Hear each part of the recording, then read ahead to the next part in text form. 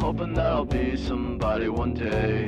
Not just a lost cause halfway house. I want a big green lawn that goes on. And a family that loves me, yeah, that would be so sweet. Lemonade in the shade and cold brew iced tea, yeah, I can picture it now. I'm gonna make it somehow, I'm gonna make it somehow. I wasted too much time trying to be myself, trying to be like everybody else. Cause I thought what I wanted was be wanted by the wrong crap. That part of town, going nowhere, hellbound, chained to the same lame brain. Wanna be daydream, just a loser with a bad team, yeah, but that's all in the past now. I'm going fast now, going fast now. I've been knocked down, kicked around, losing my footing all over town. Fell flat on my face right into the ground. I've been lost all my life, but I finally found out of the storm.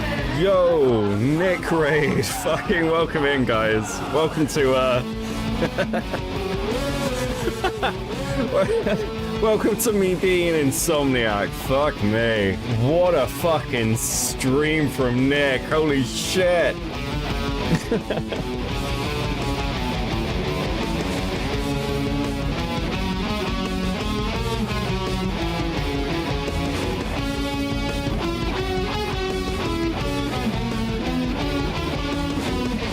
Hoping that I'll be somebody one day. Not just a lost cause, nowhere in town. I want a great big house with a loving spouse and kids that really love me, yeah. Yes, Lumpy, I do. Fucking send that shit over. Holy fuck. Good morning, guys and girls. Somehow, I'm gonna make it somehow. I've been knocked down, kicked around, losing my footing all over town. Fell flat on my face right into the ground. I've been lost all my life, but I finally found out of the storm and into the clouds. I'm homeward bound, I was lost and found.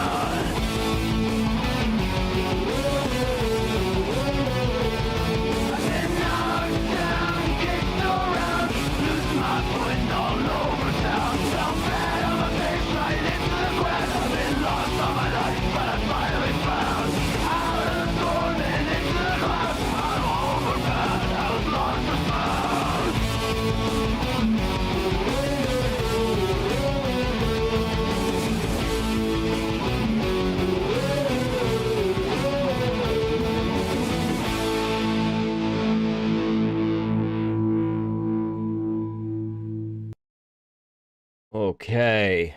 Okay, cool. Fucking hell. How we doing? Jesus.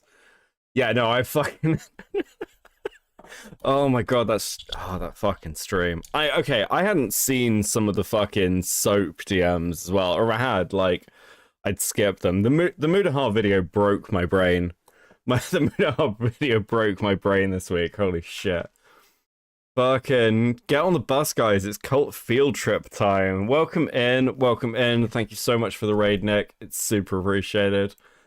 I read some of those DMs.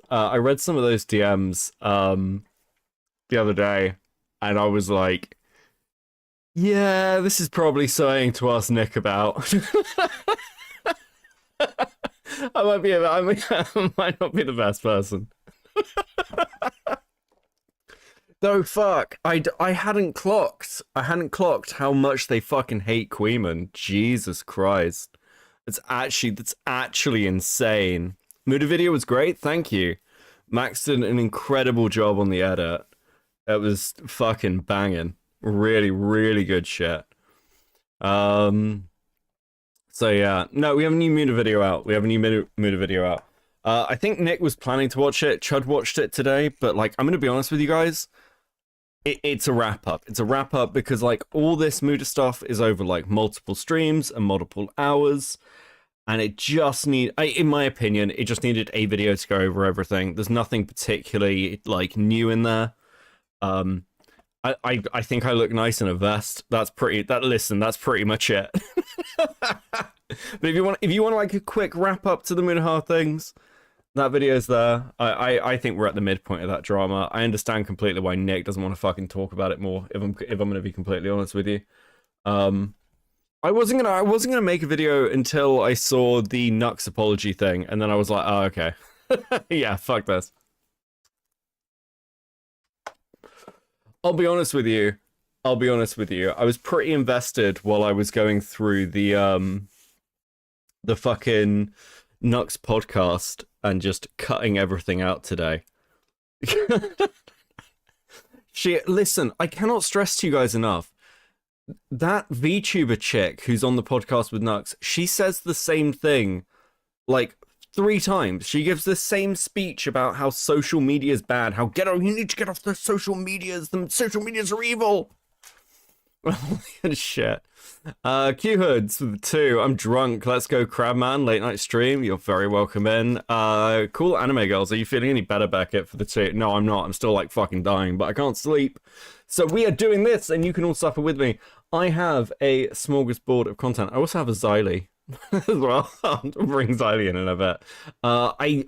Okay, so some of this is like viewer's choice. I've got things here that are like interesting. For example, hey Rags, how you doing? What's on the agenda? Rags, I've got a couple of things we can go through. So for example, I have the Kiwi Farms thread for Downburst. I don't read Kiwi Farms much. I'm going to be honest with you. That may surprise some of you. This thread in particular has actually like completely like taken over my life. I have never read a thread this much on Kiwi Farms. I check it like every couple of hours. I am so invested in the Dansburst brony drama. But there's a couple of things knocking around. Do the funniest sounding thing on the docket. I kind of want to have a look at this Boblax video, but you guys have already seen it. You guys have already seen it. So we'll wait. Fucking hell. Like, how do the funniest thing on the docket? How the fuck do I follow up fucking whatever happened in that Nick stream? Okay, let me bring in slightly. I'll ask her opinion. Betsy, you're live. Yes, I'm here. Dan hurts me. I'm sorry, Upblock. Yeah, no, like, so I've got a content choice for you. What do you want to talk about, Xylee? Because otherwise, I don't want to talk about that brony. I have steered cleared away from that. I got. And I will continue to do so. Oh fuck! Some of it's so funny.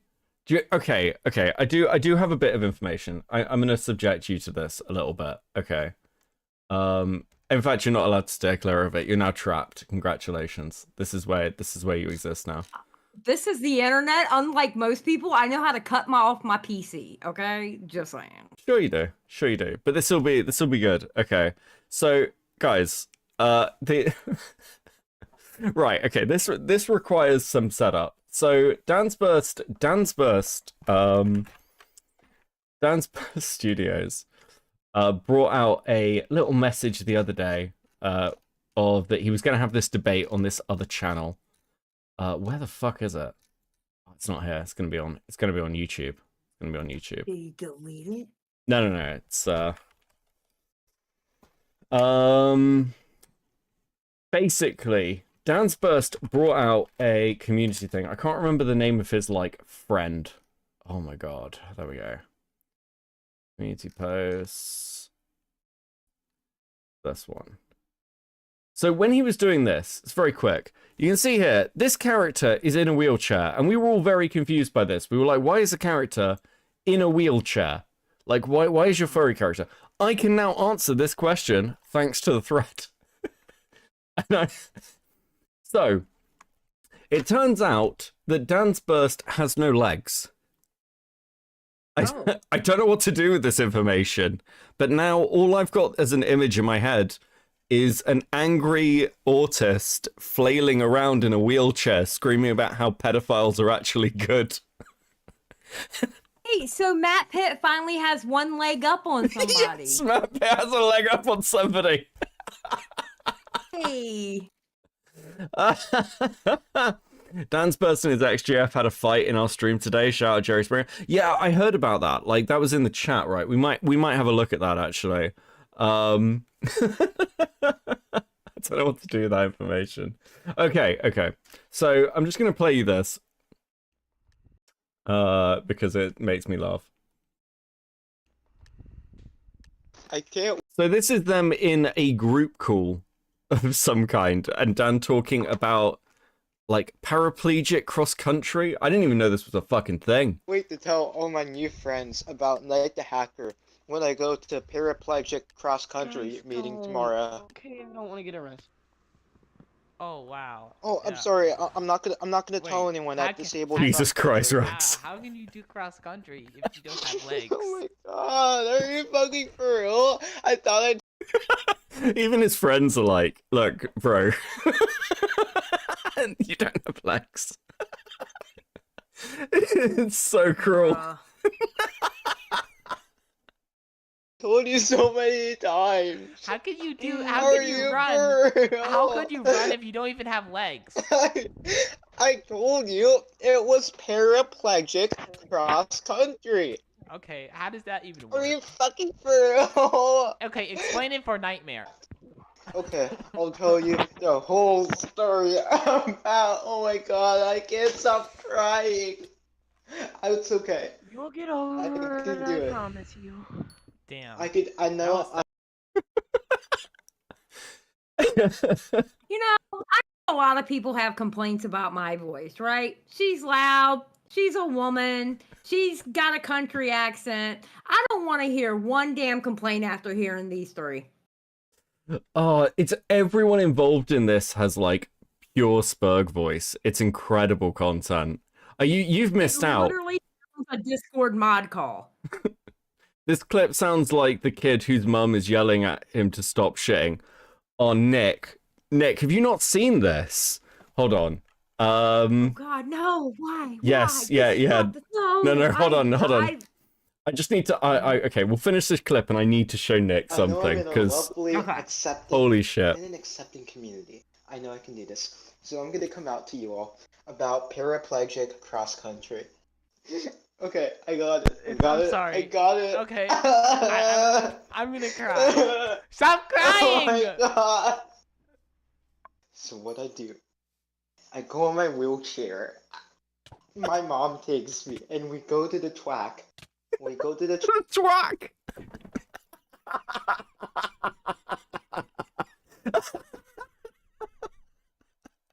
I never I stops hate it being here. funny. You go to the twack. I hate it track, here. and I have to like pull the wheels to go all the way. Okay. So Dan's Burst, for those that like haven't seen this before, let me give you a preview. So Dan's Burst was accused. Dan's Burst describes himself as a zoophile and pedophile activist. But I think this clip sums up Dan's Burst pretty well. I'm just gonna say, okay? There are no little girls coming over to my house because I'm a bit of a loser, okay? Okay. Is that enough for you? Okay. You can get off the topic already. God. I'm just gonna say, okay? There are no little girls. So he got accused. He got accused. I say accused. It's pretty I think it's pretty ironclad. Basically this is somebody who claims to be 14 years old saying they're going to run away to like his house that their parents don't know. Here is Dan's Burst referring to it as just a little play date. It's just a play date. I promise this is relevant. Because Dan's Burst was interviewed by somebody named Oplock, also known as Falgy. And during that interview, we've got a 5-minute segment here where he is pressed on this. And I'm not going to make you watch all of it. I just want to make you watch the bit where it gets to him actually being pressed. Get your mom on the line, dude. I'm gonna get your mom on the phone. Can you not answer for yourself? You're gonna get your mom? Mom, just You're gonna get your mom on the please tell me line? that there are no minors. Please, just tell me. You're there are gonna get your minors mom on the coming to my line? house. Yes. Please don't get I'm your mom on the lying. line, dude. I'm being real, man. Listen, There are get your. no minors. Mom, What's going on? Jesus Christ. You are missing out, Xylee. This is fucking No, primo. I'm not. I absolutely am not missing out. I'm so glad y'all are covering it. I think y'all are meant for this kind of shit. Awesome. I'm so proud of y'all. Mom, I just needed to confirm Oh, for you. please. Everyone's asking me that there are no minors on the line. That I do not have anyone coming over for a play date. No. Timothy, stop. Just please confirm yes or no. No. There's You no have one nobody over coming for a play play date. date. Why would you have minors coming? No. Why is your No. mom having to No. confirm this? No. Okay, so just bounce. But does your mom? Hey, ask your mom if she knows about the pedophiles in your Discord. Ask her. No, because that Ask was her. the Does she know question- about the pedophiles in No, your Discord? No, because I can't ask her about the fact. Why can't you ask her about the pedophiles in your Discord? Come on, buddy, you could do it. Why can't you ask about the pedophiles in your Discord? Let's go. I want to hear her answer. No, because she's a criminalist, and I don't want to talk to her anymore. Come on, come on. So yeah, that's Dan's burst. I've got another whole full. I've only heard this guy's voice, but I think I can smell him. Jesus Christ, Rags. It's true though. Rags is not wrong at all. Oh my god. This shit was brutal. This shit was actually brutal. I wish this was just a troll. Yeah, so it doesn't appear to be. Like, lots of stuff keeps, like, I don't know, kind of coming up around him. Like, just how long he's kind of been functioning. That's why I'm kind of considering going through the thread a little bit. Because I've not really looked at it. How long has he been around? Well, it seems like he's been around since, like, mid to late 2010s, because he's like an old school brony, which would suggest that he's like been around the communities quite a while. But yeah, no, that's So I have a question. Somebody said his YouTube channel had like 60 subscribers or something like that, right? Yeah. That's not his first YouTube channel, is it? I don't know. It's really difficult to tell. So he's friends with somebody called Peppermint Swirl, who's like a locale in their own right. Before. Yeah, they've got a bit of fucking history. But yeah. So the video that got them a load of attention, this got covered by Null on Mad at the Internet. It's Dan Burst debunks the immorality of zoophilia, which is a hell of a title to put. Yes. Apparently this is going to be part of a series where he debunks the immoralities of things like incest and pedophilia. Oh God, please no. It's Please, listen, no. it's Brony Amoshi. It's Brony Amoshi, Xylee. Oh my God, but at least people aren't parading him and laughing at him thinking he's not serious. Or are they? Do they think he's just trolling? A few people have come to the conclusion that he's probably trolling. I do not think that that's the case. I'm gonna be completely honest with you.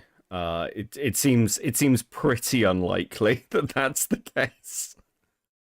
But yeah, so like Harmful Opinions found him, and that's kind of what it's been one of those weeks for this. We've had like the Destiny leaks. Then we've had this shit, and now we've had sort of like another round of going at Nux Taku and people talking about hentai. Is this what the rest of December's going to be like? I hope not, because I guess I'm just going to be talking about locale queens the whole damn December then, because I am not talking about this crap. Well, we had have you seen the new Dr. Disrespect clip? Him throwing up his gang signs. I can't spell today. It's not gonna go well. Jesus.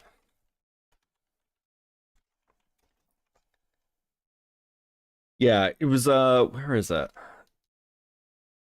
I can't believe he's back making content. I can't believe it. Like, how do you come back? I don't know.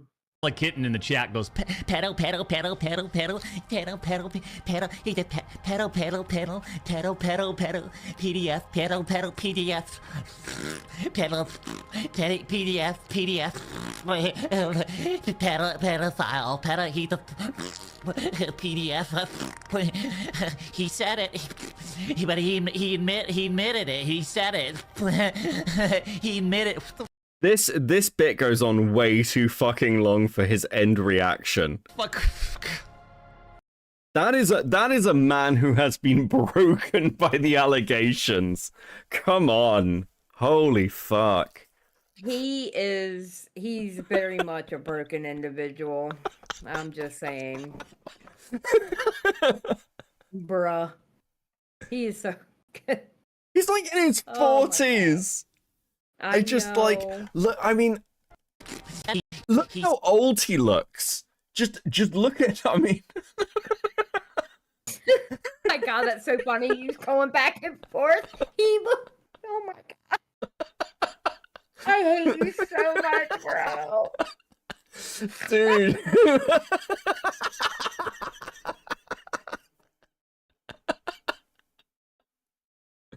Oh, I hate you so much. That was horrible. True though.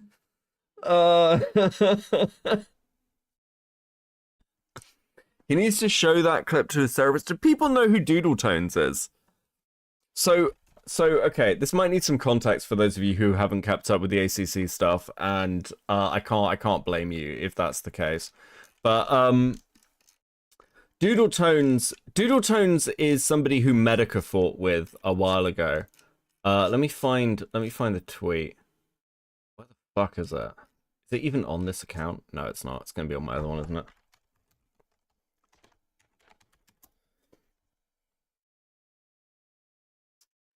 Where are you? Here we go. So, now let me give you some context to who the hell Doodle Tones is. Some of you will recognize this. Tones Medica. So Doodle Tones is somebody who fought with Medica like years ago. But it's, is it going to show it to me? Because it was. Ah, fuck, it's gonna have to be. Kink shaming is not my fetish. Basically, Doodles tried to attack Medica. God, this is just a degenerate rabbit hole, isn't it? It looks like it. God, has she been pushed out the algorithm? Anyway, basically, Doodles got picked up during the whole Deviant series. Now, recently, Doodles got, like, actually cancelled from, like, the art commentary community. For a reason that won't make sense to some of you, which is absolutely fucking fine. But essentially, Doodles got cancelled for... What's a good way to put this? Doodles got cancelled for trying to weaponize victims to take down another creator called Akumu. Now, Akumu's videos apparently got reported, so just got word from my therapist this morning that Akumu's long video on me was flagged down for community guidelines. Not sure who did that, but she was in the middle of watching it and talking to me about the content within it. You've just made it more difficult. Like for real, I need those videos to remain up. I don't trust myself to tell my therapist what issues people had with me, so I gave her everything so she could hear it all from third parties. This insane bitch is giving her therapist YouTube drama videos. What therapist is watching YouTube videos about their what? Do they have to pay? Wait, I have a question. Do they have to pay by the hour for that? I'm just asking. There's no Okay, way. I think There's it's no a way question. Susie could afford any of this shit. No one in the ACC makes any money. So I mean, I would imagine it's Susie. It's like court mandated or like family members paying for it or some shit. But like, yeah, holy fuck. I don't believe that. Listen, if anybody is going to hand... Okay, so I happen to have a bit of background information on Susie of stuff that's happened behind the scenes. Like, Doodle Tones is a complete fucking mess. This drama has, like, completely broken her. She's very unlikely to come back to the internet. Like, it's taken, like, 10 years... This is a drama. The whole shit with Doodle Tones is a drama a decade in the making, but we finally reached the point of finishing what Jim started, and we've basically driven Doodle Tones off the internet. I'm not particularly pleased about this because Doodle Tones is like an amazing fucking lolcow. So like we're losing primo content down the line, but it is very funny to see it turn out this way. New ones are popping up all the time. It's okay. Oh, but not like Doodle Tones. Hold on, I'm kind of fucking.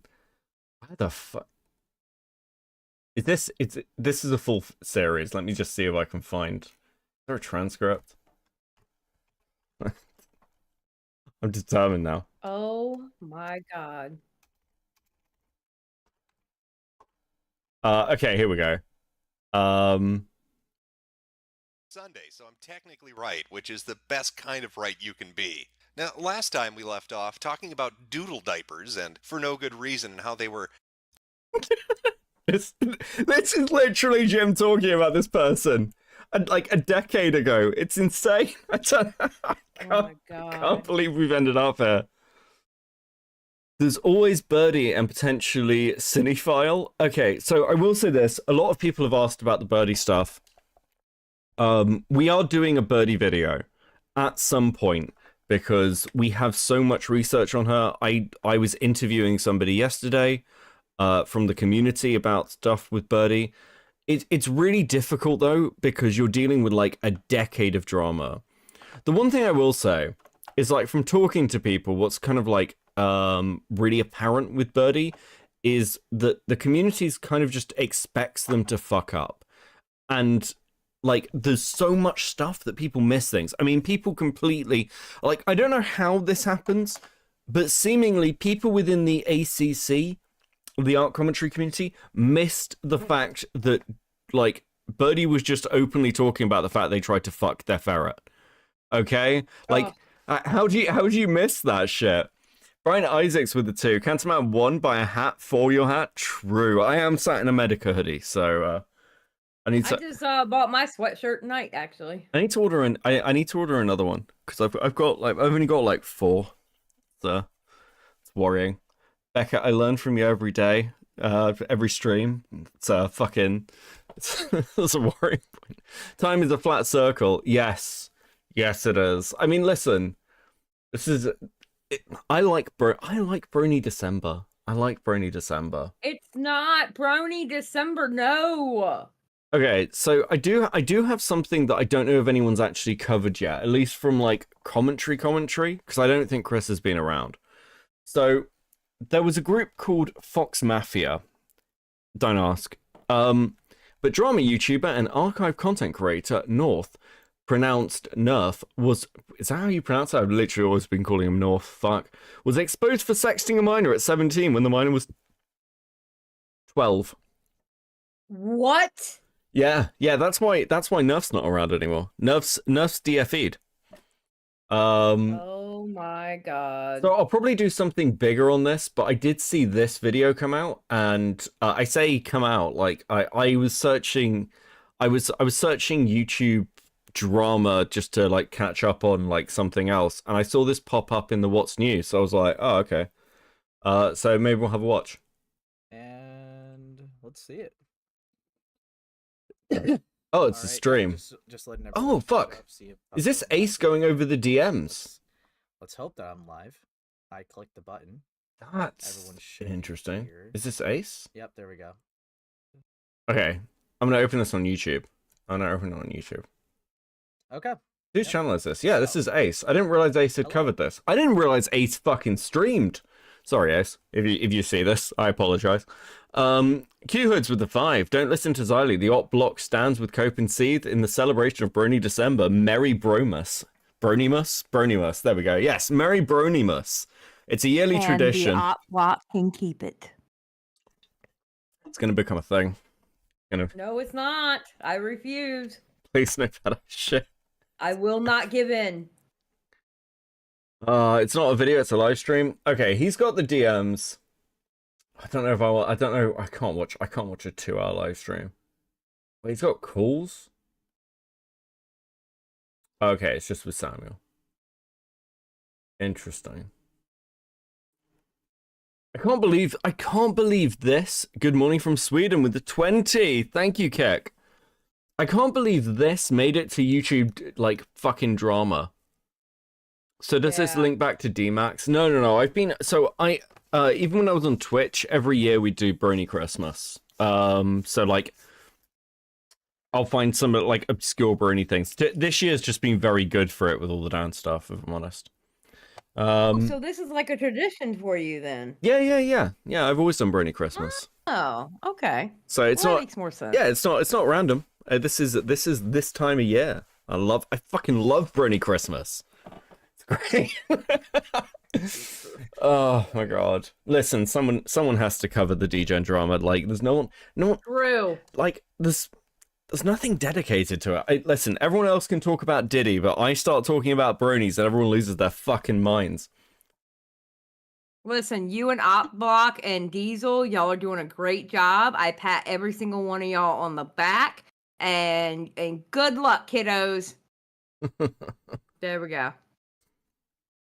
Oh, okay. So yeah, where the fuck were we? Right, so we got I want to see what some of these fucking comments are. I'm trying to make sense of the fucking thing. Wow, every fucker involved in the Cinebear shit is a fucking freak. Yes. Like, all these exposers need to just go fuck the fuck away. I've said this a few times. It seems that dramas follow a pattern with, like, minor players in them. Every time, like, one of the minor players is like, okay, this is my chance to get big. I'm gonna build an audience. I'm gonna get me some clout. It's gonna be fucking great. And then you're just like, oh, okay, cool. So you're just gonna, like, crash into the ground. Awesome. Great. That was brilliant. Well done. Well done burning any goodwill you had. YouTube drama talks about Kiwi farms as if they aren't a mirror image. YouTube drama's not as funny. Like, legitimately. Though it has been interesting. Like, I feel like Kiwi Farms is not the same as it was before. I don't know whether this is just me, but, like, Kiwi Farms feels different. Maybe it's because, like, I'm looking at things that aren't sector stuff, but it does feel like a different space occasionally, sort of. Oh, fucking hell. Oh. Okay. I'm pretty sure this guy was on the Cine chat with... What? I'm pretty sure this guy was on the Cine chat with Kumu. What a cursed group they were. No, he wasn't. No, wait, no, he... Do people just go on Reddit to lie? Is Reddit ever right about anything? It's fucking unbelievable, the shit that comes out of Reddit. The fuck happened to this website? Do people remember when Reddit was like a free speech place and it was like, hey, the fappening's happening, you can't take down any of these leaked images, and now it's like the most cucked place on the internet. Holy shit. YouTube drama, Kiwi Farms, and Lolcow all just being the Spider-Mans pointing at each other meme. Fucking hell. I did see something interesting recently, and that was like, in the Dance Burst thread, there's just somebody coming in and being like, this website is terrible. I hate Kiwi Farms. You should all come to Docspin. I'm just like, what is going on? Like, actually, what is this year? Why are you advertising? Like, why are you like moral grandstanding of Docspin to get on fucking Kiwi Farms? What's going on? We did it, Reddit. We spread misinformation. Jesus. With Mudahar falling off, now he can finally hang out with the locals because he's fully become one. Yeah, I don't know what the fuck's happened with the Mudah shit. I mean, I've just made a video on it. I'll tell you this actually, because I don't think. You know, the more this has gone on, the more convinced I am that people should look at Umperville. Have people seen Umperville's new video? Because I want to talk. Do you know what? Fuck it. I want to talk a little bit about this because I know that it's probably not worth talking about the Mudah stuff because A, I've got a video out, and B, I think everyone's sick of it. But I do want to talk about this, and I want to make tonight at fucking 6:15 in the morning. I want to make an impassioned plea for you to hear out my schizo conspiracy theory, okay, chat? The odd block with the 5. Being called worse than Turkey Tom by a weird PDF brony seems like it's for the season. 'Tis the season for milking. True. Okay. This is my impassioned plea for you to begin to see that I think that there is something up with Oompa. And I don't mean up like there's a conspiracy, but I will explain why I think that Oompaville is a key player in the Nux Mutahar drama. Because Oompaville, in this video about Mr. Beast, has some very, very interesting takes.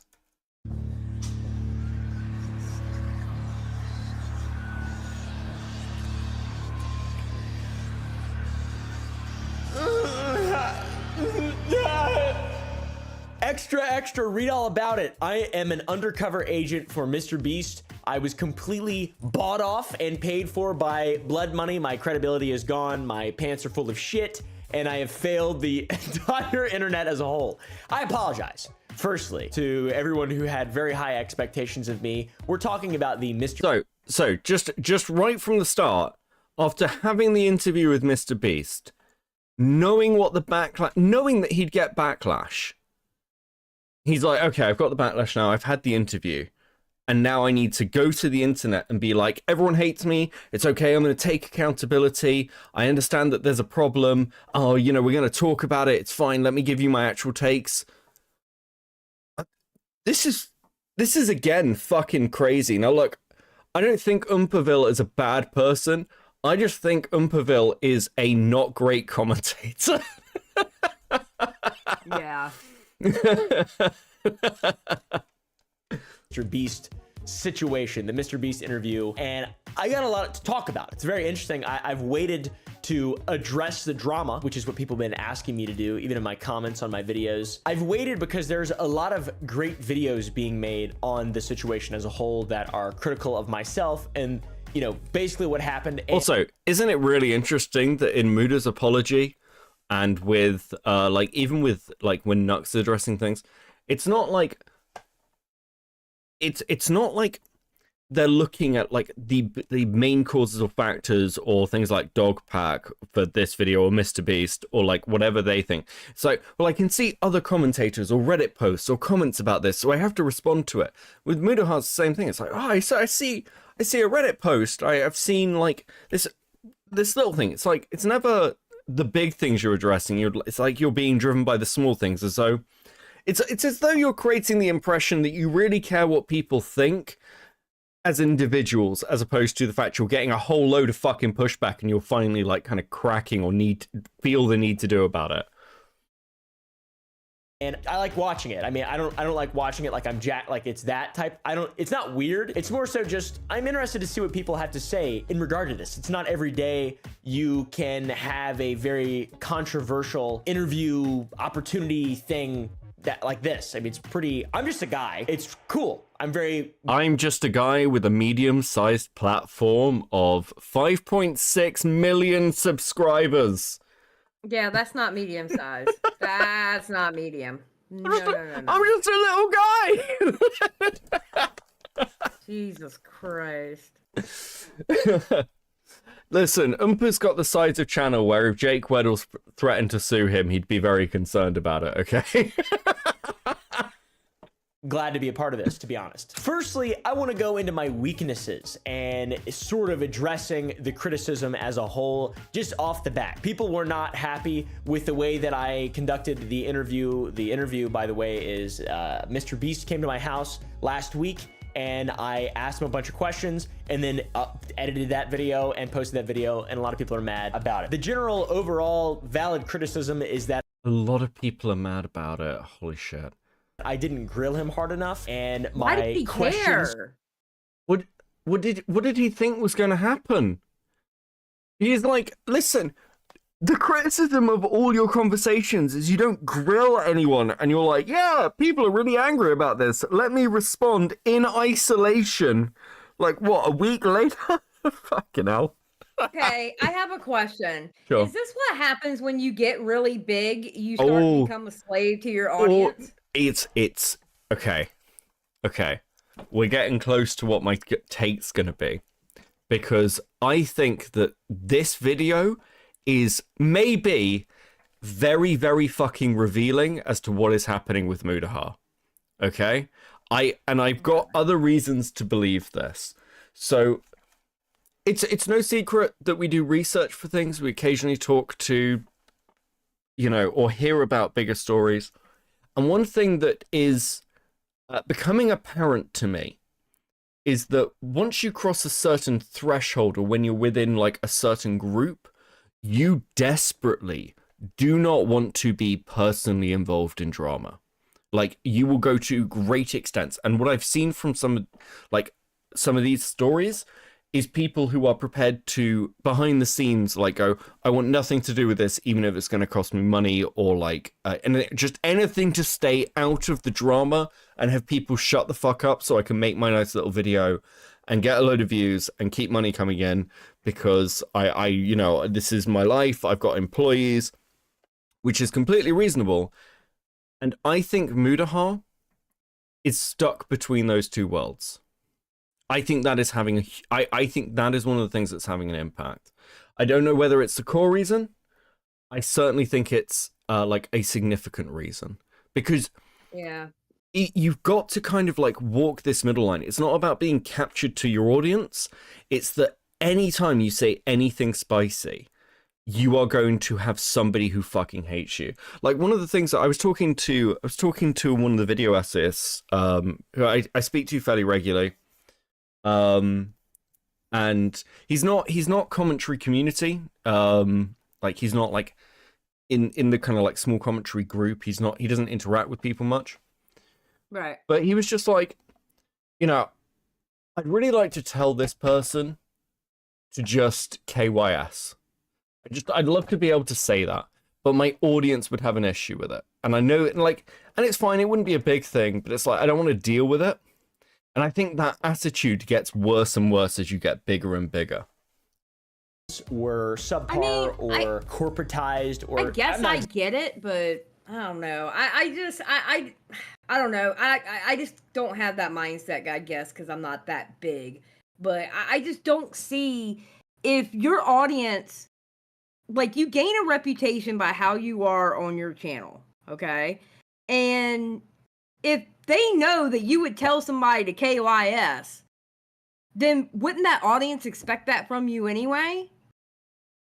That means you had to have changed along the way. Well, it's not about changing. It's the same thing as going, like, video essayists and streamers are fundamentally different, because I've kind of got the space that if I call somebody a retard or something, I've got people in my audience who aren't going to like that, but I can kind of go, there's enough of a parasocial relationship that I can probably deal with that.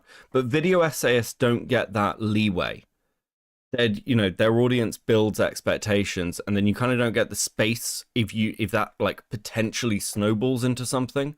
And like, if you're Umperville, you really only have the ability to release a 32-minute video, because you're probably, well, let's be fair, looking at his interviews, probably not going to be great live.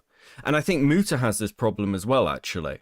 You can see the like way Muta acted on Chud's stream is like indicative of somebody who's not really going to be as good live as they are recorded. And again, you can see this in the Dropout stream. He's like, yeah, no, sure, it would be great talking about what hentais I'm into. That's not the sort of like streamer mindset. Yeah, but the thing is Muta used to stream on his channel all the time, and Muta's been, like, I found Muta, actually, him being on After Hours. He used to go on After Hours all the time.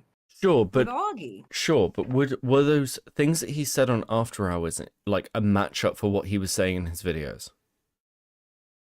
Well, I mean, I never cross-referenced. Watch the videos, yeah.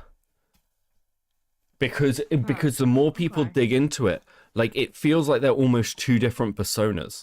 And I've noticed this digging through. Like, if you watch the Dropout stream where he's talking about it versus the video that like got found today where he's talking about Dropouts itself, these like feel like two different personas. And I think that that's quite like, again, like, I'm trying to think of other examples. Willie on stream feels like a bit of a different person, or like is a much more chilled out. than kind of like a more scripted, formatted thing. I mean, that's natural. This isn't like a criticism. But Right. But I think that's, you know, that's like an element of this that should be considered. I think this is why the Mudahar apology stuff's actually captured me enough that I rushed a video in 2 days. Because I went from really not giving a shit to being like, the dynamics at play here are actually kind of fucking fascinating. You literally did, because you literally went from, I don't think I'm going to talk about it, I don't know if I care enough, to I'm making a video, and I'm like, okay, well, here we go. Yeah. So... exactly sure. Really, it was just weak. It was a softball, a snowball, whatever people... Listen, I warned all of you this was going to be a fucking schizo post, and you'd have to come with me on the back of this, okay? That's the criticism. That interview is pretty much garbage and does very little to help him, despite being a softball puff piece. Firstly, I'm not going to make an excuse. This conversation that I had with Mr. Beast was completely deliberate. This is what I wanted to do. This is the exact same thing that I did with Dawson. I didn't push Dawson in any way. If anything, I feel more responsibility now if Dawson gets sued because I didn't push him and I didn't... Now, this, here, right here. Wanted to do. This is the exact same thing that I did with Dawson. I didn't push Dawson in any way. If anything, I feel more responsibility now if Dawson gets sued because I didn't push him and I didn't push back. And I feel more responsibility here if Dawson gets sued. So let's just theorize. Let's just theorize. Oh my god, I'm getting that video. I'm reacting to that damn video. Let's just theorize. What if, hypothetically, because I think a core question is, why did Umperville change his mind? Because if we're to believe Mudahar, and I think we can believe Mudahar on this one, Umperville and Mudahar sat down and decided to ice out Nux. I think that is a conversation that happened. There's no reason for Mudahar to lie about that so early. Because even though they knew the podcast was ending, you know, it ties up that, well, the podcast is ending, this Shadman shit's really bad, don't want to associate, we'll get rid of Nux. I think that conversation happened. Think so? I do think so. And Q-Hood with the 2, this video is nothing but cope, sorry, but thank you. We'll get to that. It is definitely cope. But Umper is the sort of person who goes, oh, fuck, I did this thing and now there are consequences and I feel bad for the consequences and we're going to see more of this in the video. And my theory is this, that the reason that the story changed and why Nux stayed on the podcast is not because Nux talked to Muda and changed his mind, at least not initially. It's because Nux talked to Umperville. And Umperville's the one who moderated the middle ground. And was like, I don't want to end everything. Because again, when Muda's talking about moving the podcast, he's talking about moving it to be nearer to Umperville for the IRL stuff and flying out. Yeah. Which suggests that, like, Umperville has quite a lot of pull in the group of the 3 of them as to what the podcast decisions are. Bro. I mean... Look, this is early morning schizo posting, okay? Like, no, it's a theory. It kind of listen. Okay, just like I say to my chat, let's put the conspiracy theory hats on. This is very tinfoil hat. I can't prove any of this. I cannot prove an ounce of this. But I am okay. Here's my prediction. I think that in about 3 months' time, it is going to come out that Umperville was I don't know how, I don't know where, I don't know why, but I think that it's going to, like, I think it's going to come out that Umperville was very, very involved with those decisions, and the pressure wasn't just from Nux, and that's why Muda had to cave in this particular case. Like, the other things are, this isn't sweeping for Muda, by the way, I want to be very, very, very fucking clear. Like, I don't know. I don't think this was the case with the Mama Mac stuff. At least I haven't seen the evidence for that. I think very particularly in this circumstance, because of the business and friendship associations that were, like, at play between those 3, I think excluding Umpa from this conversation to understand what happened is a fucking mistake. Okay? Are Nux and Umpa that close? They're close enough to work together and run a podcast together. And also, the other thing you have to consider, just one last thing, is Umperville has been fucked over because this video is, like, talking off the back of the Reddit stuff where Umperville was accused of being in the pocket of Jimmy because he was part of a, like, organized, like, a kind of a business deal where he got like a section of $250,000, and he's like, that nearly financially ruined him. Do you think Umperville is the sort of person to be like sort of flippant about financial contracts after that? Because I would suggest not. So I think that he is probably actually at this point very, very careful about his business associations. Okay, all right. So let me ask something. Sure. So what do you think they're holding over Muda's head then, if it's something like that? Like a business contract? I don't or think it's some kind of- blackmail. I don't think it's blackmail. I think it is literally the case of... I think it's that conversation of, it's not like a threat, but it's like, are you friends with us, or are you friends with these low tier shitters? Because realistically, the people posting at people posting at Motorha are Nick Diorio and Chud and Nicandros and Harmful. It's not been until like, I don't know, I actually don't know where he stands on this, but like Keemstar until recently. So the big voices have been pushing from the other side, going kind of, which side of the fence are you on? Kinetic Health, thank you for the hot dog for 99p. I appreciate that. And Merry Brony Christmas back from Lissy. I appreciate that for the 4.99, very based. Listen, chat, you are allowed to call me crazy. You will not get banned because I am very tired, and also I've been working this theory in my head for about 2 days now, and I'm fucking losing my mind. I mean, listen, it's a theory. It's definitely a theory, and it's not a crazy theory. It's not. All I know is in this situation, I'm so frustrated with Mutahar because I don't know what's going on. And what have I been saying this whole time, Beckett? I've been telling you behind the scenes what I've been saying the whole time. I feel like something is missing because And I think it's no this. way I he think is it's acting like this for no reason. Yeah, I think it's this. I think there are other elements too. I don't think, again, it's always dangerous. The culmination of different things, obviously, but I think there's something majorly missing. Well, here's the mistake people make. They go like, "Is it one thing?" I think the other things that are probably missing, which sorry, not missing, like factors, which I say in the video, is I think the Mama Max stuff didn't just freak out Mudahar, by the way, but I do think it freaked him out. I think it freaked out a lot of bigger people because they just watched a channel with less than 100,000 subscribers take out a 7 mil channel. Yep, that is true. That is, in Jurassic Park 2. Okay, here's a fucking reference for you. In Jurassic Park 2, where they like see the little fucking dinosaurs, and there's like one of them, and they're like, oh, that's cute. And then there's like another one, they're like, oh, okay. And then there's like 20 of them, and they rip the person apart.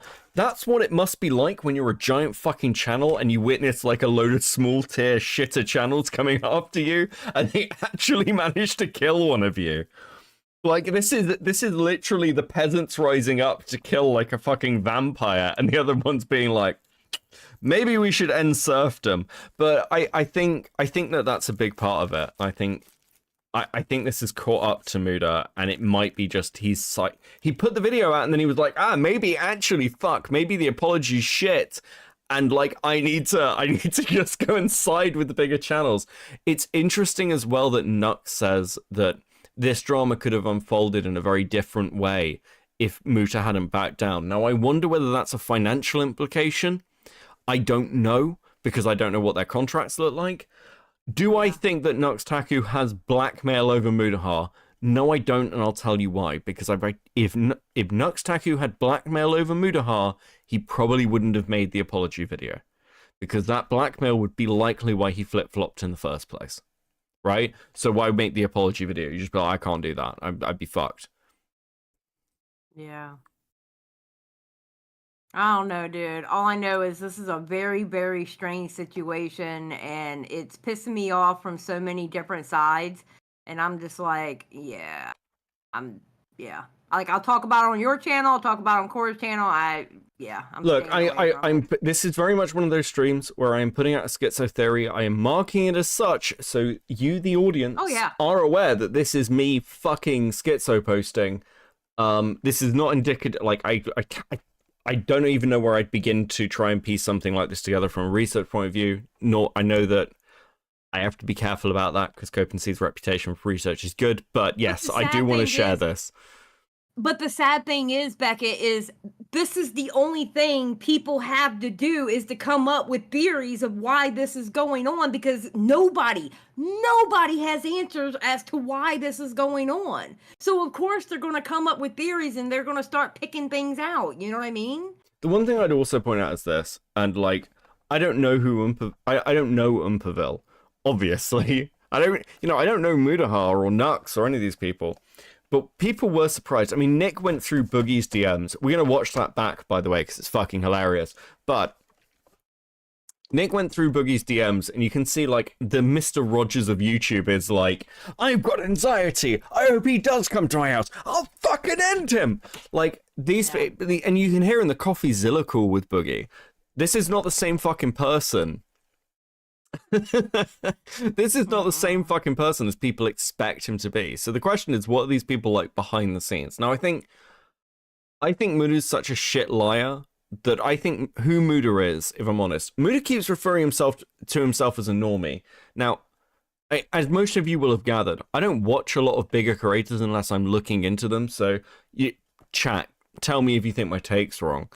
But Muda keeps saying he's a normie.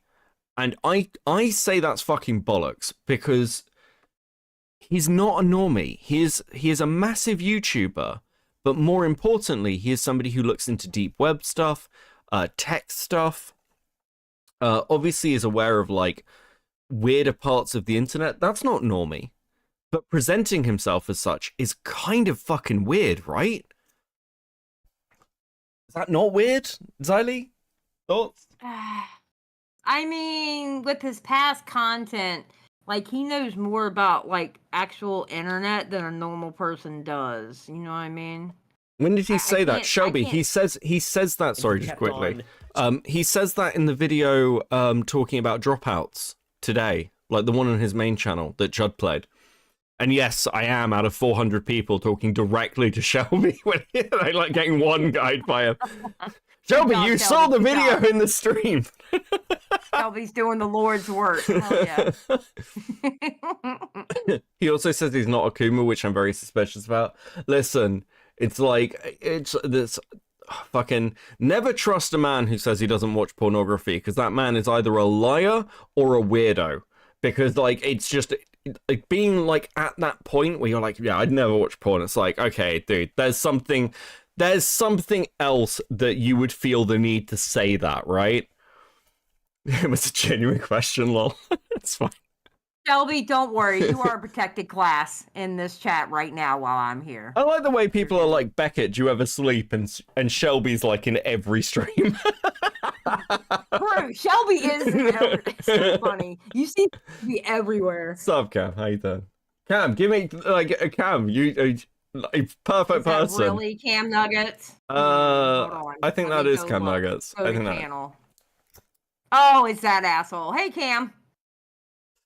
But like, listen, Cam's just honest about being a gooner, which is again an insane way to like deal with what happened. But actually, at least it's honest. Just being like, yeah, fuck it, whatever. BBWs, Zooey Mama, like faced, I guess. Like, oh, that's where we're at. Fuck it.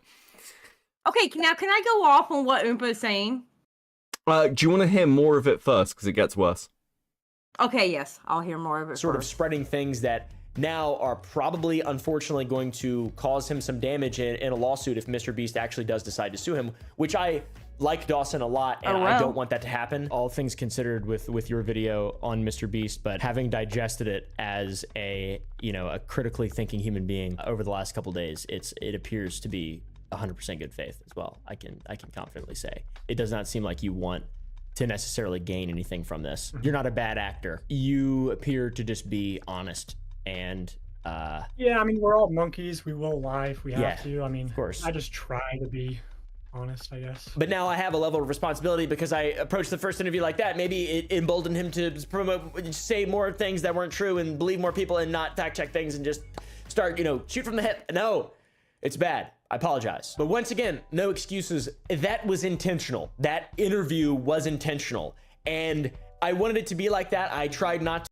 So, Now you can go off. That is, listen, this comes up again, by the way, but now you can go off. Okay, I'm not gonna yell. You can yell. I'm just gonna It's good say. content. It's fucking early morning. Okay. Yell. Well, I know, but my husband's sleeping. All right. Yeah. Look, freaking Dogpack getting sued has nothing to do with Oompaville because Oompaville didn't make those 3 videos. Yeah. Yeah. And Oompaville did not sit in the fucking Pink Palace and do a damn video that's still sitting on that bitch's channel right now filled with lies. Oompaville didn't do that. Yeah. 100%. That's all on Dogpack and part of it on Rosanna. If he gets sued, he gets sued. Oh well. I'm gonna laugh at it too if it happens. Look, I'm very much of the opinion that I don't know if this is a hot take. Sometimes you say things that you should be sued for. Like, just if somebody makes an insane accusation to somebody, there should be a legal recourse to defend yourself. That's just the reality. Now, again, maybe it's because I'm British. Like, I look at it from this perspective. When you've got something like the Daily Mail got sued for defamation with Johnny Depp. Not Daily Mail, sorry, The Sun. What am I saying? The Sun got sued for defamation by Johnny Depp. And their defense in court was, we're the Sun, no one would believe us. And that worked. That fucking worked. They were like, yeah, that's fair enough. But the point is, you know, you've got other things where sometimes the press puts something out and it's so irresponsible and does so much damage to a person, there should be a legal recourse for it.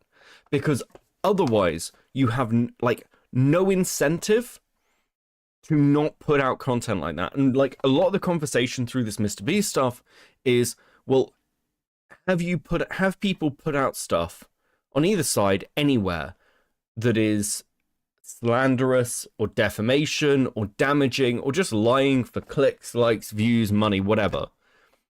And yeah, people should consider that. I don't think that this idea that the content we all put out has no impact. I meet people in real life. This is the only story I have ever dealt with online, ever, where I meet people in my workplace who are talking about the Mr. Beast stuff.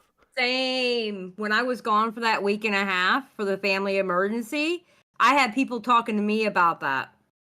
This is, you know, this isn't just like, ooh, little fucking. It's the like wide reach. The tipster legacy of this fucking story is insane. It's fucking wild. Yeah. Yeah. No, it is crazy. No, I don't have a problem with him getting sued at all because I'm sorry. I think he's been very malicious this entire time. And you know what? You talk shit, you get hit. That's my theory on things. Yeah, I mean, I made this point as well. I think the commentary community is really privileged. If you go to other communities, like Rakita was sued for calling somebody a pedophile. If you go to Gore World, people are like getting sued all the time. They're like, everyone is taking each other to court. Fucking Gore World, like, for those who don't know, Gore World is the foodie beauty hater community. Oh God, those bitches. And the court dramas got so insane that people got the court transcripts, dressed up, and reenacted them. Yep. If you look at Sector, how many people have been taken to court from Sector? Or Alex Jones, which, again, like, let's not get, like, heavily into Alex Jones, to be fair, because that's a fucking really weird one. But also, you know, yeah, sometimes you are going to do things that get you, you know, sued or arrested or, like, have a bounty put on your head in South Korea. True. To joke too much. My original idea was to have my pistol. Look, I'm very dyslexic. I'm very tired. Reveal it to the camera and say, "This is for my safety." That's how I wanted to open the interview and do a bunch of bits, not specifically for Mr. Beast. I just have bits in my head that I like to do, and whenever there's a camera, listeners and I'm not good at interviewing people, all right? That's that. That's really it. That's as shallow as it is. I decided to have a conversation with him. I didn't really have a lot of time to think beyond that, and within the time that I had, that was absolutely 110% my decision. Which, you know, my idea, my philosophy behind it was, I'm gonna let him say what he wants, and this is going to be his form of a response. If he is... I would absolutely love to talk to Umperville. Umperville, if you ever see this, just on the off chance, and you're like, wow, this Beckett guy is an asshole. I am, but if you're ever down to talk to a, like, fucking tiny shitter channel, let me know. I've got some takes for you. I'd love to hear your responses directly.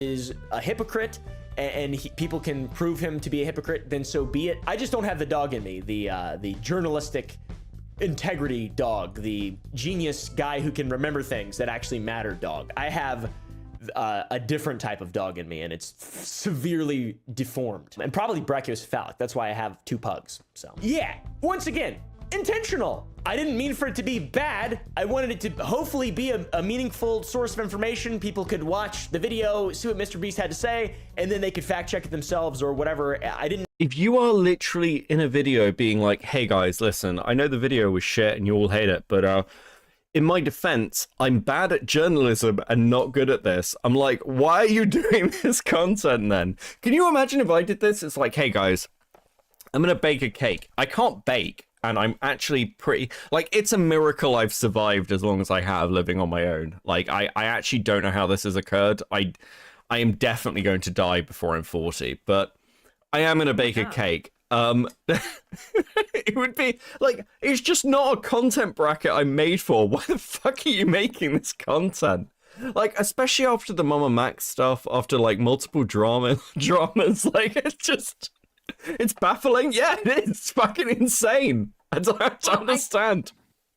I feel like this year, because of all the drama that has happened this year, a lot of people have tried to step up and thinking, oh, I can do that YouTube drama stuff. And they're finding out rather quickly it's not as easy as what they think it is, because your audience will have a reaction to what you say. Yeah, look, drama is one of these things where it's really easy for a creator to put a foot wrong and get fucking eaten. I think the mistake people make is, I think it's interesting looking at Muda actually, because I can kind of understand why Muta's survived so long. And I want to be very clear when I'm saying everything I am tonight. I don't hate Mudaha. I've had, just, I'll be transparent. I've had like, I've been, he came on Now Recording once, and I've been in a call with him once. We've never really spoken much. You know, it wasn't like, ooh, Mudaha, let's have a deep fucking meaningful conversation.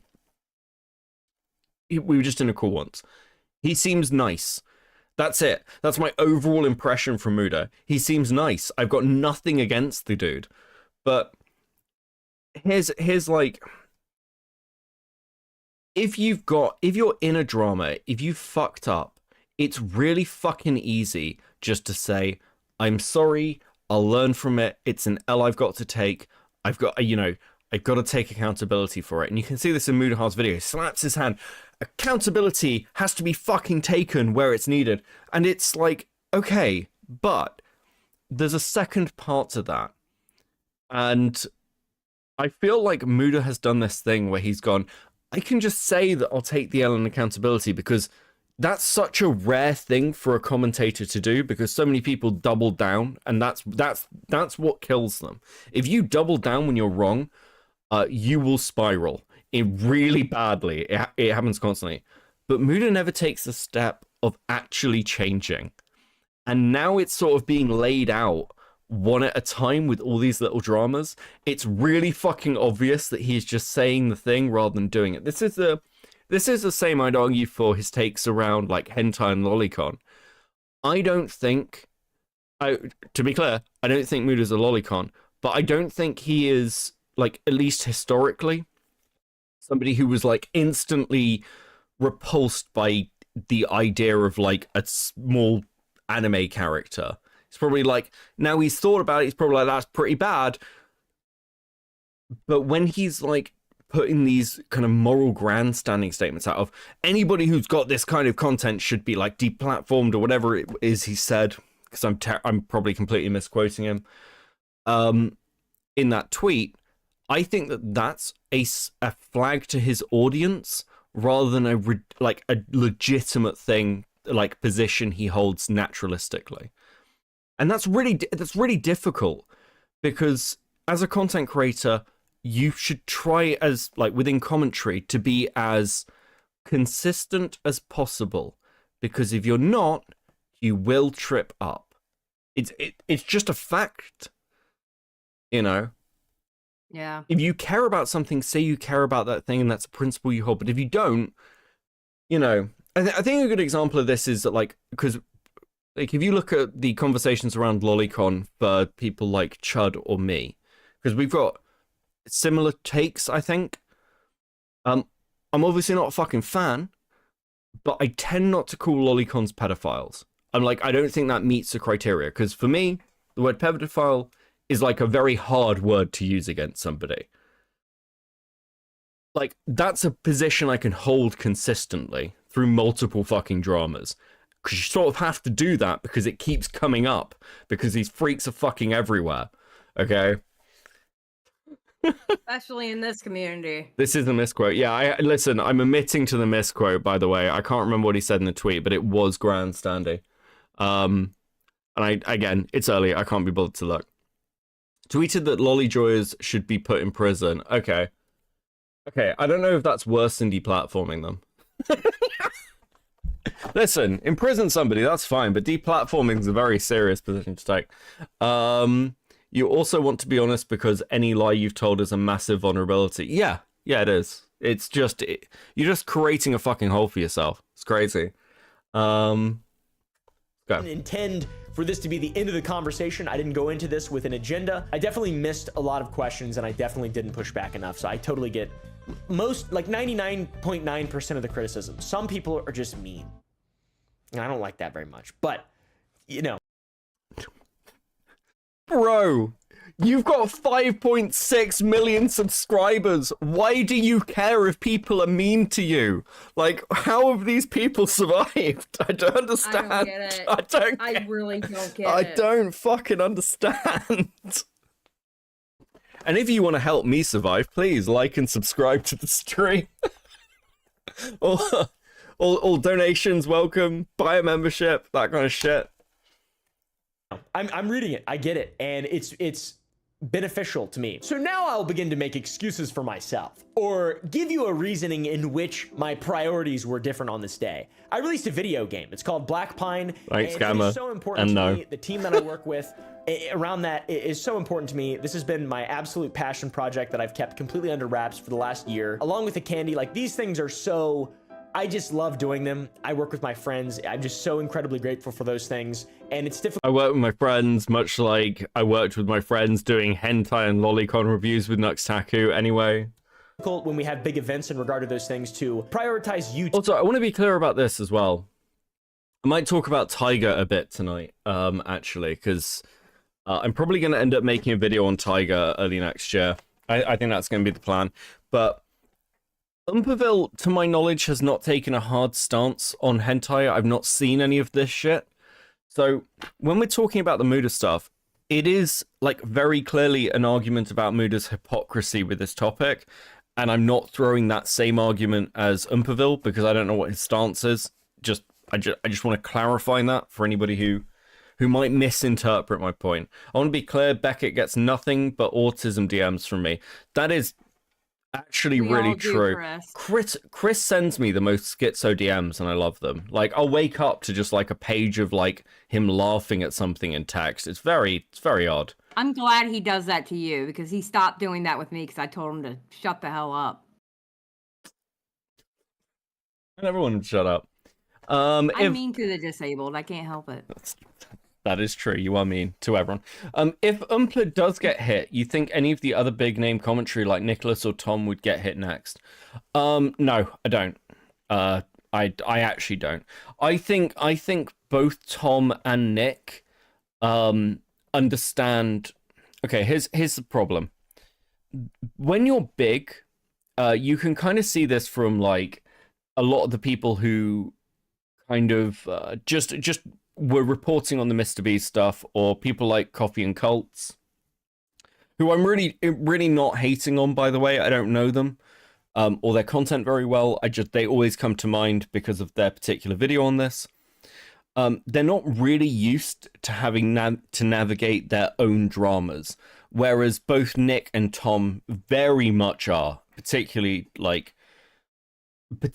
after the last kind of like 4 or 5 years. And you can see this really clearly. Rather than like doubling down or like even singling down, Nick just looked at the content, made a statement, and was like, here's where I stand. There you go. It's super easy. It's so easy. And and then you compare that to like Mudahar, when Mudahar went, yeah, sure, no, fuck it, Nux is gone, he's iced out, we're not having him back, and then went on the podcast and went, yeah, no, we're not getting rid of Nux. We're ending the podcast for nothing, no reason to do with Shadman at all. Don't know what we're talking about. And then came back and said, oh yeah, no, we'll look at it. Well, here's the answer, and then doubled down again. It's fucking insane. But yeah, I don't think Nick or Tom are going anywhere. I don't really know who the next one to go is. We'll have to see. My theory actually, for like the next big content creator who's going to be hit, is probably Rosanna. If I was to put money on it, just because of how this particular story is spiraling. You can't cancel Tom. He has been under fire more than he's been out of it. Also, you can't cancel someone who we like because they're a prick. True. Yeah, Tom seems very good at dealing with things. You kind of get used to being under fire as well. Like even for me, this channel's really only been posting content for about a year, just over it now. And in that time, we have been attacked by Nux Taku's audience, the Alice fan base, Dr. Disrespect's fan base, Dan TDM's fan base, who else? Various other people. And again, that's normal. This doesn't make us special. That's the norm. You just get fucking used to people in your like tweets or comment sections hating you. And that's not even to mention the fucking dog pack simps who've been attacking us. Yep. In the age where likes don't appear, dislikes don't appear, it's really rare to ever get a video that falls between below 90% like ratio. My dog pack video has a like to dislike ratio of something like 48%. That's fucking crazy. That's actually funny. That's actually an achievement. That means you hit a nerve. Yeah. You hit a nerve with that video. People wanted me personally to know that they disliked the video even though no one else could see it. That's not virtue signaling. That's someone genuinely telling you they don't like your content. It's really hard to get numbers like that these days. And I couldn't be happier. I'm actually really fucking proud of it. That's amazing. Do you think Rosanna might be taken down behind the scenes, more like a lawsuit and withering, or will it go public just in terms of theory? I think if Rosanna gets sued or something happens behind the scenes, it will become very public very quickly.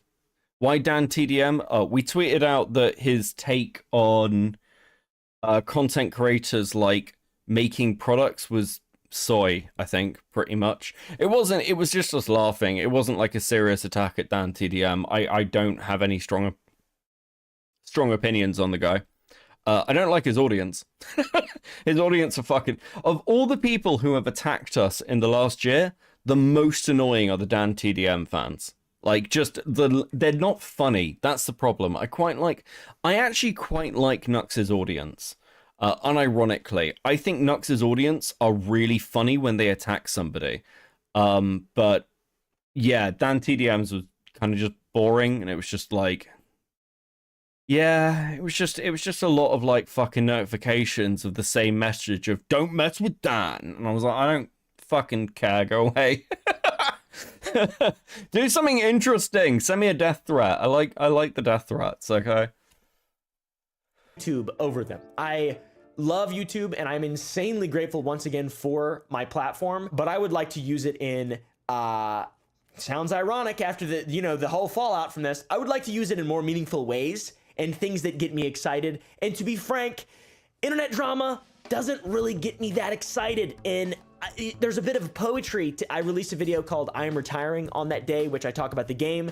And that was meant to hopefully inspire some people at the very least, and at the worst, seem like I'm a massive narcissist idiot who really loves video games and wants to make some games. I'm not really sure. This is not a publisher relationship. This is no investor. It is just me, my own effort and money combined with some people I was incredibly fortunate enough to meet who know way more about all this stuff and mentored me and helped me and have made this all. Why do I care about this? I'm not sure I care about this. Shut up, Umpa. Just The stop literal making biggest drama YouTube content drama then. scoop Why do I need a opportunity. dissertation? Because he's got to answer for everything. You don't understand. He's got to answer for everything, Xylee. Everything has to be addressed. Everything. Oh my god, I'll be damned. What's the most creative one you've received? What death threat? Somebody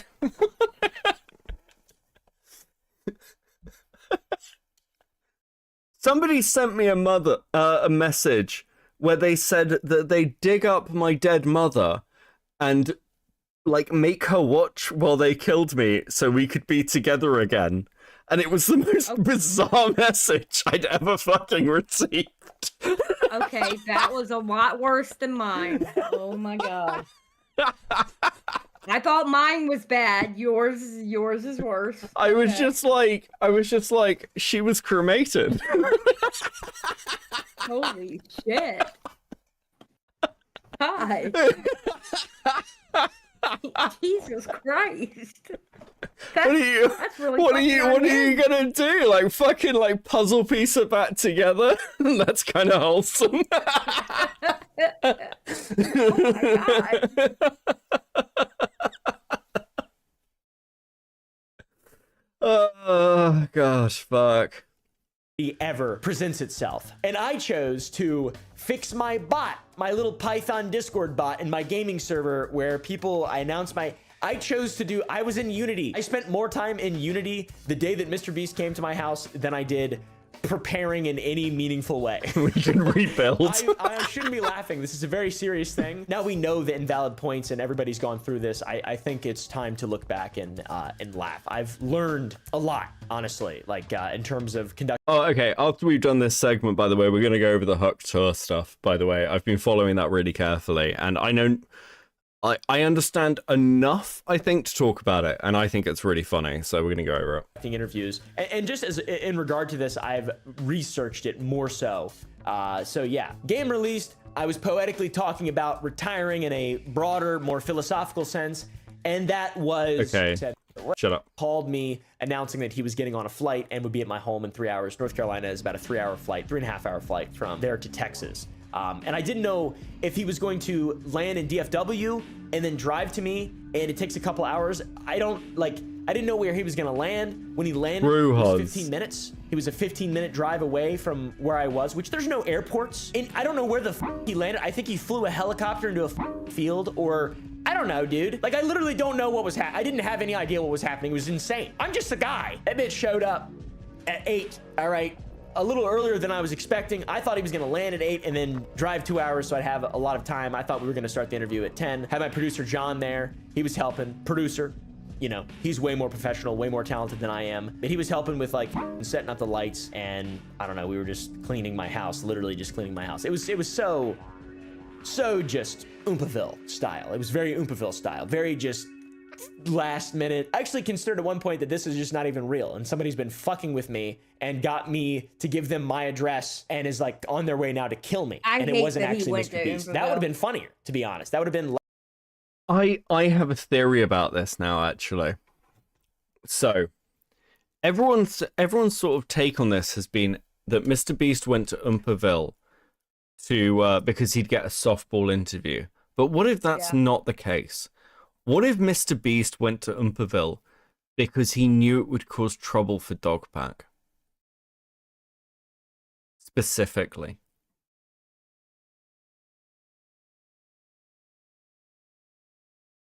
And Oompa as well. Because Mr. Beast must have known that Oompa wasn't going to press him, or at least somebody at the company would have from watching some, because they would have researched. And maybe there's an element here. The company, yeah, but those people at the company are way too fucking normie for me. Because if they even thought about optics and shit like that, they wouldn't have flown in fucking soggy. Maybe that's true, but I don't think that they're that normie. I mean, you're looking at people like Hoodie. Hoodie's been around for fucking ever, from what I understand. And you don't get to the size you do with... There's certainly been missteps, but I think they're corporate missteps. I don't think they're YouTuber missteps. Less of a consequence for me. I love a fight, man. I'd any excuse to start blasting. So anyways, once again, I hope you guys don't take that as me making excuses for myself, because I genuinely have no regrets. I did feel a sense of embarrassment the next day reading criticism. I'm like, of course. I feel like I shouldn't have done that or whatever, but I have no regrets. I think I approached it in the moment as fairly as I thought I possibly could, which is once again the same thing that I did for Dawson. So thank you, Kick, for the 20 SEK. Oh, they're Swedish crowns. Right. Happy to see you, happy to see Xylia's alive. Chris said you died. Was accurate. Okay. I'll send him a DM later. No excuses, no regrets. I really appreciate a lot of the meaningful, more constructive criticism. A lot of people have reached out with resources as well for future interviews, which I don't know. The day of, I was like, I'm never doing this shit ever again. I don't want to do this. Yeah, sure. Don't get me wrong. I'm just theory crafting. This is very much a conspiracy theory crafting stream. God, I'm gonna get some fucking DMs about this one, aren't I? I'm gonna get like, I disagree with this thing you said that was completely fucking insane. I'm gonna be like, yeah, I don't blame you. I get it. that's reasonable.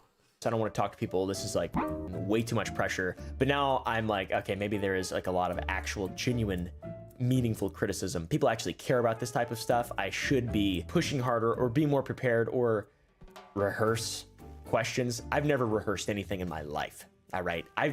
Somehow I can play the guitar fairly well, and I've never practiced.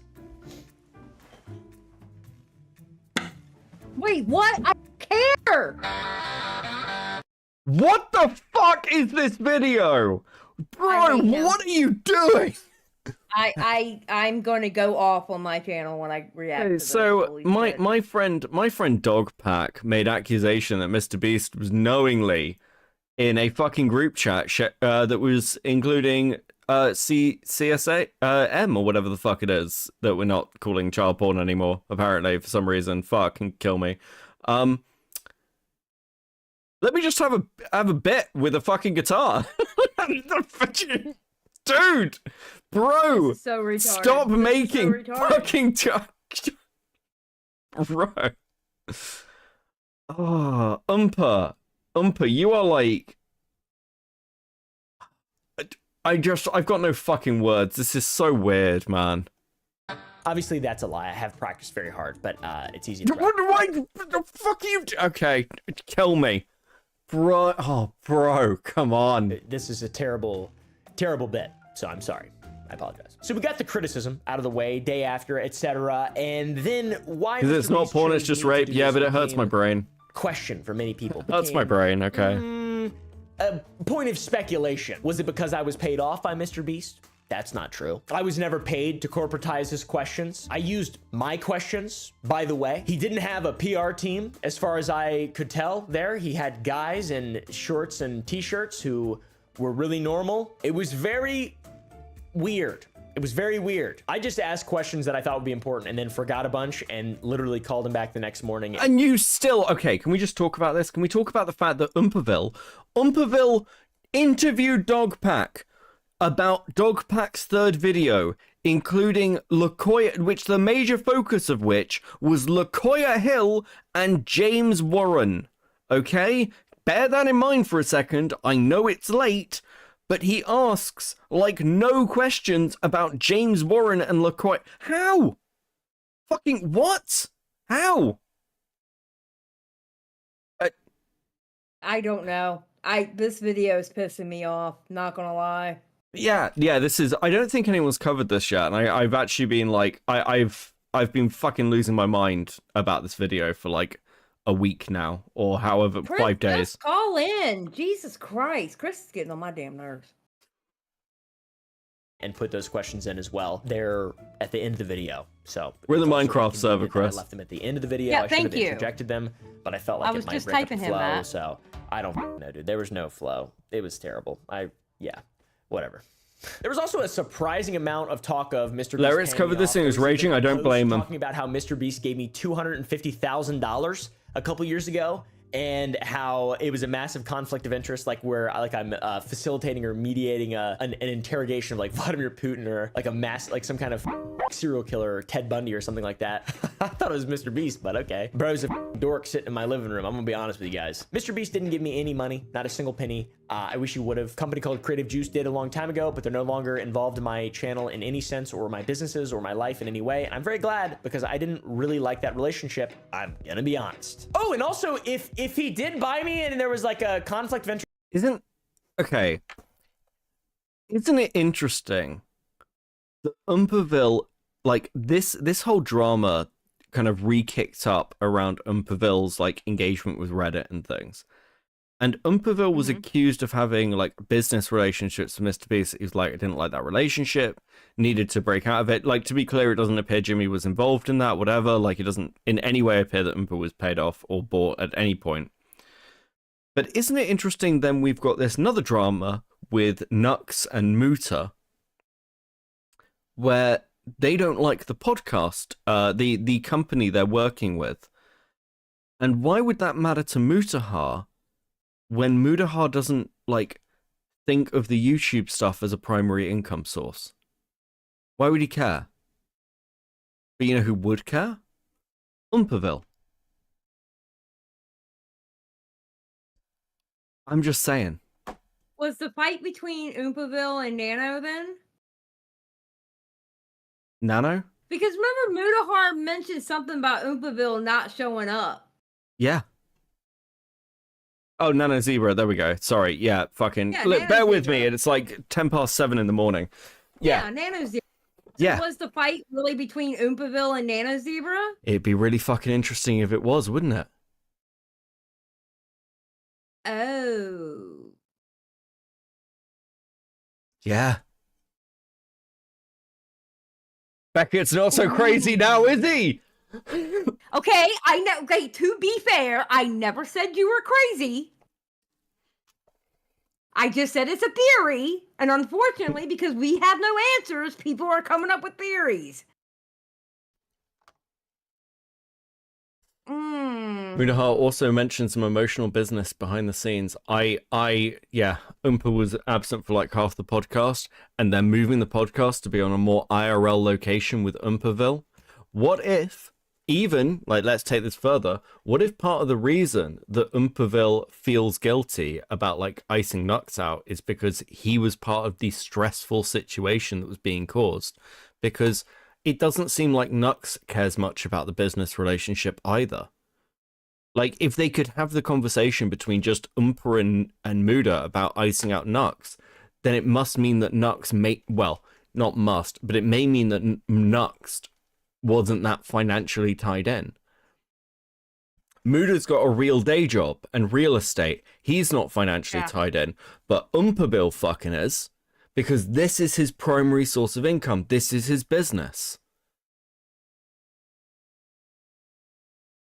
Out of everyone involved in this podcast, the biggest person who has something to gain and lose is Umperville. What about all these videos where I shat all over him and his stupid Lunchly brand talking about lead and his dumbass business partners? Like, what? It makes no sense. It makes no sense. I guess it does make sense if you are really excited by internet drama. Maybe it does make sense, but yeah, to me it doesn't really make a lot of sense. I really wanted to ask him if he had seen any of my videos on him while he was sitting in front of me, but I figured people would be like, why are you asking me questions about yourself? You're talking about yourself too much. You're talking about yourself too much. Stop talking about yourself. Talk about the victims.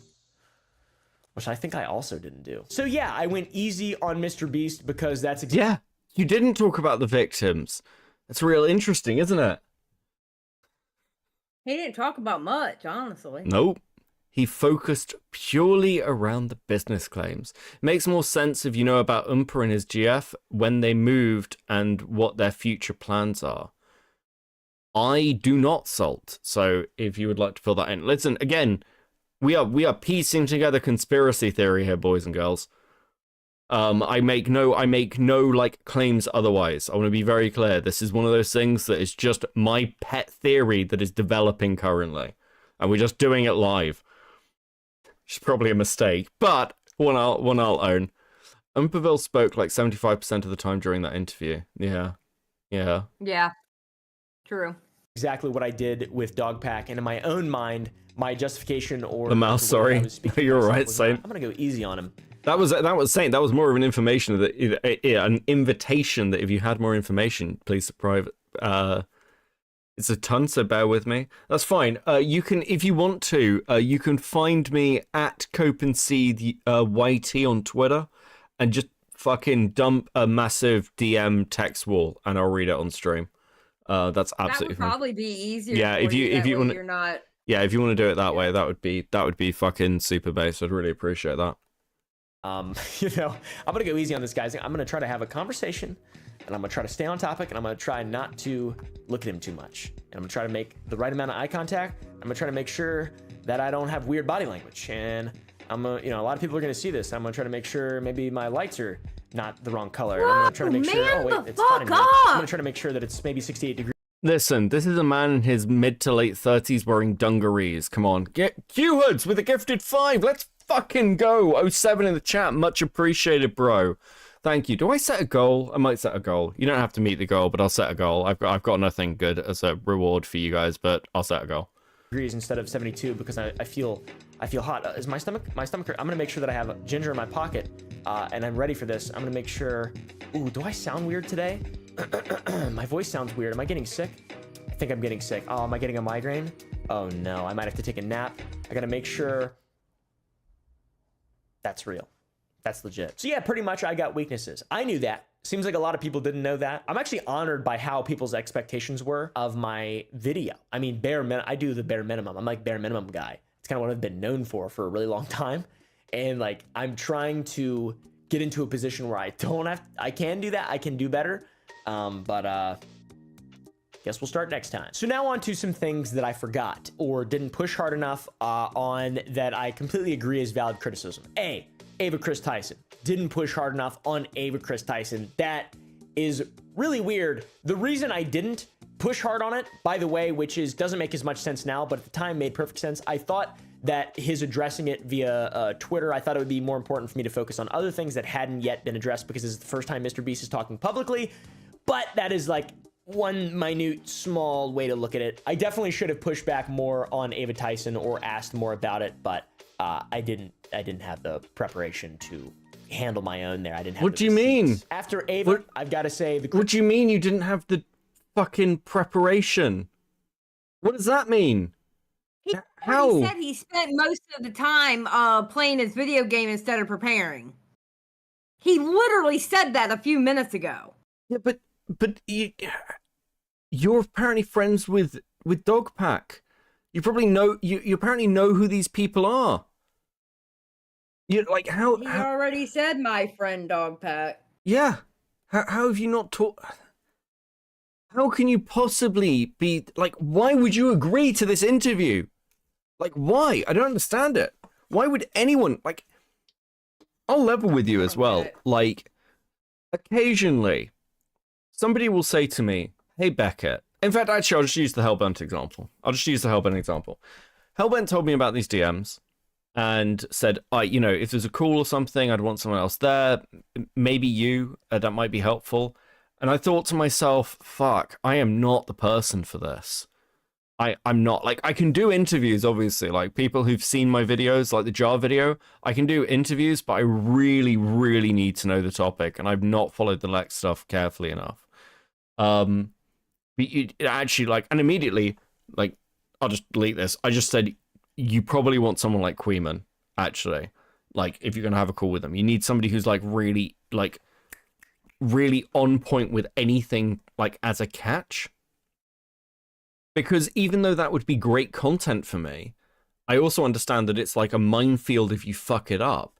Umperville is a medium-sized channel at 5.6 million subscribers and doesn't understand this. Hey, have some money. Thank you for the 5. I have loved the Oh, I have stars loved the too stars fondly. too There we go. fondly. Your name is so long, but thank you. You're super best. Crypto stuff. I called Coffee the next morning. I was like, what are some more questions I could ask? I need to ask Mr. Beast some more shit. I forgot to ask about the Shadman thing, which I felt was appropriate to ask. I did ask about that at the very end. I saw a lot of people say that I didn't at all, but they just didn't watch the entire video, and I don't blame them. So Crypto, Ava as well, associating himself with Logan Paul. That was one I was kind of punching myself in the face with, because I've made a lot of videos on Logan Paul. I am not a fan of.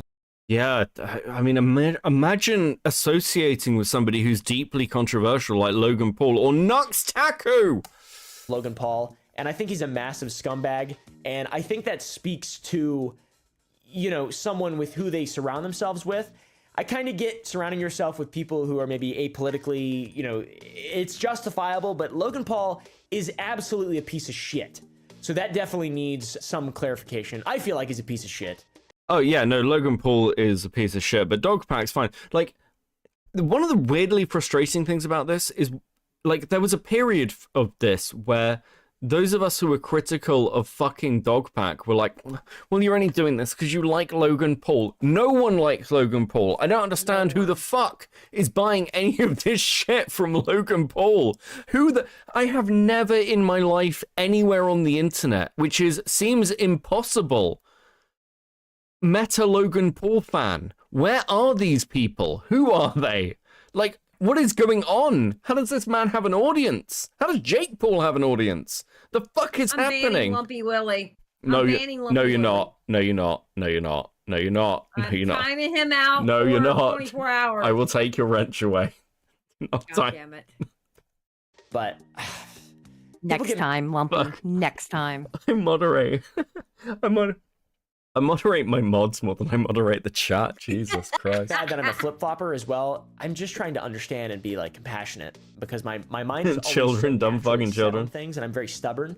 And I've learned over the last couple of years to not be so stubborn, not so much of an iconoclast. I used to be a lunatic rager, just like, you're a dummy, yeah. And then now I'm just like, I want to look at trees for a really long period of time and see what they mean. What the fuck are you talking about? Also, Kinetic Kel, thank you for the ice cream. Much appreciated. At least it's not mint chocolate chip. We're not doing that again. We're not.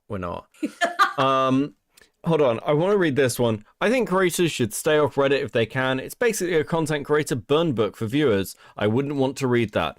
Reddit is the worst website on the internet. Unironically, I don't understand why anyone uses Reddit anymore either. Just go to Tumblr, Kiwi Farms, or go to literally anywhere else. Anywhere else will serve your needs better than Reddit. Please stop using Reddit. True. Which sounds so stupid, but it's true, dude.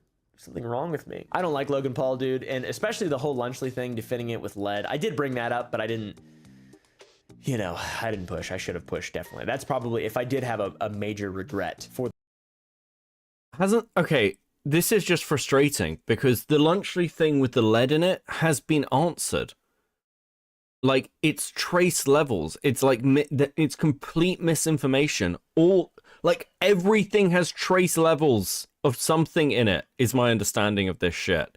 It's not, oh, this will give you brain damage and nobody cares.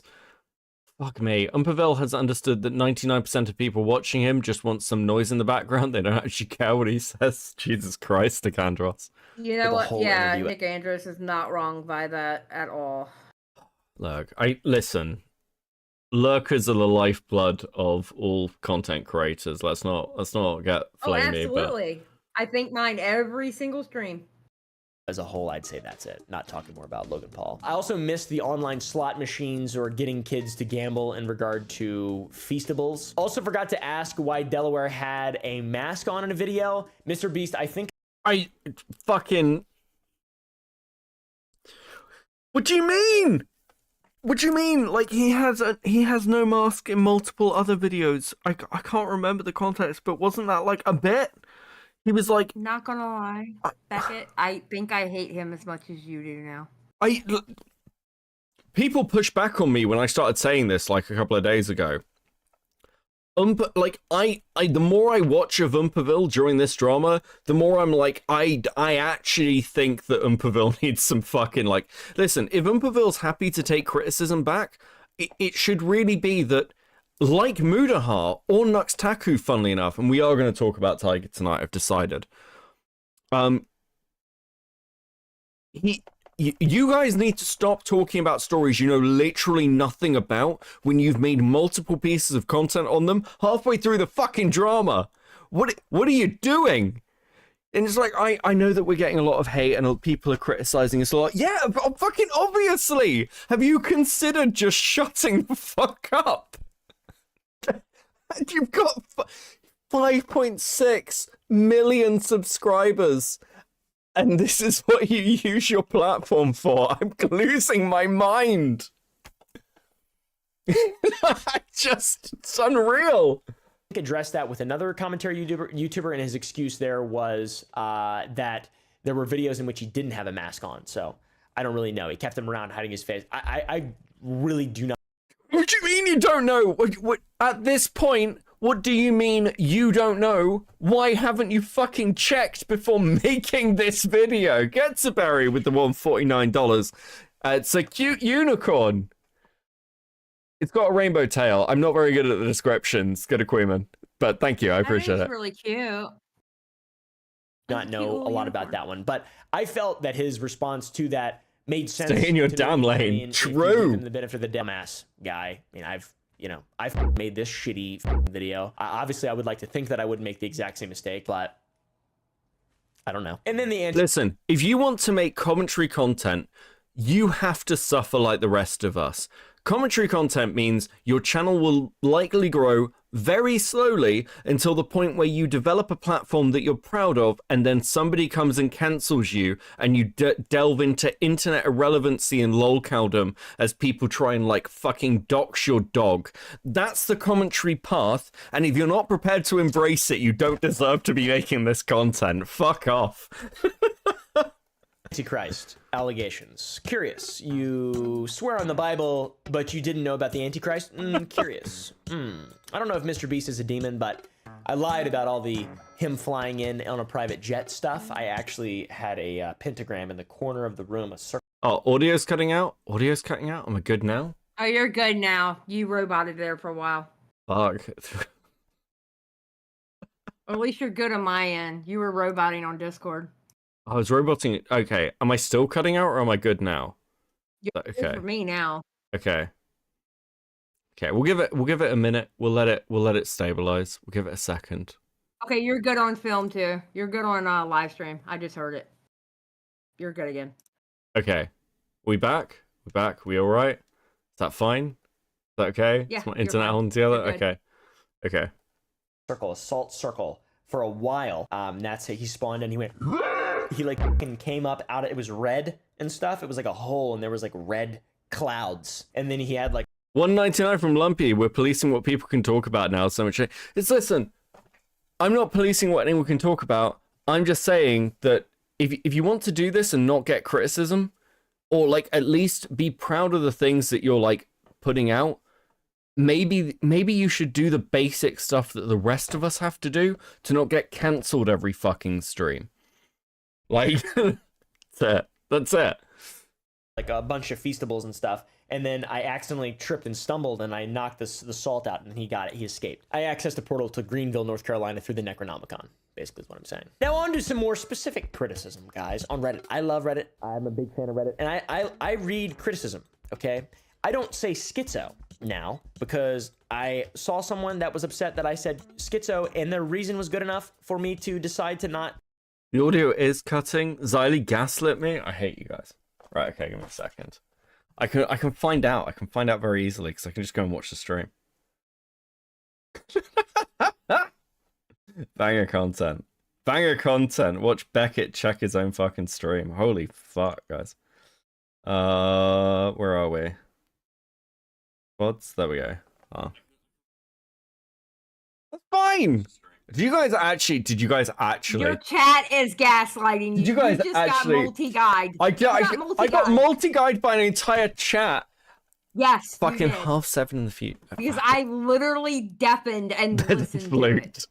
I'm gonna fucking wow, guys, wow. Way to exploit my care and concern for decent content. Watching your own content cringe. Fuck off, Mally. This bullying. I can't. Listen. If I was Umperville, I'd cry right now. Okay, let's fucking go. Say schizo, or to try to say it less. All right, guys. It was a schizophrenic person who was, and I found that on Reddit, and I feel like that was a good thing I learned, where I learned to be more kind about something. But I don't know. Maybe I'm a wow, trying to increase your views by watching your own content. Oh, fuck my life. People just hate me. I don't know. Maybe these are just haters. There was lots of coverage on my interview on Reddit, and there was a lot of criticism to go over. It was mostly people saying that I don't take the interview seriously because look at this. I thought it'd be funny to respond to people being really mad at me with just a picture of me looking old. I thought that was funny, and a lot of people seemed like they didn't like it. This guy forgave me. I didn't want to be forgiven. He got downvoted. I just thought it was funny. He got downvoted. I fucking really mad at me. Wait a minute. With just a picture Is of me Reddit taking old. down Muda I thought and that was Oompa? funny, and a lot of people seem. Yeah. Well, because Oompa like did an interview that made Mr. Beast look not terrible, so of course they're going for him. You seem like a massive child, and you got like, and these people. Oh my god, why are you reading Reddit? What is wrong with you? You have 5.6 million. Listen, sub numbers don't matter, but certainly like your general views matter. I don't believe Oompa mentions anything about the lolly video. Shocking. Seemed like they didn't like it. This guy forgave me. I didn't want to be forgiven. He got downvoted. I just thought it was funny because it's like, what am I supposed to do about it? I fucking suck. What do you guys want me to say? I don't just, yes, you're right, because that's what I'm gonna say. That's what I want to say. Yeah, okay. So yeah, maybe I was a little silly at first. I apologize. I'm a silly guy. Silly, goofy guy. I should have been more silly in the interview. I also regret that. Maybe I do have a lot of regrets about this. So I was silly off the bat. That is absolutely proven. But there are things to take seriously that I do take seriously that are important to me. If you're a YouTuber describing yourself as silly, or just like, I'm just a silly guy, guys, why are you talking about a serious fucking case where there's like accusations of child abuse, grooming, fucking corporate mismanagement, sexual abuse? Like, why are you talking about this? What was going Can I on? make a side note real quick? Sure. I hate Oompa's editor. Yeah, I'm not a fan. That that burnt that they're doing every time he says the cuss word. You know what song that's from, right? Yeah, it's the fucking BoJack Horseman. Yep. Yeah. Yep. And it drives me insane to hear it all the time in his videos now. I hate his editor.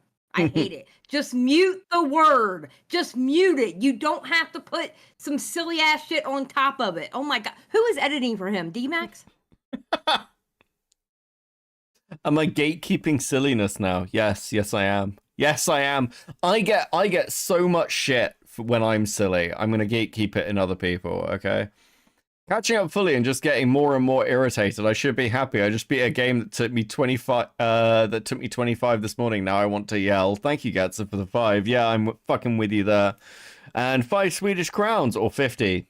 Money for some mint chocolate chip ice cream. I really fucking like mint chocolate chip ice cream, and Zali doesn't like this fact.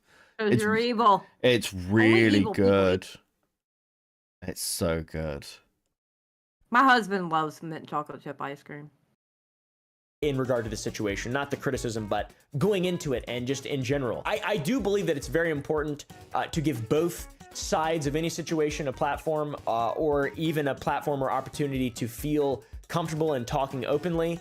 Obviously, that doesn't exactly affect Mr. Beast, because if he really wanted to control the narrative and really feel comfortable talking openly, he could have just posted on one of his mini channels. Listening back to your video. To be honest, and then he would have been able to.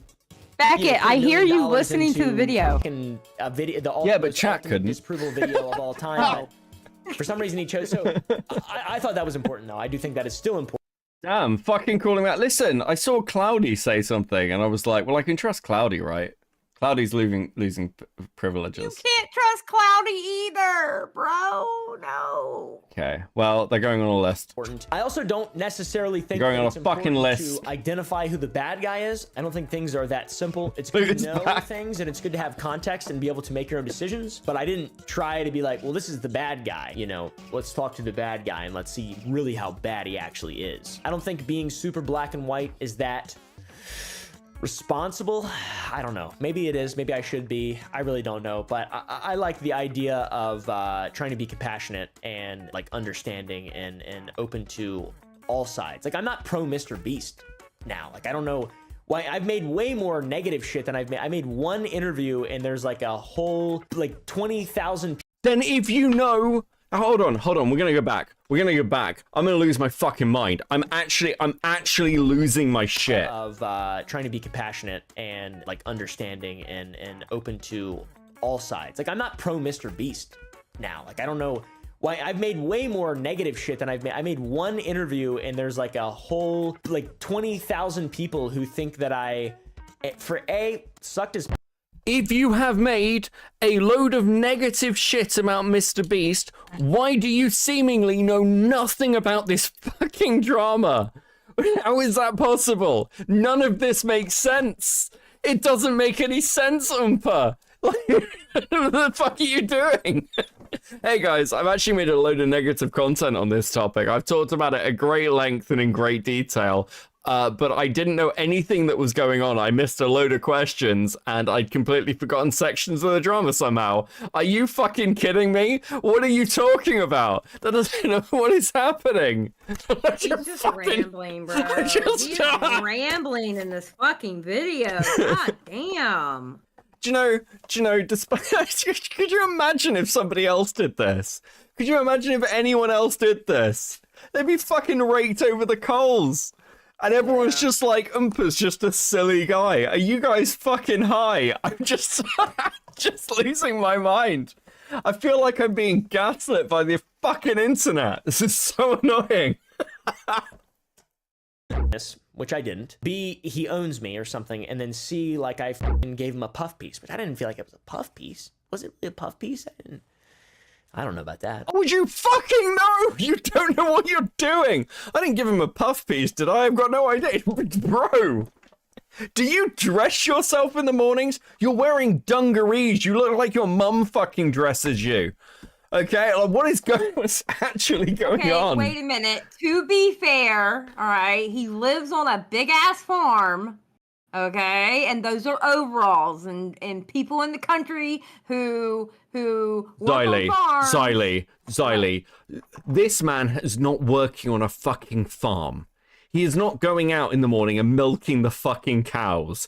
Do not give me that fucking cope. He actually does have cows. I watched the vlog with his girlfriend. He has cows? Yeah, they actually live on a ranch and they have like a lot of land and stuff like that. And he's like, they're like clearing stuff out or, you know, going out to all the 10,000 animals that they have and stuff like that. Yeah. Swear to God, I'm not memeing with you right now. Why are we listening to somebody who is he a fucking homesteader?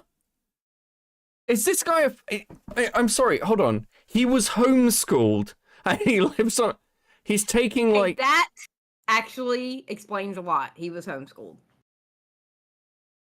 This is the most insane thing I'm fucking, okay, I got a DM from Saint. I'm gonna just read through quickly. Okay, wait. Before you do that, his dad is a farrier. I am not sweeping. I'm just giving an example why somebody would wear overalls. Okay. He is unironically homeschooled and has Asperger's. Am I bullying a retard?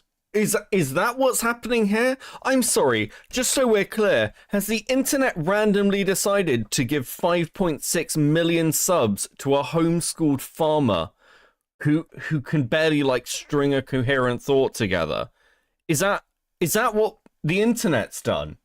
Well, to be fair, I think he just bought that place within the last year, maybe 2 years or whatever. I'm losing. He's from like West Virginia, or not West Virginia, but Western Virginia, almost into West Virginia, like in country. That's where he grew up, basically. No wonder he just wants everyone to be friends. This dude is Down syndrome adjacent. Are you fucking kidding me? I'm gonna lose my mind. Fuck. Listen, he's got 5.62 million subscribers. I can say whatever the hell I want as long as I am not saying anything that is not true. Okay? Oh, fuck me. As long as I don't pull a dog pack on him, I can say it. So kiss my ass. Shit. He gets no protection. Beckett, do you know how he got like 50k plus stolen from a riot? Jesus Christ. Look, Shelby's like, Xylie's explaining all this lore behind the farm, and Beckett sat here having an existential crisis. I honestly don't know why I bother putting any effort into my content. It's clearly a waste of fucking time. Listen, I really like his fiance. I really do. I like Call Me Chris. She's awesome. Oh, what? Wait, hold on. Just so I'm clear. Xylie likes a successful woman on the internet. I'm shocked. That's such a surprising position from you. I've never heard you. Because I normally hate women. Thank you. No. You normally hate women who are in small commentary, but every time a successful woman comes up, you're normally a fan of them. Not true. Have you seen my Colleen Ballinger take? What, while she was being cancelled? Yeah, and she deserved it.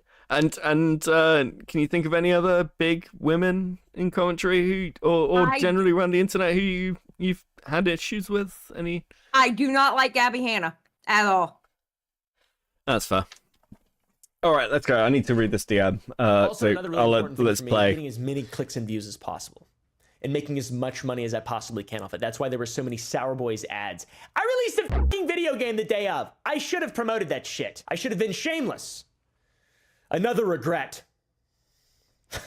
Once again on Reddit, there was more criticism in regard to the Creative Juice investment. Yeah, so the whole interview is a conflict of interest. No, it's not. It's not actually a conflict of interest in any way. Well, that's a massive conflict of interest right there. This should have been disclosed at the start of the interview. Imagine if I would have disclosed that at the start of the interview.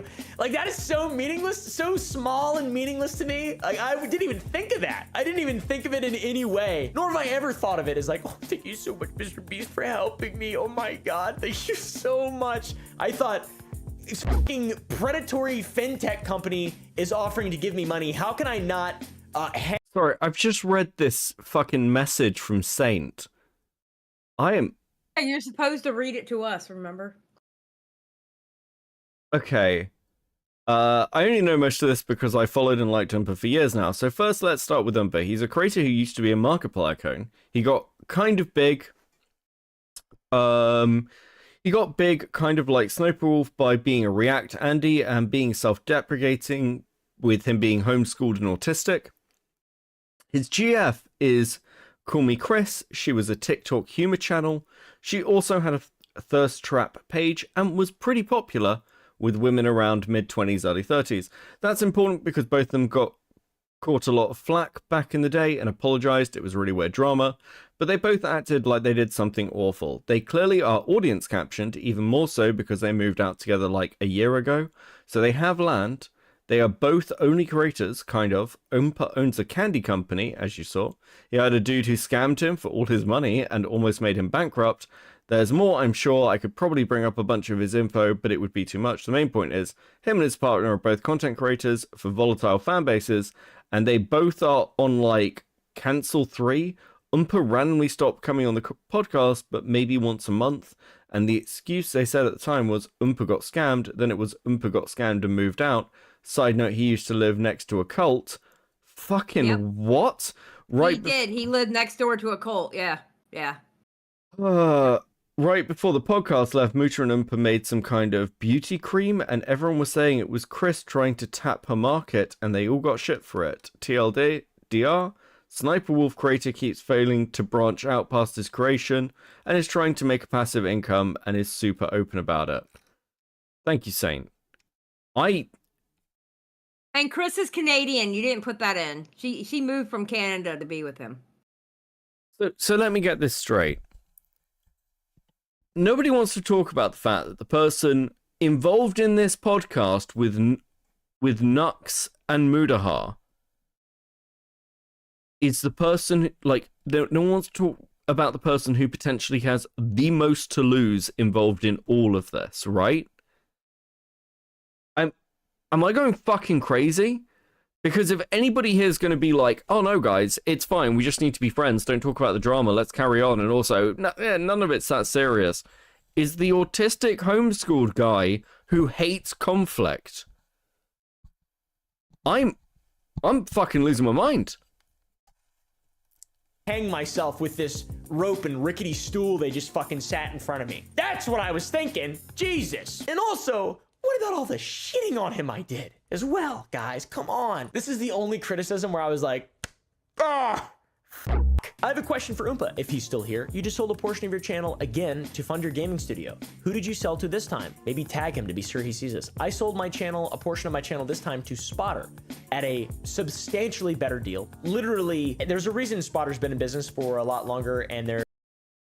Wait, what? Fucking what? Wait, what? Wait. So he originally sold part of it to Mr. Beast, and then he bought it back, and now he has sold it to Spotter? Not to Mr. Beast, but other investors involved with Jimmy, but... Okay, excuse me. I'm sorry. My bad, I misspoke. But still. What? He sold... What? Nick Andros is like, I didn't talk about or look into Umberville because he just seemed so boring. This is fucking insane! This is fucking nuts! What is going on? They've bought a bunch of creators' backpacks. How can he sell part of his channel? Isn't he, like, tied into a management company? How does that work? The fuck? I don't know. How can you be tied into a management company and sell a section of your channel? Because isn't the point of a management company that they'll manage the revenue and give you a payout? Isn't that the whole point of management companies? So, okay, so wait a minute, let's work this out. So couldn't they be the one to cut the check to the place that's apparently part owner of the channel now? Yeah, sure, but why? I don't know why. That part I'm still flabbergasted about, to be honest.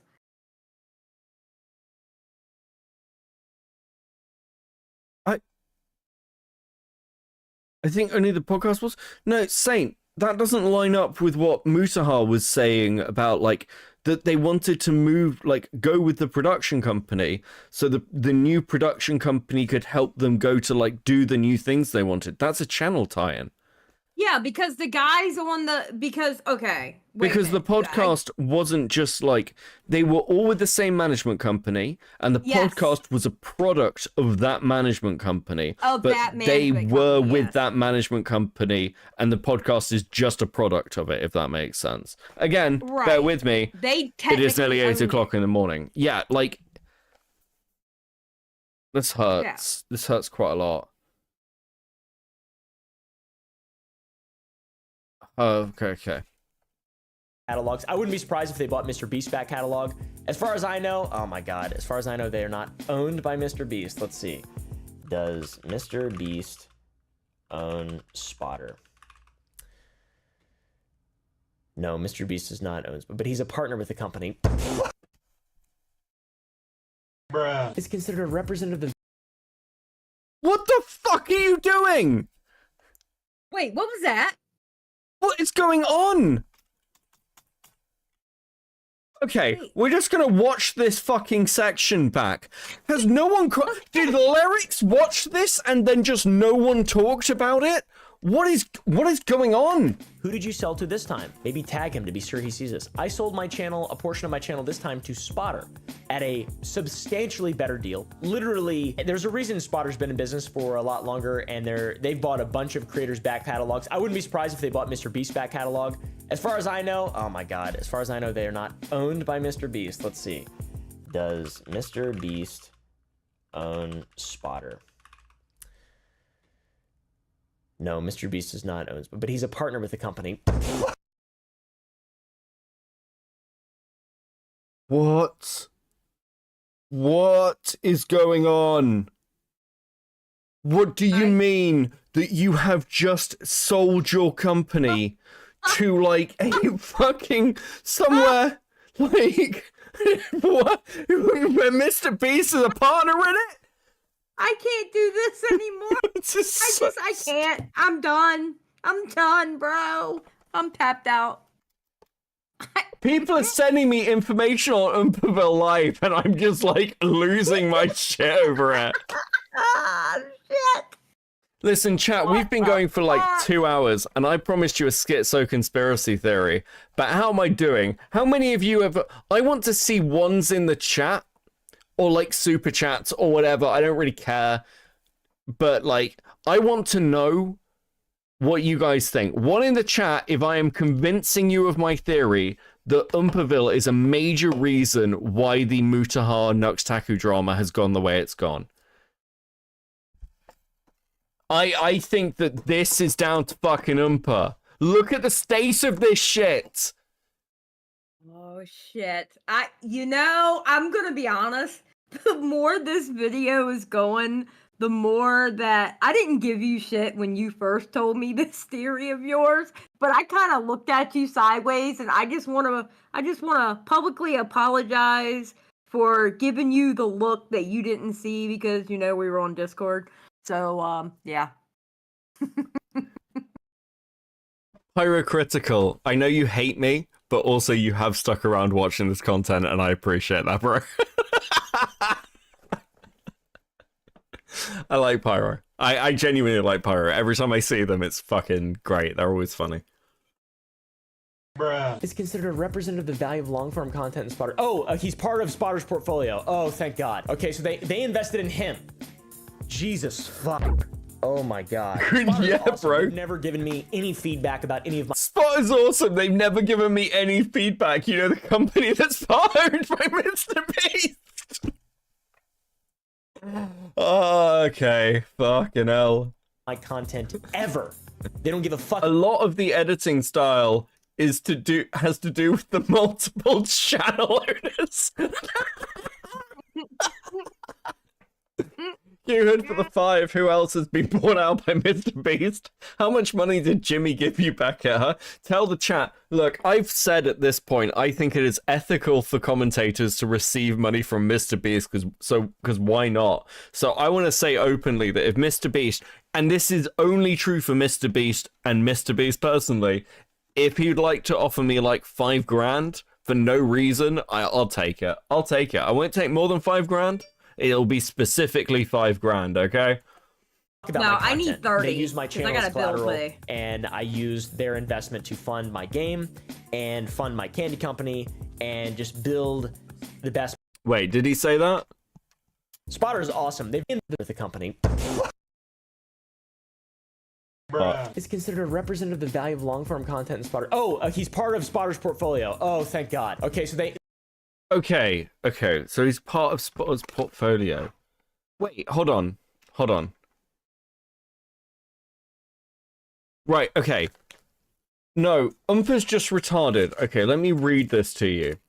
No, Mr. Beast does not own Spotter, but he is a partner with the company. A partner with Mr. Beast, a partner with Spotter, a company that helps YouTube creators grow their brands. Mr. Beast is considered a representative of the value of long-form content in Spotter's portfolio.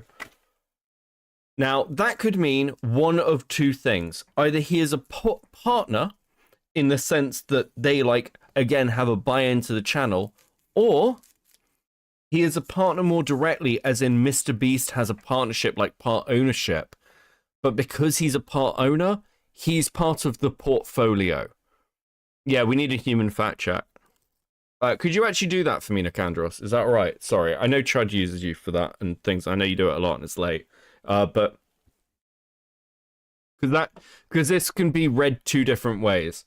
So could you do that for me? Is that all right? Okay, wait. Opblock is saying something I don't get. Opblock is saying, so Mr. Beast owns your fucking candy company, and that's on top of whatever fucking money he gave him? What?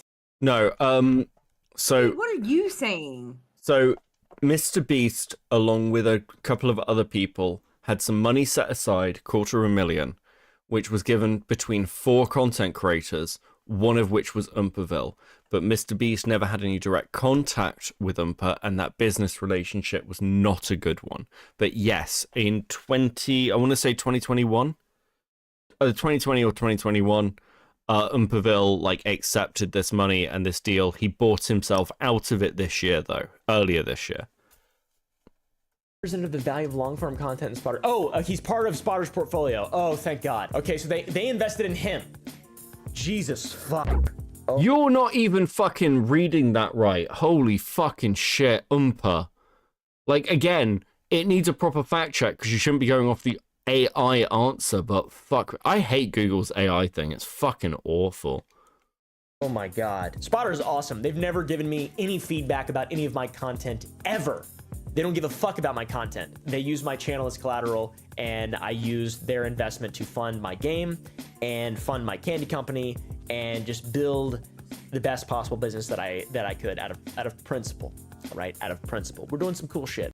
Out of principle? What the fuck does that mean? Everyone keeps saying bronies. Everyone keeps saying bronies, and I just want to be clear. Well, tell them to fuck off. We're not doing bronies right now. It is brony Christmas. We're just not having brony Christmas content. I am not like you. You started talking about the bronies in the beginning. Is Donut Media Donut Operator? I'm not sure. I don't know. I'm losing my mind over this fucking video. That's actually a good question. Wait, which is Donut Operator? Which is Donut Media? What have I missed? Donut Operator is the guy that they go to Texas and shoot guns with. He ran for some kind of political position in Texas. He's a gun tuber. Right, okay. Okay. Hold on. We're doing some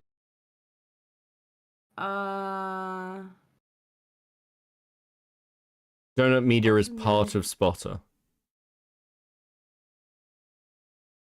What the fuck is Spotter? How many fucking companies does this guy with? Also known simply as Donut is an American automotive digital content brand. I'm saying get Tom involved. What? Turkey Tom? Listen, this is schizo posting. I'm not going to fucking, like, message Turkey Tom and be like, hey, bro, I've got a schizo theory for you. What do you think? That'd be fucking wild. Like, had one conversation with the guy.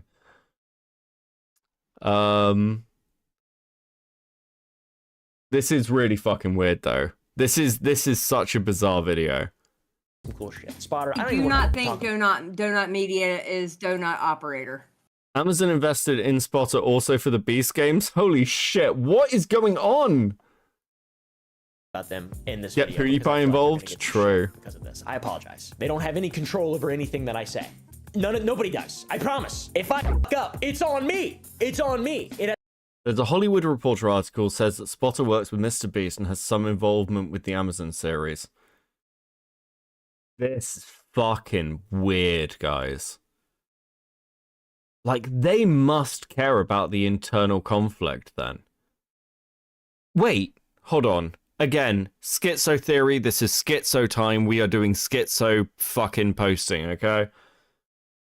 Do you think there's a chance? Because we know that, like, Amazon's corporately handling this stuff, right? Because we know that from the statements. Chris Tyson's wife confirmed that Amazon were handling some of the, like, fucking information. Okay, fact check me on that, by the way. Don't just take anything in this stream particularly.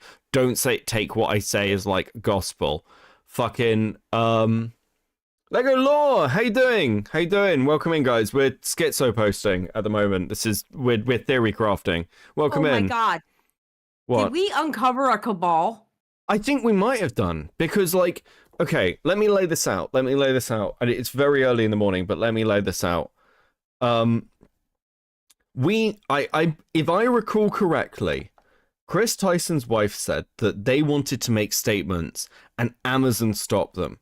If Spotter is involved with Amazon, then do you think that there's a chance that, like, corporately, Spotter or somebody at Amazon or somebody involved in that corporate chain stepped in and said, you're not going to Pegasus, you're going to Oompa because we know Oompa because we have, like, an investment with them? I mean, that would make sense because it would have been Oompa's video that would have got all the views and money towards the company, right?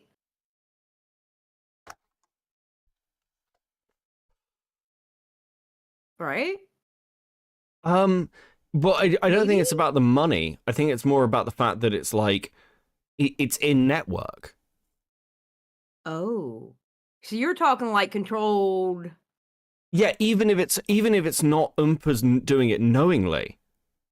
A key focus of this week was how brands and creators can come together effectively and productively, joining Ad Age Studio 30 editor John Disco at the Disenchi branch Beach House to explore strengthening this connection with Lauren Benedict,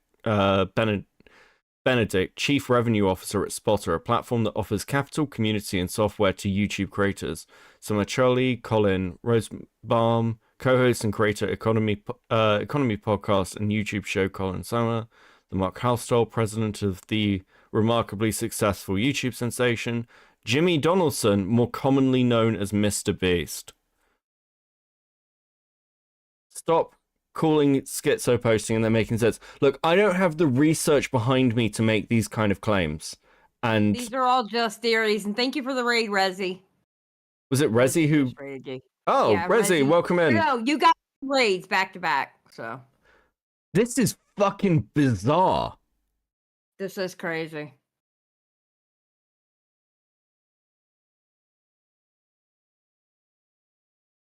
Of course, all alleged. We don't know. Yeah, with how spread out Mr. Beast is with his money, he's involved with a lot of people. Yeah, but like, there's a lot of people involved with him, but like at the same time, like this is like not 6 degrees of Kevin Bacon. It has nothing to do with them. We know how you got a bulk of your money to start your company. It was not through hard work and dedication. It was from a handout. Now you're just another shill backing someone that is shady as fuck. You being a scumbag wasn't on my bingo card for 2024. Oh, Caleb, you could have done at least a couple of minutes of research and been prepared. Yet you just didn't. I don't get why dumb people get famous anymore. Okay, the last part's true, and I agree. But the first part's completely false. It was not a handout. If you call a borderline usurious loan in the form of an investment a handout, then we have drastically different definitions of the word handout. So that's just unequivocally false in every single way, demonstrably false. Also, I didn't back Mr. Beast. I still think he has a lot to answer for. I don't... Hold on, just quickly. When Amazon announced its record... That's true. What? Shelby said Pegasus declined the interview and, according to him, was the person who suggested Oompa. When did that happen? I remember Pegasus saying in his video that he suggested Oompa.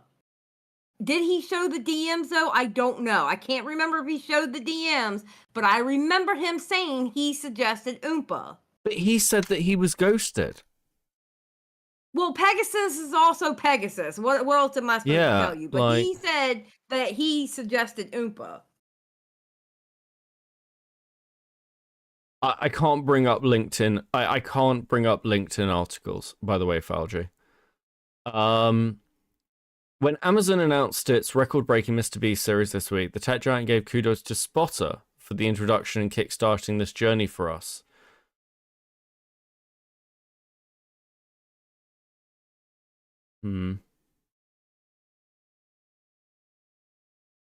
Okay. Wait, he did not decline Pegasus. I fucking... What? No, he ghosted Pegasus, didn't he? I remember Pegasus. Yeah, I remember Pegasus being like, yeah, no, we were gonna plan something out and then it didn't work out. He like ghosted me. It fell through. Pegasus didn't say he'd like suggested somebody else. He said that he was like working like for a call or like for an interview, and then they wanted to do something in person. This is, I don't know, a bit weird. Once again, my agenda was not to end this entire conversation. It was to give him a platform and let him speak in a form of a conversation the exact same way that I did with Dawson. And as for being a scumbag, I don't think I'm a scumbag. I try really hard to. I've got two different. Okay, can someone find me like both posts? Okay, please? here. Yeah. Here. All right, I'm one of his community. You want me to share my screen and show you? Oh, just read it to me. Just read it to me. Okay.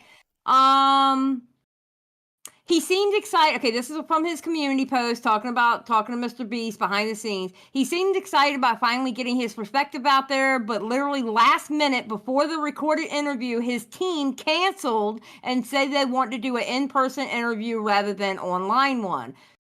Spoilers, I don't live in America, blah, blah, blah. Anyways, if he changes his mind, I'm still down. You can expect a fair interview with hard-hitting questions. So they canceled on him. So I got that part out of it. Hold right, on. so he told Pegasus it was IRL, and Pegasus said no, said he recommended Oompa. What? So in the video he said he recommended Oompa. But do we have anyone else's word to go on other than fucking Pegasus's? Because I'll be honest with you, I don't trust Pegasus. Like. Okay, hold on. All right, I'm gonna go through the transcript. And Keem confirmed that conversation happened. Okay, if Keem confirmed that conversation happened, I believe it. God, that's fucking weird. Okay, but even if that's the case, they still cancelled on Pegasus. And just because Pegasus recommended Oompa doesn't mean that they weren't. Okay, no. Even for schizo posting, I'm getting too far into the weeds. I can't evidence that. And I'd never be able to. So it's an irrelevant point. Let's keep going. To be a nice guy. Like this video has broken me. This video has actually fucking broken me. Really hard to be a compassionate guy. And then in regard to hard work and dedication, I absolutely am a hard worker, and I am completely dedicated to living the fullest life I possibly can. So that's just all that's wrong. First part, except for maybe being a scumbag. With the definition of handout, I think their definition of scumbag might be sort of confusing. People are also critical of me not picking a side. They say that I swap sides depending upon the direction of public opinion and which way people are leaning. I go with the flow, right? I'm trying to appeal. What? What did you just fucking say? Mr. Medium-sized channel? Picking a side, they say that I swap sides depending upon the direction of public opinion and which way people are leaning. I go with the flow, right? I'm trying to appeal to the most people as I possibly can. I have a difficult. Okay. I think he's just listing criticisms. Time with conviction or principle. In my entire life, this is where all of this criticism has stemmed from, is my lack of conviction in regard to internet drama and politics. So those two things, which I don't know. Ugh, what a mess. Dude needs. Wait, is he acknowledging the criticism? Why are you making? Well, what the fuck? Why would you, dude? Just make video game content. What the fuck is going on? God. It's fucking unreal. This is so dumb. This is so fucking dumb. Holy shit. I feel I have grown dumber during the course of this fucking stream. Honest to God. To pick a side. I thought he'd chosen Beast, but now he's seen the backlash. He's for the people, dragging Mr. Beast on Reddit. For the people. To be honest, most of the response, it was like 93%, 94%, I think, like to dislike on the interview. I thought it was going to be closer to 80. Okay, I've got Shelby in chat going, wait, and Shelby, listen. I am happy to pause. Why is this structured just like the Mudavid? Wait. Wait. Wait. Oh, fucking no, Shelby, fuck off. Fuck off, Shelby. Like, look. He's just fucking with me having an existential crisis. Stop it, bro. Come on. Fucking hell. Wait, what's going on? The Mudavid had an entire response to the Reddit section. Yeah, no, he did, but it's not the same. It's not the same. Oompa is responding to random Reddit comments, not like a big list of text. They're clearly triggered. Come on, guys. Okay. Listen. There is only so much exhaustion and sleep deprivation that's going to allow me to fall into this paranoid rage. Okay? You're going to see tweets from me like fucking Lex or whatever her name is. They've got PIs. They're coming after me, guys. It was scary. Becca, I know you've taken a persuasive writing class. I don't know what the persuasive writing class is. What the fuck is that? In all honesty, I thought it would just be a very controversial thing. I didn't intend to get the criticism that I got. Yeah, I'm gonna get a kind of energy drink after this video. But I knew that it would be very controversial. I knew that a lot of people were going to be upset. I wasn't sure who. What if Oompa was the wrangler the entire time? I think Oompa's the driving force. I will say this, I don't think Oompa helped Muda with this video. I really don't. And I would put money on that, actually. I would put money down on that fact. Exactly where, but I didn't try to set out with the agenda to pick a side in this. I didn't choose Mr. Beast. I've made a lot of videos negatively about Mr. Beast. I platformed Dawson once again. Same thing. I tried not to pick a side. I wanted to hear what people said, and if they could provide evidence for what they're saying, then that can be a meaningful source of information. I'm a YouTuber though, so it's like I'm not. No, you're not. You're a homeschooled farmer with a medium-sized channel. Shut up. No. I don't really like how Oompa playing this either. I'm sorry. I'm learning. I don't have a PR guy. It's just me. There's also a bunch of TikToks. What do you mean you're learning? You have 5.6 million subscribers and you're talking about one of the biggest dramas in the history of YouTube. Update and people are shocked. Mr. Beast looks hella fake during this. I saw a lot of that he looked fake, that he's like a Chad and he looked fake. He looked weirder than I thought he would in real life. Like, he just had a weird vibe to him, just like a really rich guy, like a really famous he floated as well. It was so strange. He levitated over to my chair, and then when he got up, there was like melted Feastables in the middle, like where his butt was. So weird. A lot of people on Twitter, a lot of people on TikTok, many with excellent points and great, completely valid criticism. Now I will go over the video as if I was not involved in it, and I will give you guys my commentary mindset opinion when actually looking at my computer, when being prepared for a video, when having days to think about a situation. I will tell you exactly what I would be thinking. I will now begin a critique of my own video. If you want to see actual good critiques of this video, this large interview, check out CoffeeZilla's second channel, Voidzilla. Upper Echelon did a video, amongst others. There's quite a few people who covered this in a very fair, very reasonable way and literally everybody gave the exact same criticism. So, Isn't that really interesting that the people who are coming up on your recommended on this list are all people who are larger and people who seemingly are pretty anti Mr. Beast. It's pretty fucking interesting, Oompa. It's It's interesting that you point in that direction rather than towards, you know, anybody in the actual opposition camp. Who would have thought? I get the point. I understand it, okay? This guy's house looks weirdly like mine. Same Bibles. In all honesty, I was thinking at this point when Mr. Beast touched the Bible that he would burst into flames.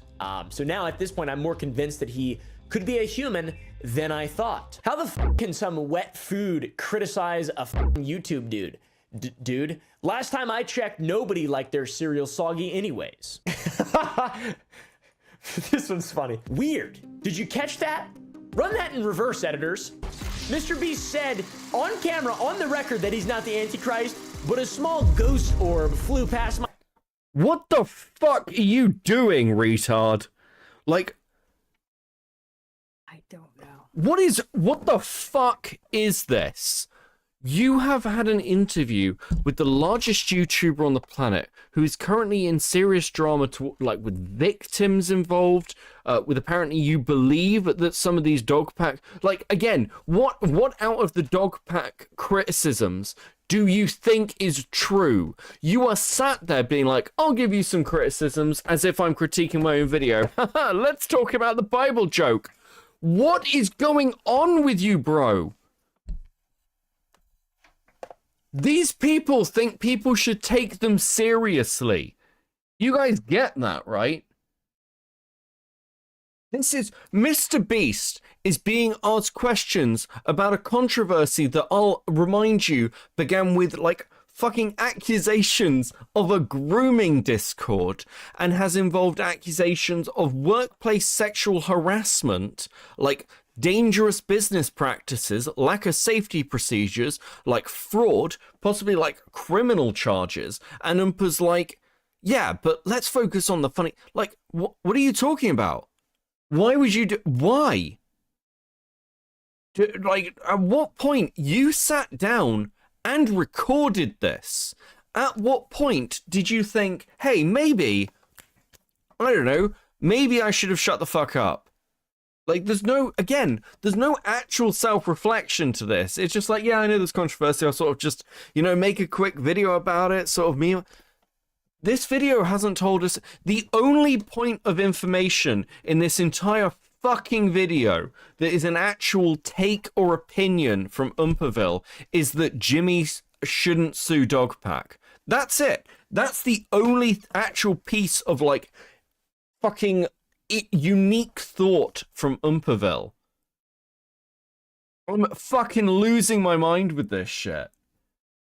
Nicandros is like, Beckett is hoping someone clips this rant for a video. I actually don't, because like I thought this would be a fun little theory. I'd point to the Mutahar stuff. I'm now actually talking about the Mr. Beast stuff. And I really want to emphasize, I do not have the research to hand to back up some of these takes. And I'm a little uncomfortable with that, if I'm honest. It's not my normal position. I'm usually very well researched on what I'm going to talk about on stream. But this video is actually just really fucking frustrating. I'm fucking stunned. I don't understand. I don't understand how you can get to this size and fucking act like this.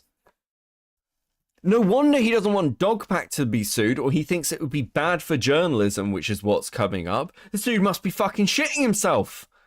My screen was proving that I wasn't evil, or, you know, contrarian to what everyone was saying. Yeah, I don't want to say this could be demonic in nature, but holy f, we're gonna need to get Sam and Colby on this bad boy here. I don't want to take the video down because then people are gonna think I'm controlled opposition. I was like, whoa. And then also, fuck, there's a lot of ghost orbs in this house. I mean, this guy's house. Why not talk about the fact that Mr. Beast is pointing out that he spoke to allegedly spoke to other content creators who admitted that what the information that was being put out was bullshit, and they still continued to do it. Why don't you address that rather than talking about fucking ghost orbs, you retard? Are you fucking serious? Like, this is lunacy. Must be fucking haunted. It was a bug. There was a bug in my room. There was literally a bug. It was flying all over the place, and it was a little small bug, and it was pissing me off. Slightly, am I losing my mind? Yes. No, you're not losing your mind. I'm sorry. I was off looking for the thing that I thought I saw. No, you're not losing your mind. I don't know what this video is. This video is full-blown retard. Listen. I feel like I'm spurging. I'm actually annoyed. I'm actually pissed off. You kind of are, but that's okay. It's okay. Everybody spurgs. I don't understand. I don't understand how you hit this point. He's not a serious channel. He's never been a serious channel. Then why is he fucking talking about this topic? Why is he interviewing Mr. Beast? What's going on? Just this drama makes me want to die. It actually makes me want to die. And I really was mad at it. Now on to the question at 1 hour, 1 minute, and 39 seconds. Are you going to sue Dogpack? Interviewer / host leans back in chair. Are you going to sue Dogpack?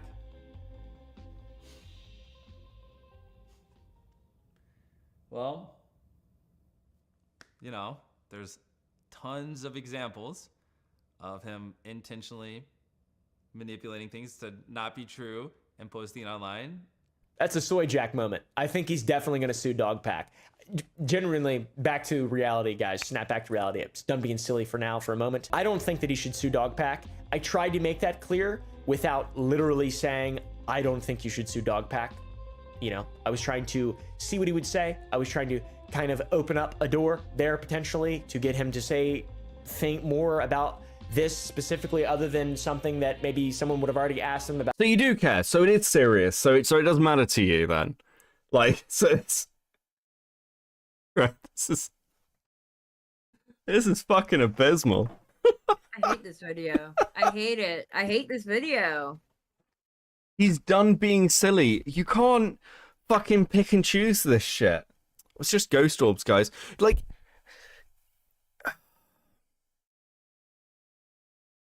if I sound frustrated, firstly it's because I am, but it's because I feel like, again, we're coming off the back of the Muha drama back into like talking about Mr. Beast, and I wanted to show you this video because I'd only looked at sections of this, and again, I've watched them on repeat, but I hadn't seen a lot of this. And it's like, it feels like these people just go, yeah, cool, we'll just put stuff out on the internet. We don't really care about the fucking impact. Which is fine, by the way. Like, you can do that. I don't care. I want to be clear. I'm not here to police anybody. But at the same time, if you're the sort of person who's just like, yeah, I just throw things out on the internet, it's slop, it's just content, it's just there to make me money, you're not, you should probably recognize that you're not really in a moral position or like a content position to go around fucking throwing stones at other people. Again, going back to the Mutahar position, this is the problem with Mutahar. It's like, you look back at Mutahar's content, it's like, well, you've tried to hold other people to account on things that you clearly cannot meet the standards of. Like in the video, I used the example of Mutahar saying that he doesn't think it's acceptable that Jimmy's mum didn't do background checks on Delaware. But Mutahar has failed to do background checks on people he works with, who he like has business relationships with, twice this year.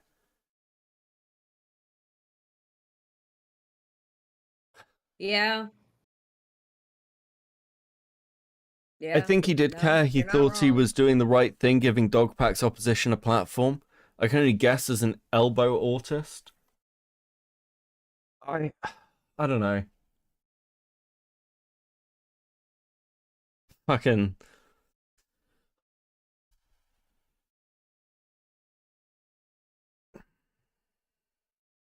Are you going to sue Dogpack? I don't think you should sue Dogpack. I don't think Mr. Beast should sue Dogpack. I think that is bad for journalism. Not that I know a lot about journalism. Mr. Beast has a lot to gain from all this, and oh yeah, fuck. This is why I wanted to watch the video. Okay, this is if people are wondering why is Beckett like off the bat so angry at this video, just watch this bit again. Open up a door there potentially to get him to think more about this specifically, other than something that maybe someone would have already asked him about? Are you going to sue Dogpack? I don't think you should sue Dogpack. I don't think Mr. Beast should sue Dogpack. I think that is bad for journalism. Not that I know a lot about journalism. Mr. Beast has... Please shut up, Umperville. Harassment and slander? What? I That's saw... actually cost him money? What? I thought about this, and I was like, I don't know how you get through to somebody like this. Like, Umperville, if somebody came out, like, let's say an ex-partner of yours came out and started saying that you were a rapist, and they went on multiple platforms, like giant platforms, to millions of viewers, and said that you're a rapist, would you have any issue with that, or would you just be like, yeah, no, that's fair, we need to get into a call and hash it out? Or would you be like, you've done significant damage to me, I'm gonna sue you? Like, what? Has a lot to gain from all this, and if Dogpack just made a video apologizing and acknowledging the stuff that he got wrong, and then just stopped propagating things that are completely false, I think that would be way more valuable. And then held also, by the way, Mr. Beast to the valid criticisms. I think that this would be the best way for them to end this feud. Validly false. I just wanna rewatch this. Wrong, and then just stopped propagating things that are completely false. I think that would be way more valuable. And then held also, by the way, Mr. Beast to the valid criticisms. I think... What valid criticisms? I'm not saying there aren't any, but what valid criticisms has Dogpack brought? Because as far as I can see, everyone's just waiting on the crypto shit, which is a new accusation that did not come from Dogpack. That this would be the best way for them to end this feud. These allegations. I think... This feud, you kept that in, motherfucker. It's not a feud. They're not beefing on the internet. Dogpack is trying to destroy a giant company. What is going on? That would be the best way for him to do this. So for everybody saying Mr. Beast chose me because it was the easiest layup, the easiest dub, it absolutely is not. The best one is for him to have a conversation with Dogpack. This should have happened months ago. And also put a video up on his channel. He should have done that as well and just gone through. Yeah, he should have talked to Dogpack months ago. You know, the guy who's like clearly been going around gathering massive amounts of information, trying to take the company down, presenting like huge lies and fucking fabrications to do as much damage as possible. Just getting a fucking call with him, bro. Okay. Does Umperville not know anything that has gone on? Like, I don't know. Did he just jump into this subject because he saw people making money off of it? Was that it? I mean, I think so. That's what it sounds like, right? That's exactly what it sounds like, because it sounds like he doesn't understand what Dogpack has actually done. I want to be very clear, because I feel like I've been very, like, fucking loud this stream. I'm just so fucking fascinated by this that I don't know what to do with it. I'm confused, and so much of this is so bizarrely fucking weird that it's frustrating. I'm not like angry. I don't like care in the grand scheme of things. I'm not going to finish this stream and then go and fucking cry in a corner. It's not that kind of shit, like to any degree. But I do actually just want to fucking scream. Like, you know, it's like, have you ever tried to play one of those like fucking physical like trick puzzle games where it's like really like fiddly? Or have you ever tried to like have you ever had two Lego, I swear to God, stick with me here. Have you ever had two Lego bricks stuck together and you just really need to get them apart and they just won't come apart and you've been trying for ages and then like you've got like an entire Lego set and you're like, I just need these bricks to fucking separate so I can start piecing other things together, and you get actually sad about it? And I'm saying this and I'm realizing that I'm sounding very, very autistic during this sentence. You are, but it's okay. We're working with it. It's like that. That's kind of where I'm at. This video is like it's like finding two fucking Lego bricks stuck together, and I'm just like, holy fucking shit. I just want to build the fucking Harry Potter castle. Okay? In fairness, when Dogpat made his first video, he initially defended Jimmy. His audience raped him for defending Jimmy, which led to him to overcorrect and platform Dogpat 2 times and not question him. Oh my god.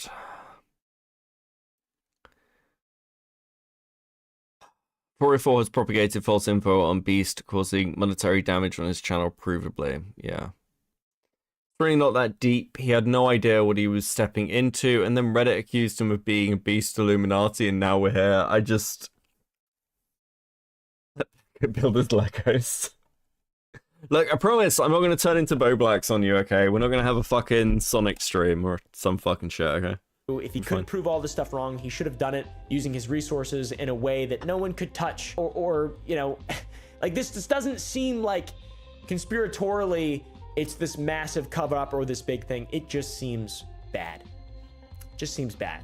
To me, you know, and all the criticism. Who should I interview next? I actually have a therapist. You should interview a therapist and you should ask them in very clear terms what the fuck is wrong with you, bro.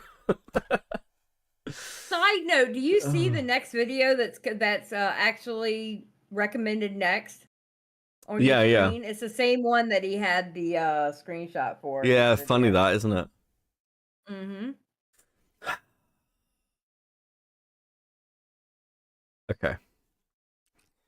Okay, Xylee, I need you to talk to chat for me. Okay? Oh, are you gonna go cry in the corner? No, I'm gonna go get a fucking energy drink. Look, I'm good. I'm good. I've had my little fucking rage moment, okay? You have your little spurg out? My little spurg out. Look, they don't happen very often these days, but this one actually really annoyed me. Well, I don't blame you. It annoys me too. I don't even know if I want to cover this video now at this point, to be honest. Holy fuck. Oh, actually, hold on. Before we do that. Okay, before we do that. Hey, Soul Skibbity. Okay, I'm gonna make myself bigger. Chat, I want you to look into the eyes of my little fucking cartoon avatar because I'm dressed in rags at the moment, so I'm not on camera. Okay. I think you need the one that he's pulling his eyes down. Because I think that suits you better right now, to be honest. Okay, give me a second. Give me a second. Fine. Well, I'll take the advice. I'll take the advice. Where is it? There we go. Okay, hold on. It's to resize it. Okay, chat. Look into my pained little fucking avatar's expression. We started this section. We've got very derailed into talking about Mr. Beast content, but I want to review with you all my theory as to why Umperville deserves discussing in the Mutahar and Nuxtaku drama, because that was the point of showing you that video. That video is a sign that Umperville is somebody who just wants people to be friends and is very much driven with, like, we're making content here. We're just making content. We need to make money.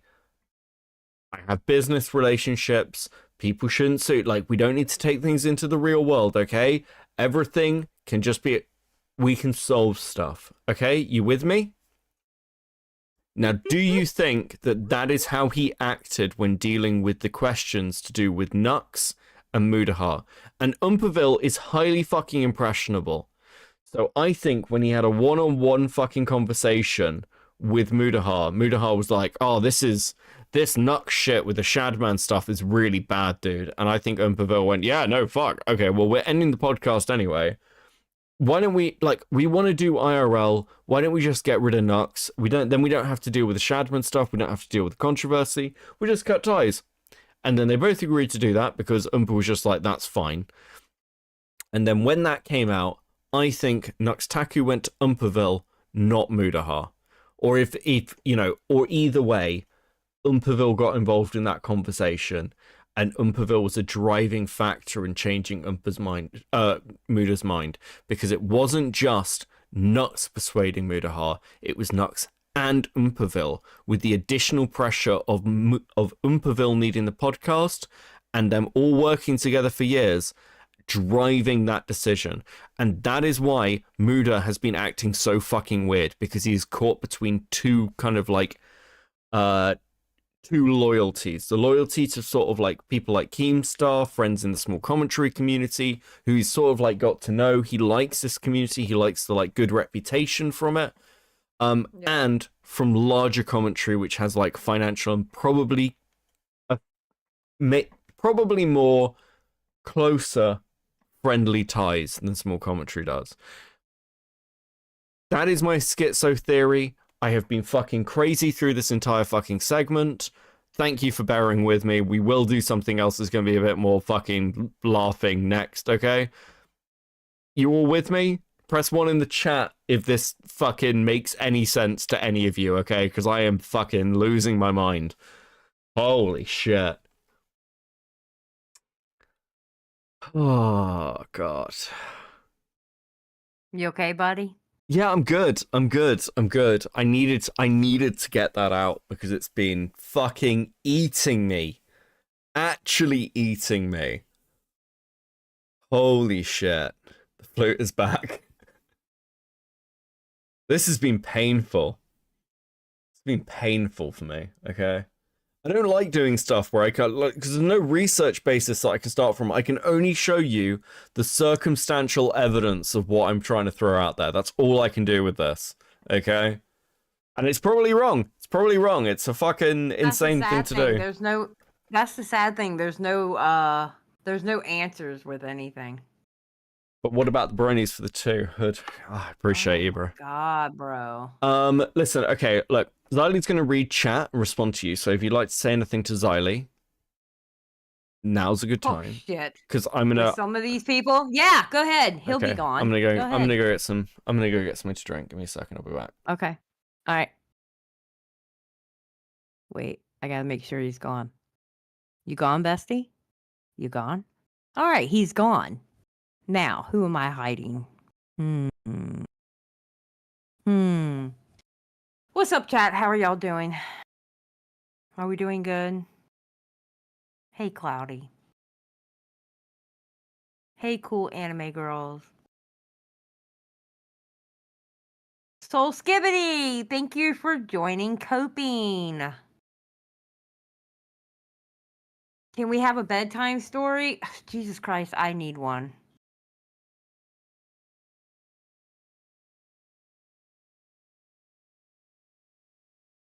Don't you dare hide me, okay? So hood ornament is first.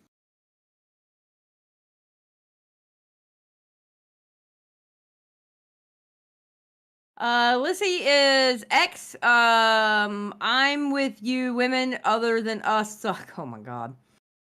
I think things that his audience was finding out that people dug up after he made the video. A good bit of his fans never knew he reacted to gore or watched hentai before. Maybe, I don't know. There's a lot of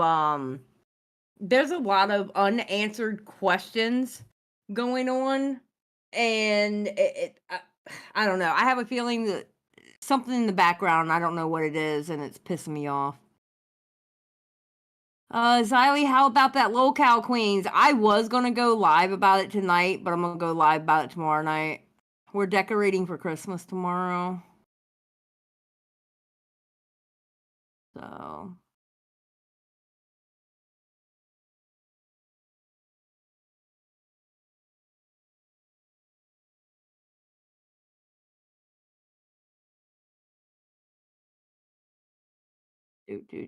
what's up, Rocky?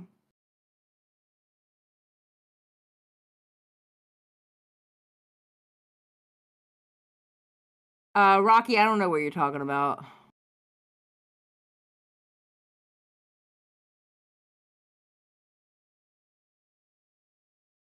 I know it's almost 4 a.m. for me too, Tyler. I think we're doing white lights on the tree this year. I think we had to buy new lights because the other lights got burnt out. Hood ornament. It's almost 4 in the morning. Stop trolling. You're not hidden. Everybody can see you, buddy. I have no idea, Moody. I'm just here. Beckett was like, hey, I'm going to go live. Do you want to go live with me? And I was like, sure, I'll go live with you.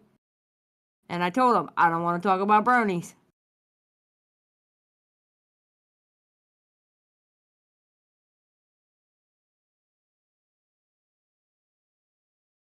So I wish I could tell you, Moody. I don't know. Sally, do you think Oompa is just put in the content chair every morning and has to bumble his way through? No, I don't know. I don't know. I don't think so. I don't think he got to 5 million just from somebody else doing the work for him. I don't think so. I'm going to be honest, I don't even want to decorate for Christmas. I'm only decorating for Christmas because my husband wants to decorate for Christmas. I'm back. Well, you got about 20 people hidden. Okay. We'll go back to here. Fucking hell. Oh my god. Okay. I feel better for that segment. I feel better. I feel like I have exercised the demons. Okay. It's good. Oh, a Soul Skibbity gave you a new membership. Welcome to Coping. Yay! Based. Welcome to Coping. Listen, guys. All memberships, likes, subs. Likes and subs are free. Also, you can dislike the stream. I don't mind. I actually quite like a dislike. It lets me know that you care enough to hate me. It helps for the algorithm either way. Yep. All engagement is good engagement. That's the truth. Check Aiden's newest tweet. Jesus Christ. What's Aiden's Twitter? Exiled Aiden. Exiled Aiden. There we go. Let me have a look. That child is retarded. I'm sorry. He's retarded. Yes, he is. But in a good way that's entertaining to watch. Really? Are you sure in a good way? Yeah. I don't know if it's in a good way. I think it's in... He's like... God. Yes, rapists and child molesters should live. What about rapists and child molesters? Should they just spend their lives inside of a prison cell? The death penalty should be used to off those kinds of people. The death penalty is retarded. Okay, sure. This feels like bait. I was talking about the Free Albania one, but okay. That's the one I found. What's the Free Albania one? Oh, that one. Yeah. Okay. Yeah, that's the one that you said is not retarded, okay? Huh? That's the one that you said is not retarded. Did I say that's not retarded? I was just like, okay, well. No, him, Aiden, being not retarded. Oh, okay, yeah, no. He is, look, he's a very special individual. He's a very special individual. No, okay, actually, I need to find something. I need to find something, because I think I might have something that will be interesting to go over. Thank you guys all for hanging out, by the way. I actually really appreciate it. I know it's very early in the morning. I know you're basically keeping me company while I refuse to address my crippling insomnia. Where the fuck is it? Ah, here we go. Here we go. Wait, what? What are you doing to me? I am opening something. Give me a second. I don't want it on bookmarks. I want it. Oh, okay. Hold on a second. Destroyer, you're not wrong. Go easy on him. He's eternally 12 and just learning straight. That's actually very true. True. Now, okay, so long and the short of it is this. For anyone who missed Fun Space last night, Haley Welsh and the Hawk Talk coin scammers, before they deleted it, here's the full thing. Had some fun appearances from Coffeezilla, FaZe Banks, and I Choose Rich Nick. I haven't heard the whole of this, so I'd actually quite like to. To be clear, I will give you a little TLDR of the Haley Welsh stuff. So, Haley Welsh is the Hawk girl. She became famous off a short or TikTok or whatever the fuck it was by saying a funny sounding sentence. Because much like Umperville, we reward retards in our society. I think I'm becoming right wing. I think I'm becoming right wing in real time. Holy shit. Anyway. I've been dealing with that for a year. So. So basically, TLDR is that Haley Walsh has been growing in popularity and success until recently she launched a meme coin. Now, this meme coin was essentially targeted towards her audience of relative internet normies, and there was a rug pull, it seems, where a large percentage up in the 90s of the coin was held with the sort of like creators or like investors or like fucking inside and not released to the public, which they then sold off rapidly. Becky, you say slurs, you're already right wing. It's good to know. Based. Hey, people on the left say slurs. That's stupid. No, it's fine. I don't care anymore. It's all good. It's all right. Yeah. But anyway, the whole thing went fucking haywire. It was very obviously a rug pull. They made a lot of money off this, it appears. And they were correct. They were challenged on what the fuck was going on. It actually looks, even by crypto standards, criminal in the opinions of people like CoffeeZilla, for example. But this is the entire hour-long Twitter space, and we are going to watch it, okay? Nixon's. I support crypto scams. Anyone dumb enough to fall for it deserves it, and they're a nice way for 15-min fame individuals to walk away with something for the negative attention. Okay, so normally, because I heard Chud have this take, normally I would agree with you, but in this case, I do not, and I will tell you why. Because the people who invested in this particular meme coin do not understand crypto even a little bit. Walsh's audience are very, very, very normie. So it's kind of like, I get it. I get where you're coming from. But this scam is the equivalent of scamming someone's grandmother. They do not know better. So the whole kind of like, it's a meme coin, they should know better, doesn't work.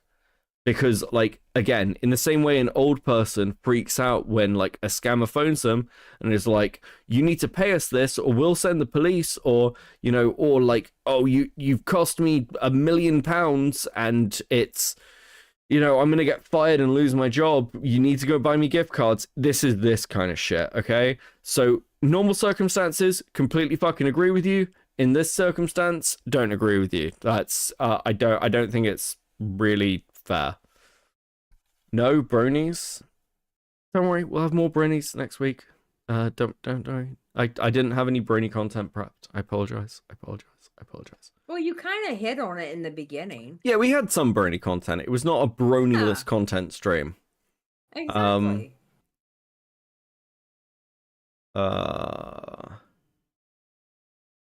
Okay. Hey y'all, it's Haley, and I just want to say thank you for joining my space, and I also want to thank you for my 15,000 holders. We got snipe botted today, but we didn't sell a single token. This is just a launch, and I want to tell you I'm here to stay. The plan is to give these coins to my real fans, the ones that buy my merch, watch my podcast, donate to my charity. And I also wanted to tell you that I learned a lot along the way, but I just want to... This woman sounds retarded, right? She's reading a script. You can hear her reading it. Yeah. Like, let's just listen to that. I learned a lot along the way. It's been a learning experience. Don't worry, guys. We're not going to let the haters win. This is fucking insane. Hey y'all, it's Haley, and I just want to... I love this. Listen. We're going from frustrated, annoyed conspiracy Beckett to this is... So many people don't want to cover this, but it is fucking primo this is fucking hilarious shit. Say thank you for joining my space, and I also want to thank you for my 15,000 holders. We got snipe botted today, but we didn't She was a sell crack single baby. token. This is just a launch, and I want to tell you I'm here to stay. The plan is to give these coins to my real fans, the ones that buy my merch, watch my podcast, donate to my charity. And I also wanted to tell you that I learned a lot along the way, but I just want to say screw the sniper bots and I'm not going anywhere. Yo, Haley, they try to fuck us. It's all good. It's all good. Let them know you're here to fucking. You're not here to get sniper botted all day. You're not here to get fucked. We're here to. They sound. Have you noticed that every time there's a crypto scam, all the fucking crypto scammers involved in it, all it sound exactly the same? Like, Yeah. it's every time. These fucking losers. God damn. I never thought I'd find a situation on the internet where I choose Rich Nick is on, like, I'm on this dude's side. How am I on the same side as I choose Rich Nick? Haley, what have you done to me? Do you know what snipe botting is? What they meant by that? So my understanding of this, and chat, I am a layman, so please feel free to correct me. But my understanding is that when a launch happens, like certain, like, trying to think of the right phrase for them, certain people will use bots to buy up the coins at a rapid rate, far faster than a human can, so they can like draw a lot in and then dump it all. Is that right, chat? Kind of like ticket sniping. Okay. So yeah, that's my understanding. But if I am wrong, please correct me if I'm wrong. Have some fun. We're here to meme. And most of those coins, by the way, are going to your community for free. There was only like 3%. That's why everyone's like, oh, 97% is bundled. 3% was in the pool. That 97% I'm gonna turn them on off, actually. chain. Yes, there was a strategic allocation. Essentially, yeah, okay. That was done through SAP. See, I'm doing all right. It's going well, guys. You're good. Yeah, that's good. One of my friends is like a fucking crypto farmer and like really into NFTs. And it's really funny every time we talk. I'm like, how's that going for you? He's like, bro, I have like 60 grand in crypto, and I'm like, how? He's like, I don't know. I don't really understand how I'm making money from this, but I am. Occasionally I just get my little fucking wallet thing. It's got like this little fucking like key fob. He's like, it's going really well. I'm like, I don't know. The fuck? For people outside the United States of America. Letters saying, thank you all for hanging. If people need to go to bed, go crash. 70% of the supply was taken from and that was paid for. There was a strategic allocation, and those tokens, those people can do whatever they want. They're not from the U.S. They could do whatever the fuck they want with those tokens, and some of them did sell. That happens. They're free to do whatever they will, but you're not going to find one fucking token outside of that was sold. Impossible. How do we know? Because we fucking controlled that. Nobody sold. Now, free tokens were going to be given to whitelists, right? Like free whitelists to communities. Yes, that was given out. It's all on chain, right? I want a real forensic and analyst. I want a real Zach XBT. Zach, where are you at now, bro? Help us out. Help the guys trying to do something fun in this space, right? Then there was, Please come investigate us. Please come investigate. Listen, when people start asking awkward questions later on, this whole attitude of come help us out, spoiler alert, it doesn't stick around for very long, chat. It's not something that's maintained through the course of the call. Yes, there's a treasury, that's for exchanges, that's for market makers, that's for all that kind of stuff. Haley and team token is being locked for a year with a 3-year vest. So nobody on the team is selling. Impossible. Impossible. Okay, I don't know what language anybody fucking here speaks, but everyone just is so jaded. Everyone thinks that, oh, everything's a rug. Everything's a rug. Everyone's here to fuck you. Nah, we're here to onboard real people outside of this spaces, right? The people here that you Okay, that's really important. This is really, really fucking important, okay? Rug. Everything's a rug. Everyone's here to fuck you. Nah, we're here to onboard real people outside of this spaces. We're here to onboard real people outside of this here spaces. That is an admission that their target audience are non-crypto. We're just here to do something fun, guys. People invested their life savings in this fucking coin. And I agree with you guys. Like, that's a fucking retarded thing to do. But people believe in the content creators that they, like, fucking gravitate towards. It's bizarre. And, like, Haley's image is actually really squeaky clean. She's, like, her image is, at least until this, was like, you know, she's just the fun meme girl, right? She's got a podcast now. She's got a, like, fucking animal charity. That sounds like he's trying to bring people in. Yeah.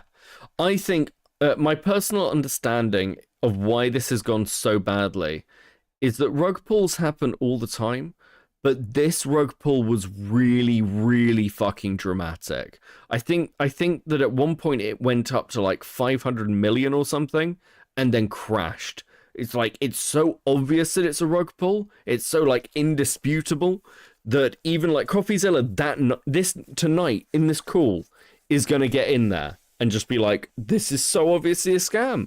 You guys are insane. Now, this guy here, by the way, I believe it's this guy here. I assume so because he's on the picture, is really fucking interesting. His history is crazy. So originally he was like a MySpace fucking DJ. He had like one good song. He's married to the daughter of an actor, I believe. And he has like basically spent his entire career kind of just being a shifty shit behind the scenes. That's the best way to explain him. Right? The people here, you guys are already fucked. Y'all are fucked. Fucked in the head, fucked every day thinking everything's a scam. And you know what? You guys are right. Everything is a scam, but not this. Not this. We did not spend 6, 7. Everything's a scam, guys. You're completely correct. Everything's a scam, but not this. You know what else is not a scam, chat? Liking and subscribing. Just say it. No, I'll stop now. Okay, I'm sorry. Months of our lives dedicated to trying to do. I'm really tired. Do something cool, right? Howie Mandela's daughter. There we go. Not dumping on you. Not bundle sniped. Not 100% Nepo baby-in-law. of the Yeah. liquidity or whatever was bundle sniped by the team and propped up charts. None of that bullshit. Nothing on pump fun with insiders. Not snipe your own supply and dump on everyone. This is the opposite of that. And it's sad that everyone just sees, of course, sniper bots spent millions of dollars to pump up the tokens. Of course, if this is your first rodeo, all right, sorry, that's what happens here. And yes, people did buy tops. Okay, we didn't tell anyone to buy. We're giving tokens away, right? And yeah, the snipers dumped. Yes, some people who had strategic allocation, they sold, but not the team. Snipers are out, right? That's it.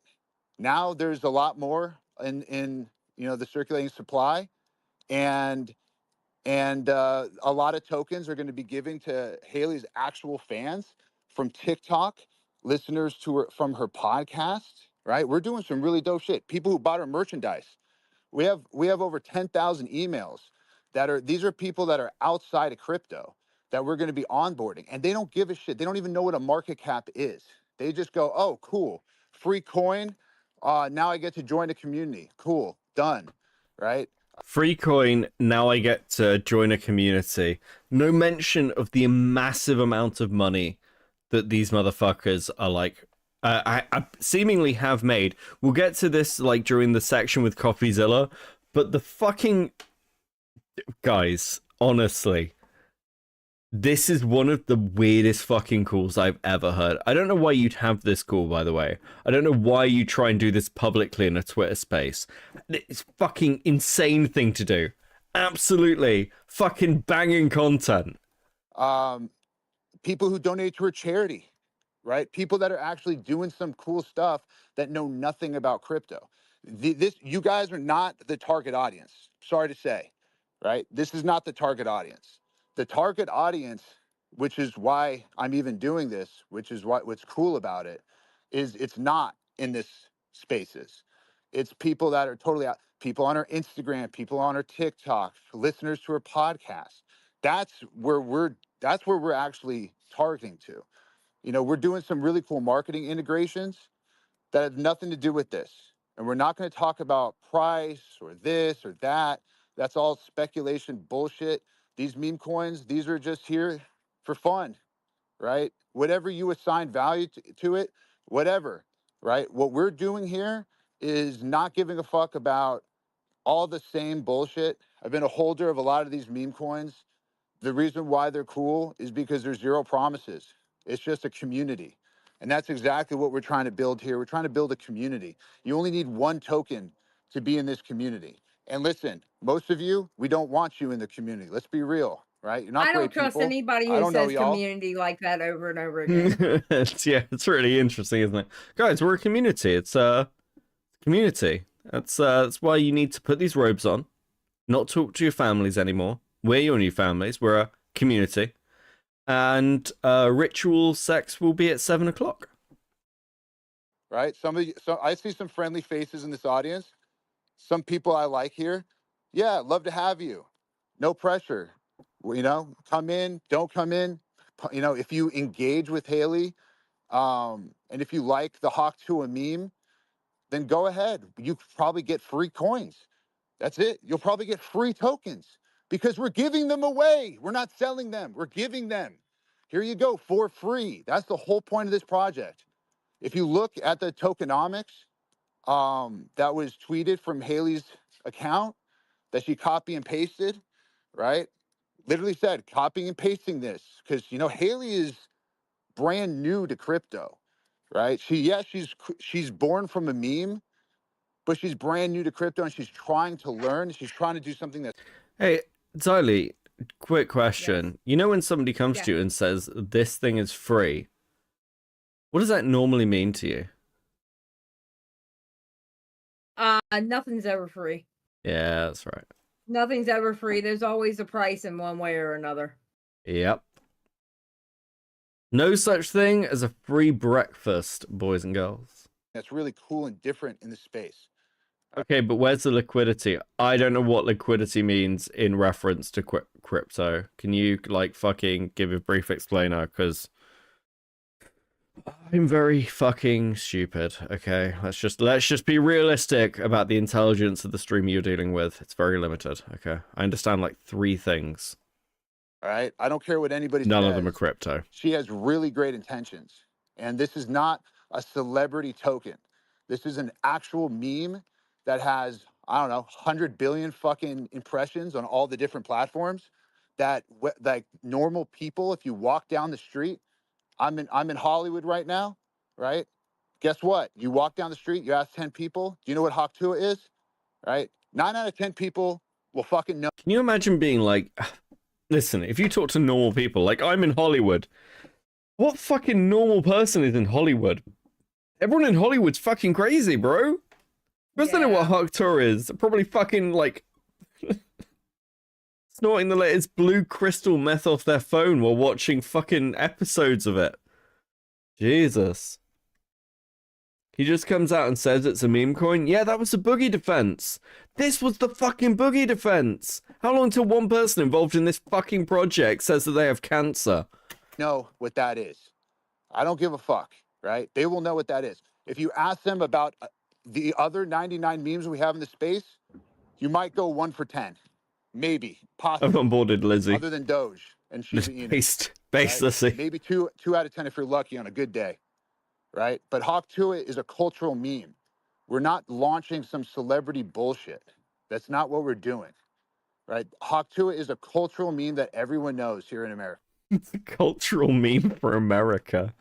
Bro, if I said that about my country, if there was ever a situation where I was like, guys, you don't understand, this is a cultural meme for our country, I think I'd become like a fucking defector. I think if I believed that about my country, I'd be like, I don't know, maybe Russia, China, maybe they have a point. Like, So if you want to be part of this meme community, dope. If not, if you want to just, you know, I'm going to say y'all, you guys, right? There's a lot of negativity in the space. A lot I of think crypto negativity. brings the mentally ill into this thing, right? If you guys are in crypto, you're most likely. No, guys, you don't understand. We're onboarding people to a meme coin in crypto because we want people to get involved with the crypto community. That's the goal. That's the goal. We're going to build something.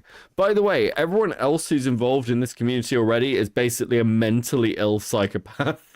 Come buy our coin. Oh, well, this dude's marketing is pretty fucking bad. I mean, then again, allegedly, assuming Copyzilla is correct, he's also just a scammer. So I don't know. Why would you do this? Mentally ill, and I'm gonna count myself as mentally ill for even being here right now. Right? I'm definitely mentally ill. I do love it. I do love memes. I do have a passion for this stuff. I try not to be. Xylee, What? you falling asleep? No. Are you losing your mind? Yes. Okay. Xylee, I have a passion for memes. Okay. How does that make you feel? I know you, so I know how you have a passion for memes. Sometimes I don't understand them, but you know, it is what it is. I just work here, bro. I think I've broken Xylee. You have broken me. I am broken. Xylee, you've gone full sir, this is a Wendy's vibe. Wait, what does that mean? What the fuck does that mean? So this is a Wendy's. I hate you. You know you can go to bed. You can just leave me, right? No, I am going to leave you here soon. I'm just trying to figure out what I want to hear Coffeezilla when he gets there. On X like I used Put to. fries in the Because back. True. it's just a bunch of miserable people trying to farm engagement and hate and say racist shit, negative shit, and they think it's fine. Well, the world that I Liquidity is the ability to quickly buy or sell an asset without significantly affecting the price. It refers to the ease with which an asset can be converted into another without substantial loss. I am too tired to make sense of that statement, but okay, no, actually I think I know what you mean. So liquidity is basically like a baseline for the asset where like you can move sections of it while like the rest of the asset maintains its greater value because it's still part of like the system, essentially. Or maybe that's when bollocks. You I ask don't. what is the liquidity? Does that mean what is its actual value? Is that what you're asking? Yeah, it's like how stable the value is. So something has like so let's say like something like you're selling a section of a stock and you're like, okay, well, is this going to affect the markup and pricing of the rest of the available product? You need to consider liquidity because if you fuck this up, then let's say you sell like a third of the stock or a third of the stock is returned, it could drastically affect the rest of the product, whereas that's not really what you want ideally in normal trading. But like you want like stability at least over a say 24-hour to like 48-hour period so people can know that their investment has some security behind it.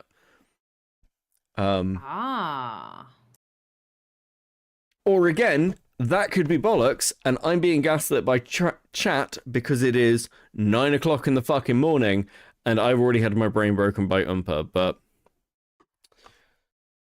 knowing your chat, it could be them trolling you. It could be both. The problem is, because I've got a British accent, I can sound exactly like I know what I'm talking about when actually I'm talking absolute bollocks. And I am hyper aware of that. Where did you come? Shouldn't you be in bed? Dude, great news. I just put all my fuck. life savings into Hawk 2 a coin. We're going to the moon. Going to the moon! God, shut up, Nick. Oh, I hate you. I'm going to sleep. Good night, guys. No, bro. Good night. He's just mad that he didn't show us. He wasn't able to show us his Instagram reels. I like that. Okay, I can say this because there's only like 300 people chilling. You know when Nick during Nick's stream, he was like, "Has anyone ever sat in a Discord call with me? Like, have anyone seen my reels and stuff?" And I was sat with Xylee chatting, and I was like, "Is he just describing like us being in a Discord call?" Because I don't think this is the most frustrating thing about a load of the dramas around like the commentary cabal. You know what the commentary cabal is?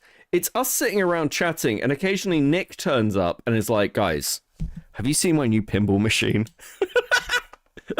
Or I'm really into Rolexes right now. Okay, here's the difference. You can buy this one, and as soon as you buy this one, you can turn around and sell it for like $3,000 more. Oh, and watch my Instagram reels, which is really, really fucked up, but we're gonna sit here and laugh at them anyway. That's literally the commentary cabal. So like people accuse me of looking at like weird content and basically saying things like, "Beckett, how do you find this?" I have nothing on Nick. Nothing. Bro, Nick's recommended. Fucking recommended is the most schizophrenic thing I've ever seen in my entire life. It's impossible. Recommended is horrid. I'm like, what do you watch, bro? What do you watch? Like, I get the Tesla, I get the Rolex, but this other shit that I'm looking at, what do you fucking watch to get this recommended to you? I don't understand. What I was the once hell is this? I was once sat there. I was kind of really tired and a little bit hammered. And it occurred to me that I'd spent the last 20 minutes of my life watching a man eat spicy food and say, "No reaction," over and over again, while Nick just scrolls through these fucking things. Because he was obsessed with the no reaction guy, so we spent like a couple of weeks watching the no reaction guy. Holy fuck, y'all don't understand. There's nothing that goes on in the cabal.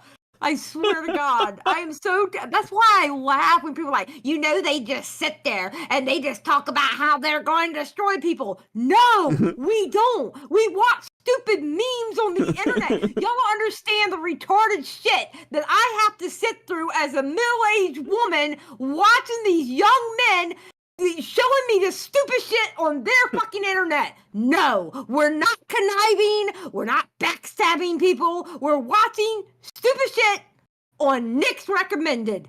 Someone pointed out earlier, like, they were like, "Can we just respect the fact that Beckett's recommended is like Warhammer memes?" You want to know what I watch, guys? I watch, I think it's, these ones are quite good. The Eldar are a splintered and dying species in the 41st millennium.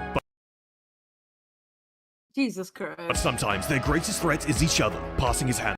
I fucking love this guy. His videos are actually shit, though, which is a shame, but his shorts are amazing. Across the gateway, Moroth spoke the final verse of the spell, sealing the entrance to the webway for all eternity. The runes of ending have been invoked. Our enemies will find no passage through here now. Kahadron made a respectful gesture to attract Moroth's attention. Morfessa, I do not understand the necessity of closing this portal. If your divinations are You start correct, and hanging the Dark around King will normal find this people. path to us, Bro, then y'all surely is it killing not me. better to be prepared with warriors and destroy them once and for all? What you say holds much truth, but we require certainty on this. If even one of the Dark Kin broke through our watches, they could gain access to the Infinity Circuit. The carnage they could They could gain access to the Infinity Circuit. I fucking love.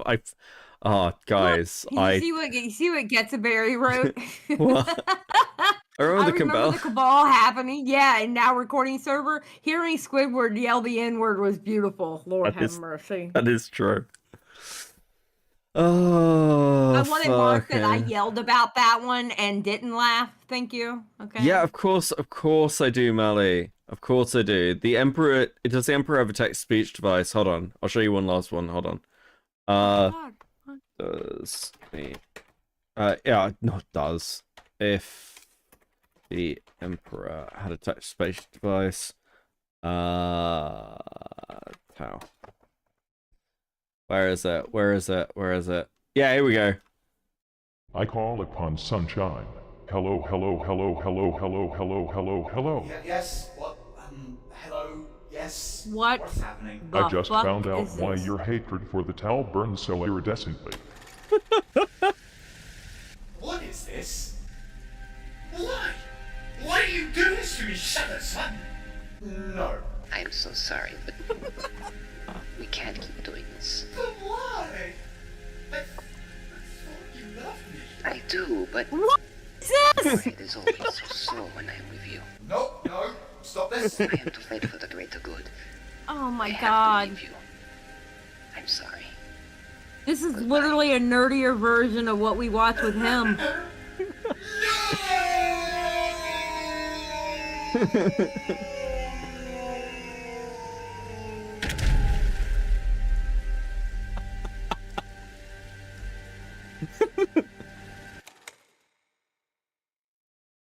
You want to talk about this? This is not fucking canon!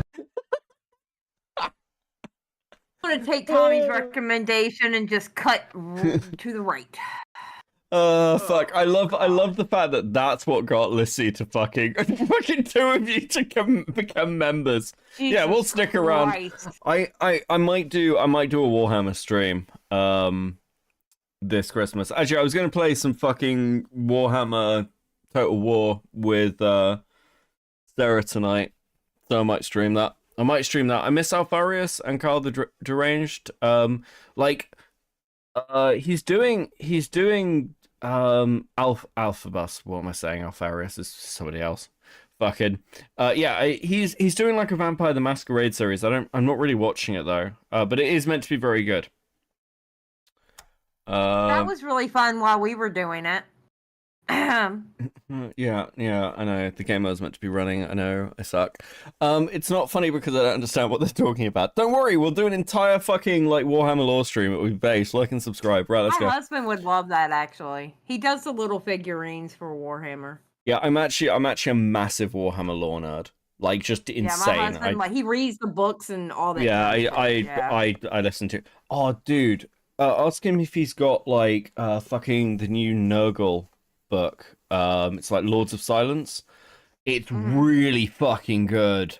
Lords of Silence is legitimately like really fucking good. Yeah, I think it's like my favorite. I think it's probably one of my favorite Black Library novels now. It's about like a Nurgle warband. Mm-hmm. It's just fucking excellent. Anyway, okay, fuck it. Let's go. I live in is not like that. We're trying to have fun, right? We're trying to actually have fun. We're trying to do something cool.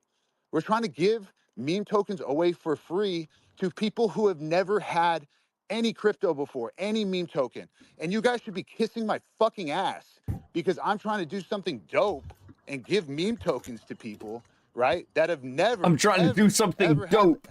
This motherfucker is like, oh my god. He's one of those like man bros who's like stuck in the early 2000s. That's what they all sound like. Oh my god. They all sound like they're trying to be okay, how do I say this? Politically correct. They're trying to be like dope boys. They're trying to be like the dope boys from 2000, 2006, 2008. I realized this recently. Wait, what did Nick tweet? K-O-Ya says Kenya. Oh my god. Okay. Right. I realized something. That this motherfucker is like normal-ish. Good morning, haters. He's normal compared to most crypto bros. It's 5 a.m. and you still in bed? You hitting that snooze button? Still making excuses? You're choosing poor. You still listen to those people that say you're gonna amount to nothing? Why is his face so red? I don't know. Look like a tomato? Man, I don't know. people.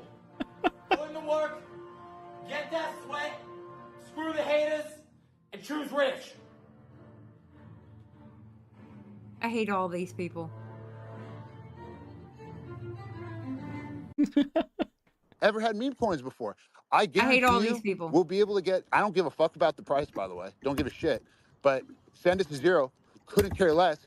But if you get real users, real people going, oh, this meme is dope. This is fun. This community's cool, right? Hawk Tua. I love Hawk Tua. That shit's hilarious. Yeah, maybe that's a That guy is also looks like a fucking turtle. Maybe when we onboard tens of thousands, hundreds of thousands, when we talk about this shit on national television, right? Maybe they might be interested in these other memes and these other NFTs that are in this community. Because if you like Hawk Tua, you might like Dog with Hat. If you like Hawk Tua, right, you might like Mog. You might like Kekasi. You might like all these other memes that are amazing, right? But guess what? Nobody knows about them. How much are we betting that every single coin he just mentioned, he has a fucking stake in? Anyone want to take that fucking bet? That's an interesting little fucking question, isn't it? Fucking this dude's wallet needs looking into. These are all these tokens, unfortunately, most of them are bundle farm tokens, you know, not the ones I just mentioned, not saying that, but most of these tokens, there's, you know, one person, 10 people propping up the chart. We're trying to do the opposite. We're trying to give a little bit of token to a lot of different people. And I know a lot of people want to see us fail. It's pretty sad because we're trying to do something cool for the space, you know, but if you guys hit us with bullshit allegations, you know, I'm going to fire back and I'm going to keep going and Haley's going to keep going and you can't get rid of us. Sorry. You guys could go post shitty charts all day. Doesn't. I want to be clear, by the way, that my understanding of the current story as it's developing is he might say, you can't get rid of us, but I think Haley Walsh might be going to prison. What? Oh yeah, this is really serious. This is really serious. This is like they're being accused of insider trading. If she's convicted of this, she will go to prison. This is really, this isn't like a minor one. This is really fucking serious. Oh, damn. Doesn't fucking matter. Don't give a shit. I'm part of all your meme communities. There's nothing you can do to get me out of these coins that I've been holding for a year to 2 years, right? Sorry, I'm part of it, and I'm going to try to be doing something cool, and I don't care about putting my name on it, right? So if you want to see me fail, then you want to see yourself fail. You guys, you know, but if you want to see somebody win with good intentions, then, you know, come join the community, you know, come be a part of it. Engage with Haley. You'll probably get this token for free. Over here, which is this is their first launch. Nah. The amount of potential damage here is so fucking high, it's actually wild. I mean, yeah, sure, she might avoid prison time, but this is actually career ending. She doesn't have the lawyers or experience to really ride this out.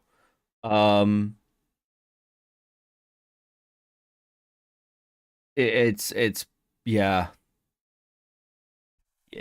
Like bad. Yeah. This is really cool what they're doing. I'm gonna pass it off to over here. And I think like what we're doing here, this is day one. Yeah, it was a rough day. Yeah, we got sniped to shit. But guess what? Moving forward, you know, over here and we have a lot of fun stuff planned. And this is the beginning. So over here, take it from here. Thanks, Doc. Hey guys, like I think Doc maybe a little bit over exuberant. You know, it's been a long day. We've been up a long time. You know, obviously launch had some issues. You know, like we got sniped. Unfortunately, I think like ultimately, you know, like I think what we're trying to do here is target a little bit of a paradigm shift, right? So you know, our project, we've been exploring the intersection of like Web 2 and Web 3 for some time, like kind of like iterated through a few different business models here and there. And ultimately, when we came across the Hawk Tour team, you know, they were a little bit different. You know, like their backgrounds kind of span from like, you know, deep meme coin NFT guys to like, you know, kind of like some really deep connections within the music and entertainment industry. And so like their positioning here was like, you know, look, we haven't really seen a kind of NFT or meme coin project or anything kind of related to like a Web 2 IP trying to transition into crypto that's ever kind of had any kind of semblance. Over here, guys. Yeah, we haven't. Yeah, I'm here. Hey, Haley, how you doing? I'm good. How are you? Good. Oh, over here, guys. Pay attention, guys. Guys, I'm here. The voice of someone who knows this. Great. Oh, fuck. Yeah. Good. Yeah, I mean, like, I think that, you know, I kind of really Y'all wanna cannot kinda get rid of talk- me. Good day. Sorry about it. Yeah, I mean, like we kind of wanted to explore kind of like where you know we haven't really seen a project that has been like a Web 2 IP trying to enter into space legitimately, and anything that's kind of ever been able to show kind of some sort of semblance of longevity over an extended time frame. So when I linked up with these guys, you know, they've been in the space for a while. Their kind of interest was trying to see if we kind of come up with a blueprint that could represent something that was like a little bit of a like something that could be a reference point for something that could be a sustainable business model for you know Web 2 IPs that were looking to come into the space. And so I think we kind of want try to go back to the drawing board and think about things from like first principles. And I think that a lot of that is trying to create this paradigm shift that we're targeting. Ultimately, I think that the way that it plays out and it kind of appears from an optics perspective is that you know there's a lot of the tokens that are you know controlled centrally. And that is true. You know, like at the end of the day, we did mint the tokens. If you look at the tokenomics that's been posted publicly, yeah, I mean, like there was a portion that was like reserved for the strategic round where we did raise a private round, and that was done predominantly to mitigate any kind of concerns around like potentially being deemed to be selling securities to American citizens. That was obviously a very, very strong consideration for the team, and so we've done that. You know, we did that by private round, which involved SAFs that helped mitigate some of the risk there. So that was like one of the intentional choices, basically to kind of mitigate potential risks there. Haley's obviously a publicly exposed person, and that was just. So my understanding of this, of why the Haley Walsh rug pull could be potentially slightly different, is that while crypto is generally an unregulated platform, there are rules around like actually like how you are advertising and positioning things, and like the audience you are targeting. And potentially that's what could get her, because like if the rug pull is as egregious as it appears, if it's as intentional and easy to prove as it appears, then it's just a scam. And you've done that to a mass audience. That's where the kind of like issue is probably gonna lie. The real question is who the fuck spits on a cock before they suck it? That's plebeian behavior. Well, I guess. The hell? Thanks, Rox. Thanks, bro. Good morning, buddy.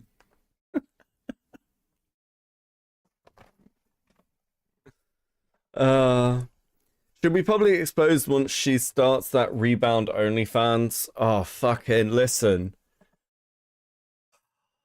I was gonna say no one's gonna pay to watch this girl get fucked, but I'm wrong, aren't I? I'm depressingly wrong if that's my take. Holy shit. And she's loud about it too? Yeah. You know, the legal advice that we had and wanting to be cautious around like how these things kind of work. But yeah, I think the real kind of thing here is that we've got kind of allocated a lot of the supply to the community. So I think, you know, obviously like a lot of the big narratives that have been kind of like prevalent in this kind of cycle have been around like, you know, things that we've been talking about for a long time, right? Like mass adoption, you know, distribution, those type of things where, you know, like realistically, you know, I've been in the space for like over 10 years and, you know, we've built a lot of stuff, but like, you know, not a lot of organic usage, right? And so we kind of went back and we were like, hey, you know, I think a lot of us here can probably remember the people will fuck literally anything, moment, right? And I think that was kind of like this kind of landmark moment in crypto history that kind of like. Listen, guys, we started with the Dan's Burst drama. I think we're all aware that like people are messed up. Okay, people have problems. I don't want to live here anymore. True. I used to have dreams. Like, served as this kind of reference point that I think that, you know, kind of redefine the meta for airdrops and like, you know, retroactive airdrops and how It looks like the Mad Comics avatar.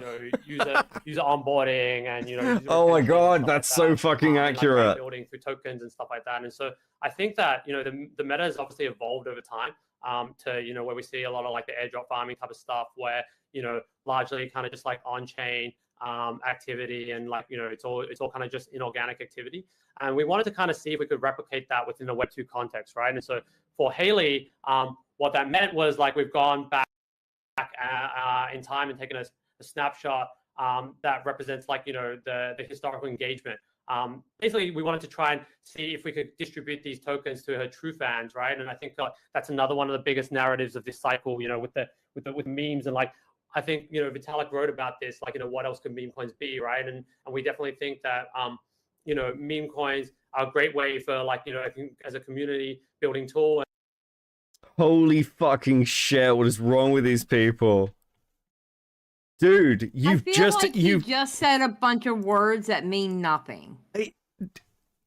It's fucking insanity. You're like literally looking at you're hearing this, them come into this call because at this point things were burning to the ground around them. He's like, let's discuss the effectiveness of meme coins for community building. Bro, has any meme coin ever done anything but damage the people involved in it? Like, honestly, why would you even do that? Why in crypto would you do something like that? It's insanity. Yeah. Guys, you don't understand. This is going to replace banking. Do you guys remember when Facebook wanted to launch their own cryptocurrency and target specifically third world nations like Africa? And they were going to like try and position it to like replace the normal currency. And when they were challenged by Congress and asked, what if someone's banned off the platform? Facebook didn't have an answer. Facebook wanted to create and replace normal currency and maintain the ability to ban fucking users. These people are all fucking crazy and they want to destroy your lives, okay? True. Shit, I forgot about that. That's why you guys come to me, because I remember obscure pieces of lore that literally everyone else has forgotten, because I have a very indetectable form of autism that makes me obsessed with internet trash, okay? It's the only reason any of us are here, because I have poor impulse control and management. Let's fucking go. And Very I true. think that it creates this like strong tethering between token holders and stuff like that. And, I'm just zoning out whenever you press play. By being holders in I guess like mutual holders in this token, you then become like I guess like decentralized shareholders in this kind of common movement where we're both obviously we're both beneficiaries. Ultimately, if you're a holder of the token, you're ultimately a beneficiary if the token does well. And like I think that everyone can kind of acknowledge that these kind of social tokens. You remember it so we don't have to, yeah, pretty much. Trade predominantly on sentiment, right? So it's like how much engagement can you... I've done 2 streams this week. Like I've gone on both Morale's and Westside Tyler's, and all I'm doing is talking about obscure things that happened like fucking 10 years ago. I felt really bad on Morale's stream, and Morale was like asking me questions, and I was like, you have to stop asking me questions about like the Kraut and Tea drama, because there are people in your chat who have heard me talk about this an awful lot, and they will actually lynch me if I tell the fucking story again, bro. Like, no one wants to hear about the Skeptic verse and fucking MGTOW and the Honey Badgers again out of me, okay? That's just not a conversation worth having. Jesus Christ. Actually, do you want my hottest take? Do you want my hottest take? MGTOW was legitimately better than Red Pill. If I'd known then, that we'd end up with Red Pill, I would have been really defensive of MGTOW. Didn't Red Pill come out of that? Yes and no. It's actually not a very clear line. Red Pill kind of comes more from what's it called? Like the pickup artist stuff. So like there's a documentary called Shy Guys, I think, which is like a pickup artist who's like got like no fucking riz. And like incels. And Red Pill kind of came out of that. MGTOW was slightly different. Because that's who they oh my god, what is it? That's who they targeted to get their money from, is from incels. Yeah.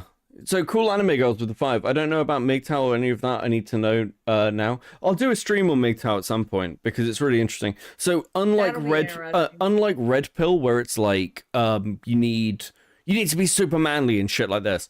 MGTOW and like you need to. That's how you get women, and women are probably MGTOW's very much like women will ruin your life. But like you need to just be like yourself, and like it's a men's rights activist movement essentially, whereas Red Pill is more of like a pickup thing. Had some really interesting people in it though, like Tilda. Like Tilda was awesome. Aiden came in and said, "I'm hearing rumors you guys were talking trash." No, you heard it from Lumpy Willie, and Yeah. yes, I called you retarded. Yes, that is actually true. I suppose we were technically talking trash, Aiden, but to be fair to us, we do end up defending you a lot, and neither of us are your online dad, Chud Logic. Okay? Exactly.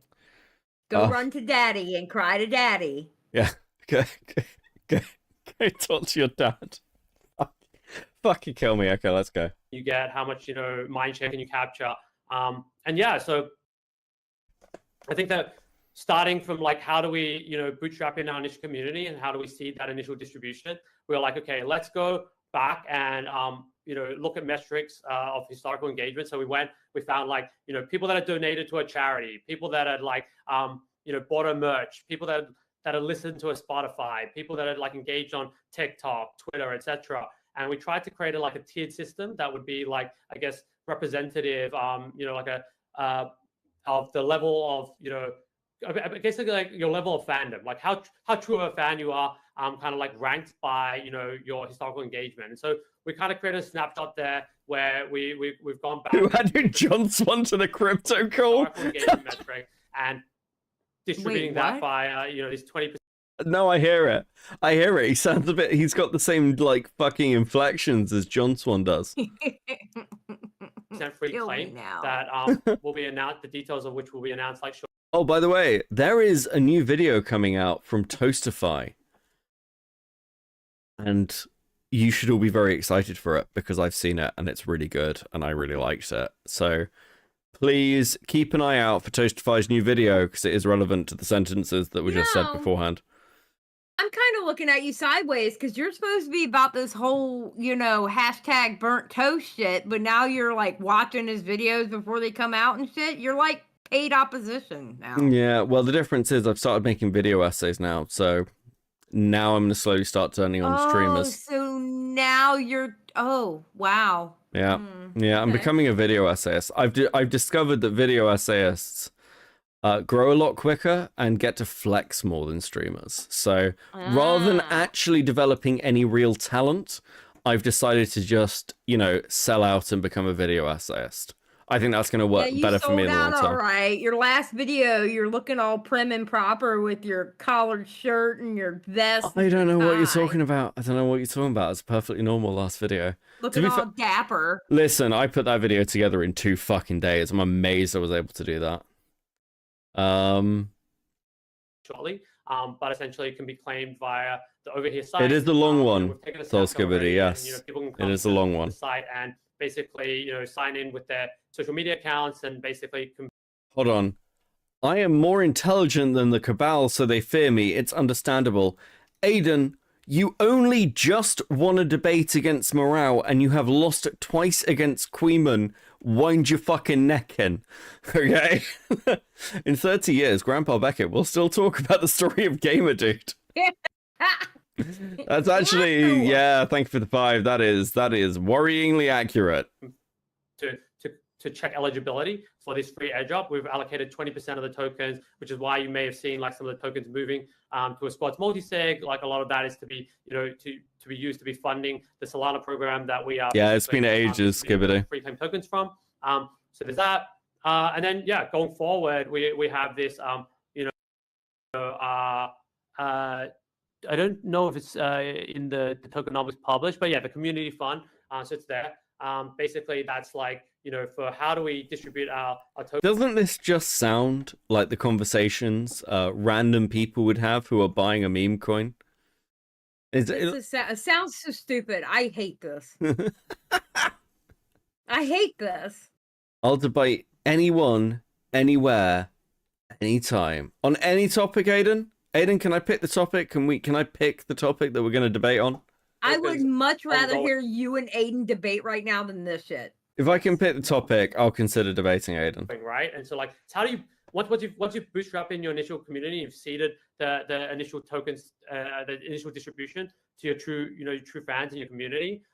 Then how do you grow from there, right? And I think like going back to that whole notion of these social tokens trading on pure sentiment, it's like we've taken the analogy of Bitcoin here and kind of looking at like Bitcoin is like Bitcoin mining is essentially like distributing tokens over an extended period of time, in the form of block rewards in compensation for miners coming to the network and contributing their computational hashing power, right? Because the network cares about security, miners contribute their computational hashing power and they're compensated accordingly, right?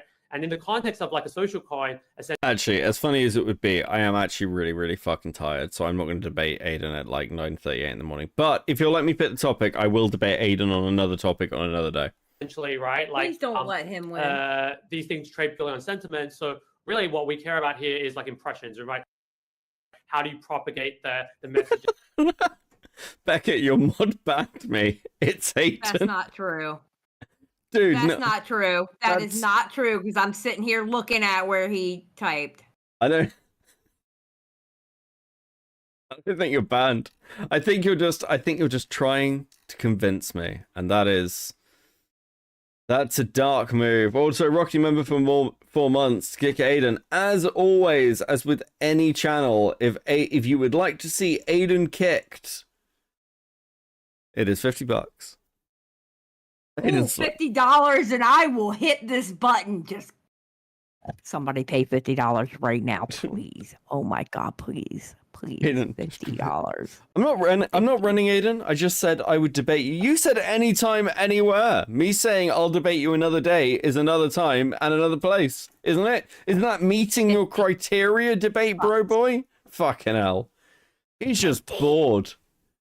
Aiden's like, takes 50 and I will kick him from this chat. Aiden, you don't even have a fucking topic to debate me on. Fuck's sake. In the IP. So the way that we think about it is kind of like, distributing social mining rewards over an extended period of time, basically in proportion to a user's proportional contribution of social hashing power, right? So it's like, okay, it's basically like gamified social. So, like all this kind of... Debate me on ethical CSAM. I don't think that's really Aiden, because I've seen that person in Aiden's chat while Aiden is live, I believe. Yeah, I don't think Aiden would offer to debate me on that either, because he knows that I'll just call him a pedophile. Yes. Yes. Besides, I very clearly said that I get to pick the topic. Oh, I got a message. How exciting. Galaxy Okay, campaigns, let's go. stuff like that. In Web 2, they call them like play walls, but essentially like, how it might look like is, CoffeeZilla, you might be like... That's not Aiden, that's Chris. Okay. You see today we got like that makes 10,000 sense. impressions on Twitter, and we can tractably measure that, you were responsible, and we can attribute like 1,000 of those impressions to you. Therefore, you get like 10% of the rewards. And like, obviously, that's a very simplistic lens. Hey, Valhalla, how you doing, bro? It gives you like an abstraction. Hope you're to kind of, good. like, understand like how we're thinking about these social mining. Obviously, the models there need to be refined over time to figure out like, what I guess top of funnel KPIs are driving like, conversions further down the funnel, and like, I guess refining the parameters and the weightings and stuff like that. It's a very, very like, I guess, quantitative driven kind of like direction, and we need to figure out like what metrics we can kind of tractably measure with like a high degree of confidence. But yeah, Here's my contribution. Somebody go wake up his online dad or something. Yeah, no shit. Where's Chud so Aiden can go away? I mean, hey Chud, come pick your kid up from the pool. Yeah, Jesus Christ, come pick up your kid from fucking daycare, dude. What are you doing? It's really funny. Fuck. See, the thing is as well, they're like, that whole little group is like quite young. So they do this thing where they go in chats, because they do it to morale and things. They're like, debate me, you have to debate me. And it's like, bro, I've been around too long. It doesn't work on me. You gotta listen. If I had a nickel for every time one of those little motherfuckers said that I was scared of them, I would have some really good gas money. Guys, unironically, if you want to debate, if you actually want to debate, you need to give me an incentive. You need to either give me something that's like interesting to debate, or like a fucking goal of some kind. Like I get a prize if I do it or whatever. Okay. You need to give me something. Just saying I'm running, because I'm not against debating you. I just want it to be interesting. Okay. Yeah. Think of something. Think of something I would want. That's your challenge. Broadly speaking, you know, like that's kind of a little bit of like how we're thinking about things. Obviously, you know, maybe some of that wasn't as, you know, like transparent or understood from the launch, but you know, Chud impregnated Queeman and outpopped Aiden.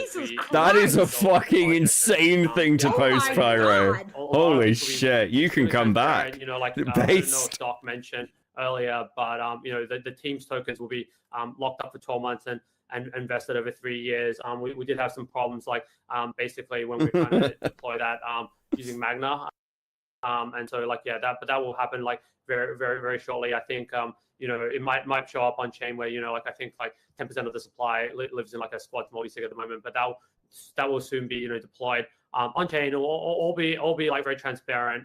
You know, like I don't think that all the tokens that appear in the, I like a good chat. Economics there, you know, will follow those allocations, and that will all be, you know, like kind of like transparent on chain.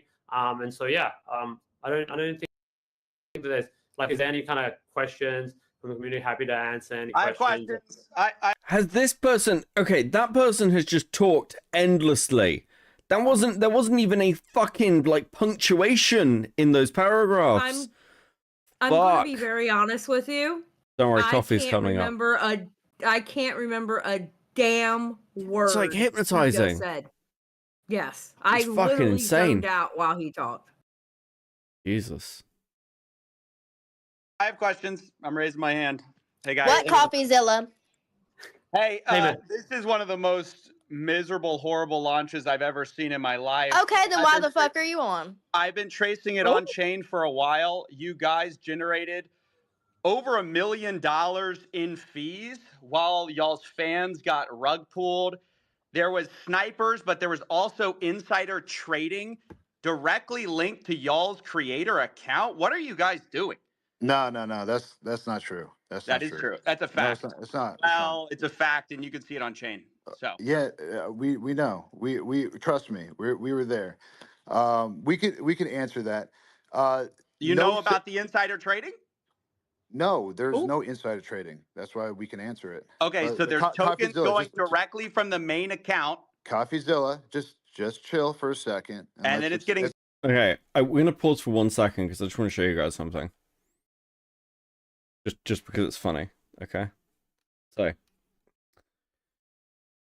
I don't do this very often. You'll see, actually, like, in this comment section, like, I think the only things, like, I've responded to are things that, like, generally speaking, I very rarely comment on posts. I do read everything, just so people know. I actually do read basically all comments, particularly ones that hate me because they're quite funny. Big Aaron, welcome to Coping Base. So you can just see, like, this is like a genuine engagement. Like, I'm not generally trying to annoy people in my comment sections. I don't really see the point. I don't find that fun. But I very rarely read comments out either. But this one did catch my eye, and so I'm going to read it to you. This is from the new Mudavid. What's your problem with Muda, bro? Muda, bro did absolutely nothing, and he's still helping the gaming community to this day. I see why your channel is named Cope and Seethe, because your videos are rage bait, low form content with no value whatsoever. Okay. Undead 146. I have a fucking question for you. Also, Hoz, welcome to Coping. Welcome to Coping. I have a question for you.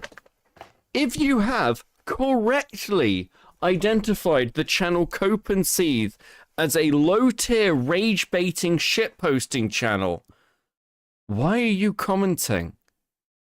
Like, why would you leave this comment? You don't understand, guys. This channel is rage bait. It's there to make you interact with it and be angry. So you left a comment. You didn't just leave this, you know, your videos are obviously rage bait. Like, what fucking... No, there's no value whatsoever. Like, and he's still helping the game. You've literally just identified what the channel called Cope and Seethe is, and then fucking done it anyway. How retarded are some of these people? Fuck me! Oh my god, is Cope and Seething? Oh, fucking. Every time. Bait used to be relievable. Fucking hell. Okay, cool. That's enough. That's enough. That's enough fucking stroking myself over a comment section. Let's go. 50K. Who is that? Definitely not us. You think we're doing this for 50K? Ironically, yeah, might have gotten you all with rage bait. Bullshit. Nah. Unfortunately not. Like, usually, if you're rage baiting somebody, you're usually not like fucking hyper soy about it. Okay, because it's just confusing. It's just like, why, dude? You could look cool on the internet for like one comment. I'm just saying. I guess like with the thing of like, oh, they could get you with rage bait. I don't really accept the argument of, don't worry guys, I was only pretending to be retarded for a joke. I'm like, I don't know, man. Scammers out here, not us. Now we had. That's what everyone says, by the way. Listen, doesn't matter. No, I'm not everyone. There was a strategic allocation, right, through a foundation. Every single one of those was signed through a SAFT. The deployer wallet. Just very quickly, because we're actually going to go back, because I want to focus in on this, because it's really important. Just very quickly, that would be very effective trolling if you could do it. The best trolling I have ever seen on Cope and Seethe was so good, I actually had to acknowledge it. I was so impressed. This dude spent all fucking morning, posting on like our comment section for the dog pack video. And he'd been doing this for like hours. And then he started to post things where he'd obviously, like, it was so contradictory to what was in the video that it was just obvious that he'd watched it and was trying to annoy me. And it worked. It actually worked. I was going to type out a fucking comment to him. I got halfway through and I realized, nah, fucking got me. He fucking got me. And I acknowledged that win. I was impressed. Let's see, with the 199 for Chud's online daddy fund. Jesus Christ. Are we paying like fucking Aiden child support now? Do we need to send something over to Chud? Fucking hell. We could answer that. You know about the insider trading? No, there's no insider trading. That's why we can answer it. Okay, so there's tokens going directly from the main account. CoffeeZilla, just chill for a second. And then it's getting sold for 50K. Who is that? CoffeeZilla, just chill. I know that you're accusing us of fraud, bro, but can you just like calm down for a second, bro? You think we're doing this for 50K? Yeah, fucking right. Talking to the wrong guy. You're used to these bullshit scammers out here, not us. Now we had. That's what everyone says, by the way. Listen, doesn't matter. No, I'm not everyone. There was a strategic allocation, right, through a foundation. Every single one of those was signed through a SAFT. The deployer wallet. You've heard of a strategic allocation or a private How much sale? did y'all get doing a pre-sale? How much did y'all make? Imagine fans. Imagine trying to technical talk CoffeeZilla to cover up a scam. There it is. It's so painfully stupid. Oh my god. Fucking hell.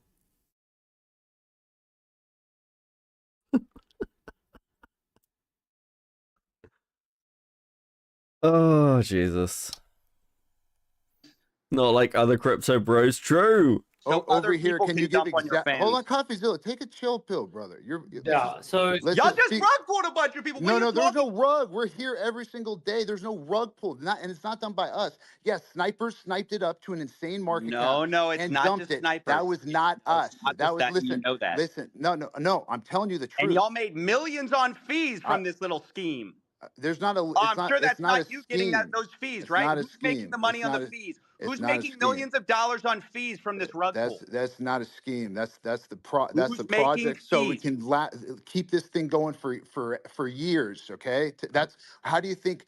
There's so many expenses. Who Right. makes the money on the fees? Someone just made over $1 million on fees. Who made it?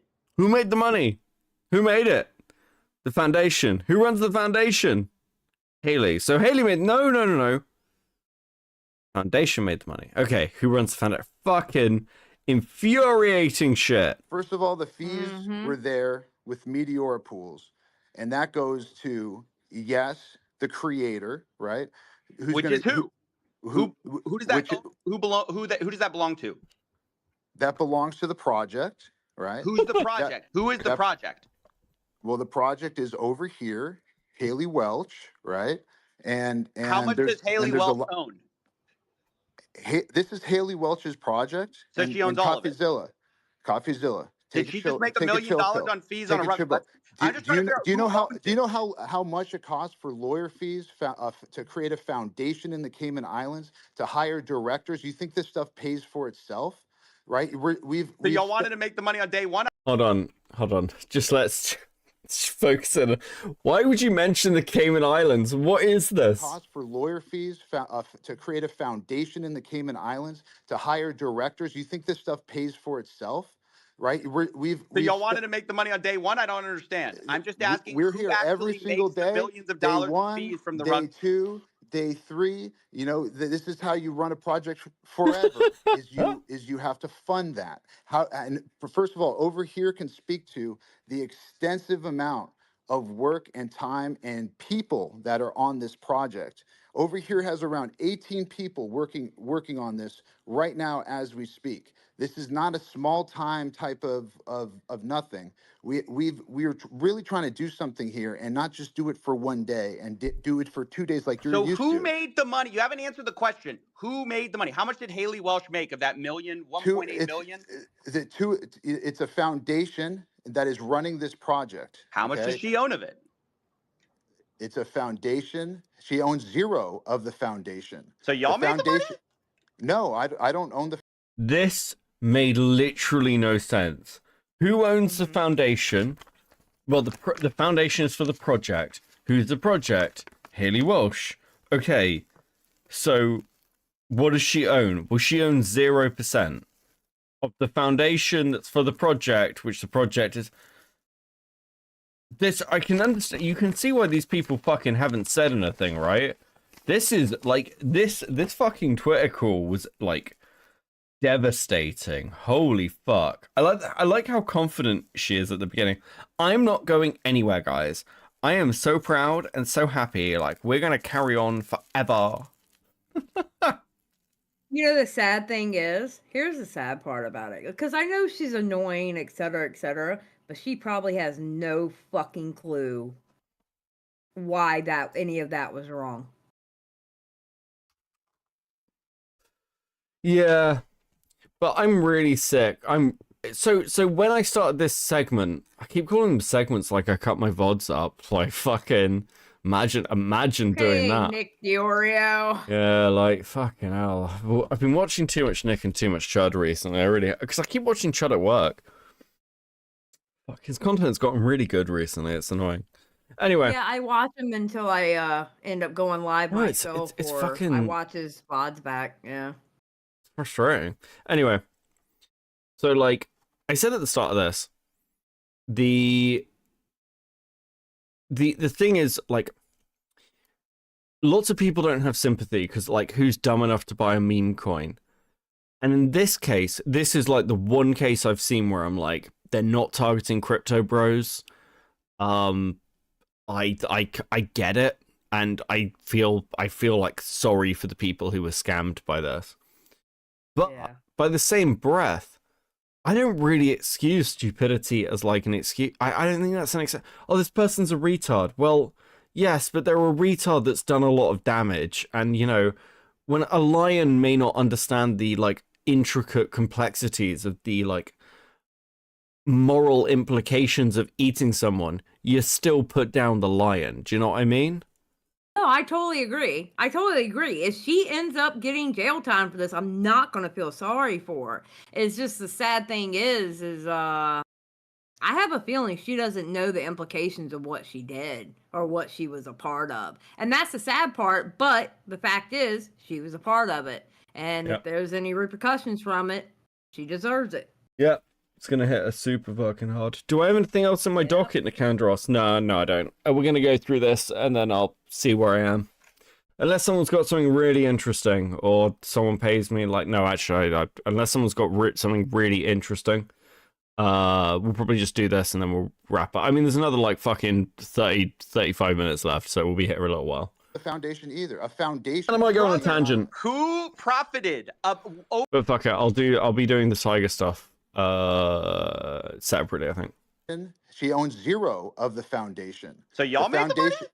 No, I don't own the foundation either. A foundation in the Cayman Islands. Who profited? Over $1 million was just I'm made. telling you, a foundation that pays people out. And by the way, CoffeeZilla, I'm not asking you, questions that are irrelevant to the most important stuff. Oh, you missed the joke about docket being an annoying word. I don't understand why Chud said that. Like, I saw him, he was like, I hate calling it a docket. And I'm like, why? Isn't it? Like, so that's a normal terminology. I don't know. I suppose it's, maybe, is it overused? Does everyone go, oh, what? This is what I've got on my docket. I don't really think about them that way. Because, I'm getting fucking, like, I'm autisming out while I'm fucking tired. Jesus. Stuff that you said. Who cares where fees go? It goes to bills. Wait, did you see Miskiff plans on making a video on clearing his name on the essay cover? I saw that on Twitter. Yeah. I never covered the Miskiff stuff. I'm like really out of the loop of it. Oh, you didn't? You never covered that? No, I don't cover I don't tend to cover like internet, like fucking aristocracy stuff. Like the Mutahar stuff's like a rarity for me. Because I tend not to I tend to cover stuff most people aren't. I think it's one of those terms that people have picked up because it sounds cool, like crash out. I think, I usually use docket because people like say to me, here's your docket, if they're giving me one. But I see what you mean. I think crash out's a fairly good term, but maybe that is becoming a bit too like, I was complaining about this with A-logger. Like we call everything A-logging now, and A-logging used to have a very, very specific meaning, which is like, if you A-log somebody, you yourself are becoming a lolcow. So I do understand the frustration. When you're charging 15%, it goes to accountants, it goes to directors, you're charging it goes to 15% staff. on a rug pull, and you're It goes to directors and staff. Who are the directors and staff, motherfucker? Who are these people who have made a fucking ton of product of charging 15% on the fucking fees? Holy shit. profiting from the There's rug no pull, I rug think is pull relevant. because we didn't pull a rug. I don't know what you're trying to say. It's not true. That's defamation. Doc, You're saying, do the math. Do It's the math. defamation. You're saying that we pulled the rug. There was no rug pull. 3%. You're defaming our character. Are you not going to let me talk? You just talk over me. You talk over me. I'm hearing bullshit. So why? No, why you're am I not. You're gonna take it talking over seriously? me. Let me just lay out your tokenomics. You guys released 3% to the Meteora pool, while you have 17% of the token allocation unlocked day one from your strategic allocation. Are you guys insane? What do you guys think exactly is going to happen when your insiders get sent their tokens? And by the way, who made the money from your A meme coin is a joke coin, like Dogecoin, something like that. It's like a coin that's obviously stupid and people buy it as a meme so they can say, I've got this much Dogecoin or whatever. It's not like a serious coin. Though in the last sort of several years, things like Dogecoin, basically people have been trying to make profit off of. It's kind of like, I'd equivocate it to this. It's kind of like, you know how some people trade in like penny stocks? It's kind of like that. This is a terrible example. They're not similar at all, but I'm just trying to give a real world term to this fucking crypto insanity. So like no hate to people who've made a lot of money off this. It's like more fucking power to you. 17% pre-sale. Not this one, while you're obviously. giving a tiny piece of the pie to the public. Like, what the hell? This is the worst tokenomics I've ever seen, and it is a scam. It's not a scam. The tokenomics are a scam. That's my opinion. You can say whatever you want about it. You can cry defamation. That's my opinion. It's a scam. Well, and I only do this for a living. I've only seen 1 million of these projects. So who pays you, CoffeeZilla? Let's track your Ooh, wallet. turn it around. Turn it But around. over turn here, it around. why don't you tell Nobody's CoffeeZilla here what for we're me. doing Everyone's with this here project? for you. Where did the fees go? Where did the money for the pre-sale tokens go? Why did you Tokenomics, yeah, it knows me day too. one so people could dump on Haley Welsh's fans? And how involved was she really? And how much? Good question. I just got muted. Yeah, so I mean, like we as mentioned, like we raised a 17% strategic allocation that was done at a $16.69 million valuation. You know, we tried to kind of keep that Hold as on. decentralized as possible. I just want you guys to hear that again. Yeah, so I mean, like we as mentioned, like we raised a 17% strategic allocation that was done at a $16.69 million valuation. $16.69 million valuation on a fucking meme coin that they're talking about giving away for free as their defense for bringing people into the community. Does that sound fucking insane to anyone else? Like, the matchup between these two things is lunacy. And I can't believe they turned up to defend it. You know, we tried to kind of keep that as decentralized as possible. You know, like we tried to basically, you know, we spent a lot of time going person by person at the start, you know, like trying to raise, you know, 5K checks, you know, like obviously the restriction there was, you know, we discussed this extensively with a lot of different people in the space. As mentioned, you know, I've been in the space myself for over 10 years. And, you know, the basic kind of premise here was that, you know, we had the restriction, like we you know, we heard the request for us to do this in a public manner. And, you know, I think that we, you know, having consulted with like lawyers, I guess like the legal opinion was that in order to kind of protect Haley and, you know, kind of mitigate any kind of considerations around potentially being deemed to have sold unregulated securities to Americans, that it should be done via, you know, SAFT agreements that would, you know, via this legal structure that, you know, we were advised to kind of set up in, I believe it was Cayman or BVI.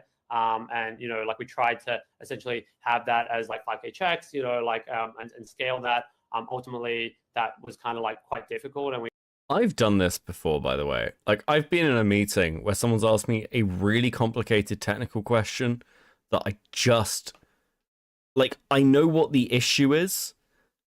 Like, I know the outcome of the issue, but I don't quite know what caused it. And I've just kind of talked.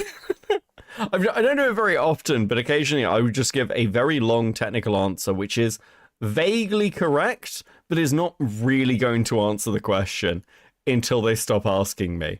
I've done this before. I know what this sounds like. Every technical person has given an answer like this. I'm like, yeah, sure. It's the buffering effect, really.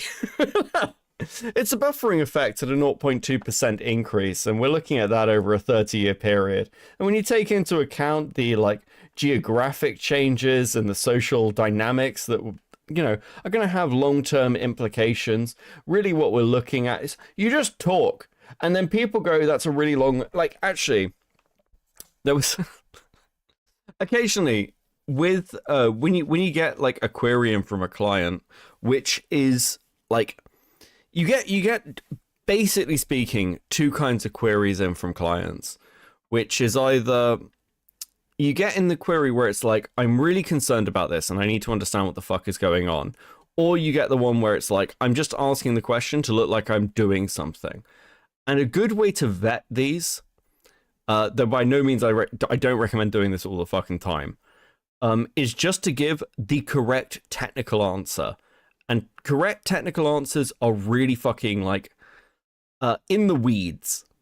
And then one of two things will happen. If it's just a question because they need to look like they're asking a question, they won't respond to it. Because like listen, if they understood it, they wouldn't be asking you about it, right? They wouldn't need you. But if it's important, then they'll email you back going, what the fuck does this mean? And then you go, oh, okay, I need to actually answer your question. You actually care. Like, what field are you referring to? Fucking listen. But with this, I could literally be referring to any field, and the stuff I just said about buffering, I am just literally making up on the spot. Like, it means nothing. We kind of like, basically. I'm just giving you an example of how easy it is to do. Of like 10K checks and some 25K checks, some 5K checks. It was like a bit of a range. And ultimately, I think we had like over like, I don't know, 200 people participate. A lot of people within the industry that were very supportive of the vision, because I think that they too kind of saw that potentially this might have been a pathway forward. Like, I think that, we're kind of hoping that this can be like a little bit of a paradigm shift. I mean, like I said, nothing that we've seen thus far with, people from the Web2 space trying to come into the space in a sustainable manner has ever kind of had any kind of semblance of longevity of an extended time frame. And we're just trying to, like try something different, right? Like I said, we went back to first principles and kind of tried. We're trying to do something different in a way that we think makes sense. By ultimately, seeding the community through this kind of 20% free claim. I think. So this bit's interesting. So what he said before then is like a long-winded technical answer, but this section here is actually quite revealing. In a way that we think makes sense, kind of, like try something different, right? Come into the space in a sustainable manner has ever kind of had any kind of semblance of longevity of an extended time frame, and we're just trying. Okay, so what they're saying here is generally before, when coins like this launch or products like this launch, they are flash in the pan. They have no lifespan to them, and investors traditionally would know that because of the nature of what they're dealing with. Kind of, like try something different, right? Like I said, we went back to first principles and kind of. We want to try something different. We went back to first principles. In corporate speak, that means that they're looking at the baseline, but usually going back to like first principles is a way of going, we didn't really have an answer, so we just went back to like core basics of like whatever the product we're dealing with is, to try and find a solution. Kind of tried. We're trying to do something different in a way that we think makes sense. We tried to do something different in a way that we made sense. Is corporate speak for we wanted to go in a different direction with this. And when you say in a way that we thought made sense, it means we're winging it. We're winging it. That's not a thought out position. We just went, yeah, this kind of makes sense, so this is what we do. That's what that corporate speak means. By ultimately, seeding the community through this kind of 20% free claim. Seeding the community through a 20% free claim, they're saying that they're building up a baseline for the community, basically by going, it's kind of like a crack dealer giving you a free sample. That's like, which is giving you a tick. Yeah. It's basically going, hey, we needed a foundation for the community so that other people would invest in the long term. So we aimed to give a section of the coin away so that people would become invested, and then that would give us like a user base for people to join onto in the long term. I think, people that are kind of trying to come at us and be like, hey, we're not, like, where was the community participation? Well, like, I think that that's an admission that it's a defensive maneuver so that people in the long term couldn't accuse it of being a scam, because there'd already be like an established community there that they could point to. It kind of shows with the tokenomics, that we have like, actively tried to target, her true fans by going and looking at historical engagement metrics. Like, obviously the people that have bought her merchandise, people that have supported her by donating to a charity. They're directly targeting normies. and that is their like actually defined user base. That's the point. This is which actually sounds very technical as an answer, but is a fucking terrible thing to say. Hey, so basically, just to run this down, because I'm taking this line by line, because what he's saying is fucking insanity. And actually, you don't need to understand crypto to understand this. What he is saying is this. We have a niche product that has a history of failure within the pre-existing user base. So our solution to that was we didn't really know how to build longevity, so we went back to first print, like the baseline of what crypto is, and then we essentially found a way that we thought we could onboard people to the product and have some investment, not just in the product, but in the community surrounding the fucking product. And then we utilize that not to bring on board people from the wider pre-existing user base of this kind of product, but from a completely different user base to convert them to it, because they were already invested in a pre-established brand. Which is not a good thing to say when you are dealing with something that's as volatile as crypto. Does that make sense to anyone? I know that there are a few crypto bros in the audience, so does that make sense to everyone? We all on the same page? I'm just telling, I don't know if that's how this actually worked, or if that was the intention behind it, but that is the breakdown of the corporate speak. People that have, listened to a podcast on Spotify, etc., TikTok, Twitter, etc. So, I think that we kind of felt ultimately that was probably the best representation of who were her true fans, and we wanted to kind of ensure that when she was running this initiative, that we got the tokens into the hands of the people that have been most supportive of her and kind of really engaged with her content, and being okay. I am going to try and go back to being a retard in a minute. I just really want to nail this down because this shit is actually fucking crazy. Supportive, and I think that's kind of like a lot of the current positioning. I think FaZe is put his hand up a bunch. I don't know, Doc. How do you want to do this? Yeah, go ahead. I just want everyone to, be respectful. Yeah. But yeah, listen, this is You guys hear something me? that means a lot. Go ahead, FaZe Banks. Appreciate it. I just heard this guy blab about pretty much nothing and repeat the same shit that he said the first time around. You said something about Web 2, people from Web 2, traditional Web 2 entering Web 3 and not being able to see stable, longevity, healthy relationship with the rest of the space. I came into crypto in 2018, 2019, and I've never launched a token or a project, and I've done my due diligence to know what to do, what not to do, and how to keep my fans safe from shit like what just happened. Haley, I'm going to talk to you directly right now, because if you really own 10% of the supply of this token and it's locked up for a year and it's vested over 3 years, you got scammed harder than anybody involved. This 100% was a mismanaged, mislaunched, this is... That's not necessarily true. That's, from my understanding, I don't understand if that's true. Because even if Haley owns 10% of the coin and it's locked up, that could be a protective measure, as a defense. My section of the coin was already locked up for a year.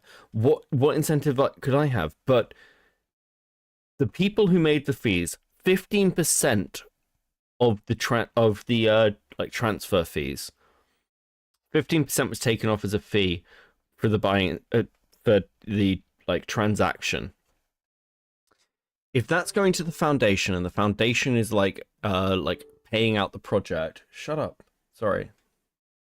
Phone, very annoying. Then Haley could theoretically far out earn, depending on what the initial speculative value, not in terms of the market, but in terms of what the project actually expected as a return on investment, could be minuscule compared to the actual fee payout? Is took what CoffeeZilla said. I would label this a scam as well. It's pretty obvious. Like CoffeeZilla brought up, 97% of the token was bundled into the same cluster. And in layman's terms, that just basically means 90%. 97% of all the tokens owned were by related wallets, friends of friends of friends of friends. They were No, like, no, no, that's not true. It's not true. yeah, yes, it is It's true. false. Yes, It's no, false. it's 100% true. It's held You're talking, back. brother. Yeah. You're talking about some fucking. What did you say? In the Cayman Islands? It's how you legally launch these No. types of things. It's a foundation. But listen, this isn't a bundled scam. This is free tokens that have been held back to be allocated to Haley's biggest fans on her social media, given away for free. This isn't what I think a lot of people are used to here, because the team was not dumping one token. That's not the only tokens that could have been sold. It was that strategic allocation, which is what we were talking about. That 17% that was given to strategically to people outside the United States through SAFs, and tokens that were given to meme coin communities and different communities, and that were there to be claimed. So this is not the team selling 97%. It's not a bundle. It's the tokenomics were published. And we can go through them. Maybe over here you can go through and we can show all the different wallets, by the way, and prove that they were not sold by us. So the bubble map stuff was totally false. It's not what happened. But over here, maybe you can explain the allocations to these different wallets and clear up a lot of this, these allegations that are just false. Yeah, I mean, like in terms of like the distribution to the different wallets and stuff like that, like obviously it was done via strategic, like we did a private sale basically to strategics, and like it was distributed across like 5K, 10K, 25K checks to different wallets. Yeah, FaZe, I think you want to speak again. Yeah, please. Sorry. No, Haley, man. again, I'm gonna talk to you directly. At the end of the day, your name was the poster child for the token. The whole Hawk Tua meme is used to like market it and launch it. At the end of the day, when CoffeeZilla makes a video about this, you're gonna be in the thumbnail, your name's gonna be in the title. So what Doc or whoever the fuck was saying earlier about traditional Web 2 influencers coming in the space and having a bad like reputation in the space, it's for this reason exactly. It's because people enter the space like this with whoever the fuck. Basically, what I'm getting at, and I'll wrap up here with just whoever guided you in this, or whoever directed you to do this, or gave you the advice to do this, you should fire them immediately. And yeah. Yeah, I just want to jump in here. Yeah, I'm doing the best I can. Thank you, FaZe. God, she doesn't even know who she's talking to. She's so.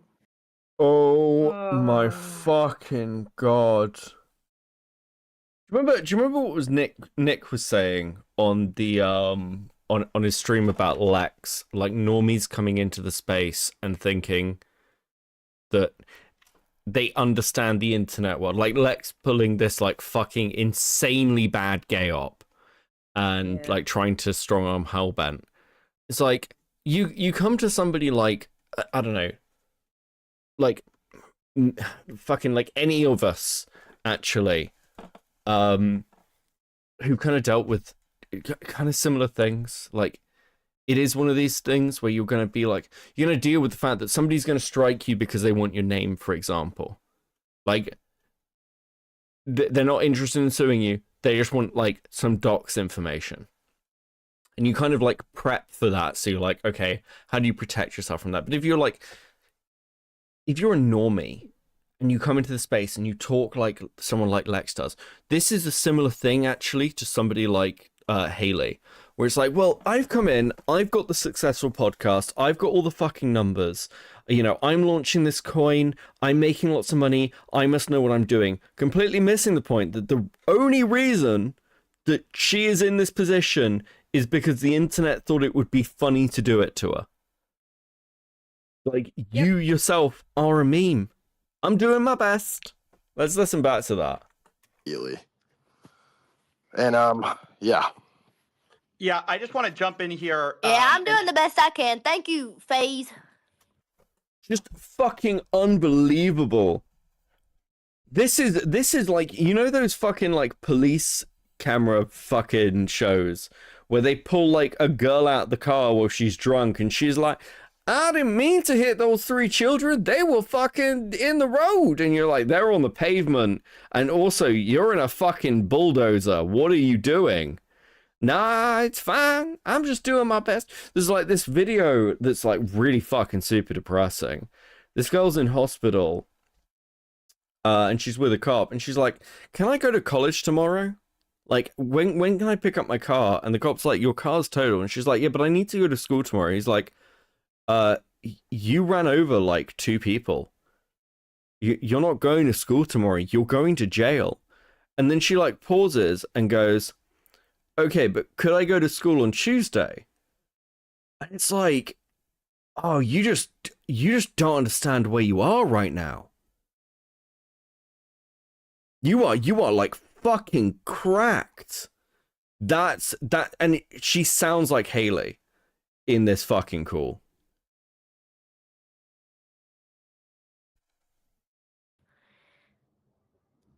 Yeah, we're all doing the best we can. Listen, this is day 1. Yeah, ugly launch, cool. There's day 2, there's day 3, there's day 4, and the key is just not giving up. The key is showing up every single day, memeing. The key is to actually onboarding her real, true fans. This might not be for everybody. It's not a big deal to us. We ain't going anywhere. Haley's not going anywhere, and the Hawk Tua meme is definitely not going anywhere. So this is definitely not a 97% bundled thing that everyone thinks. Yes, those tokens were held back. Yes, they were from the deployer wallet, but they're put into wallets for her true fans to claim. They were not sold. None of those tokens were sold. And I just want to make that very, very, very clear. We could show forensic analysts that are showing this same thing. Yeah, it got sniped to shit. Everyone knew that. We put the contract address out there early, and everyone was like, why did you do that? You should have sniped it yourself. We did that for multiple reasons. So there wasn't a million different tokens launching saying this is Haley's token, or this is the Hawk Tua token, this is the official token. So we wanted to put that out there. Unfortunately, yes, it got sniped. Yeah, it's unfortunate, right? That does happen. We all kind of knew that was going to happen. It sucks that happened. But those snipers were the ones dumping. And yes, there was 17% of the supply that was given to that strategic allocation. Yes, some of them did sell. That's it. There was no team selling any tokens from any other parts of the tokenomics from any one, if not one fucking token. But listen, it's all love. I understand everybody around here is kind of used to the same thing. Well, let's just have a quick look. Let's have a quick look at Haley. Little Haley, how is she doing? Oh, nothing. December 5th, 3 days ago. Not true. Telegram chat for short leaked. What the fuck? Can we walk me through the process? As soon as we deploy the coin, we will buy 97% of the supply for close to 0 cost. People will start buying it up because they're excited, and we can just sell them our tokens since we own a majority of the supply. Hawk Tua, spit on that thing. Actually, you shouldn't spit on it. The friction created from the lack of lubricant is really important for the male orgasm. I don't know if this is real. That looks fucking forged to me, but funny.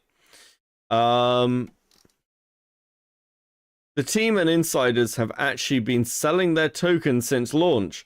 The majority have never purchased anything and have only sold the tokens they were given. Haley is lying and will likely have to talk to judge about this. Jesus. My Hawk meme coin is live!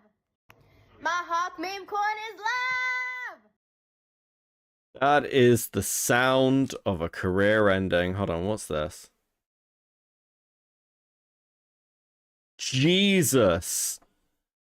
Zeus, the team hasn't sold one token.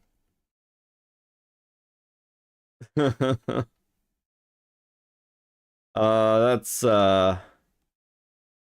they sold millions of them. Holy fuck, that is not good.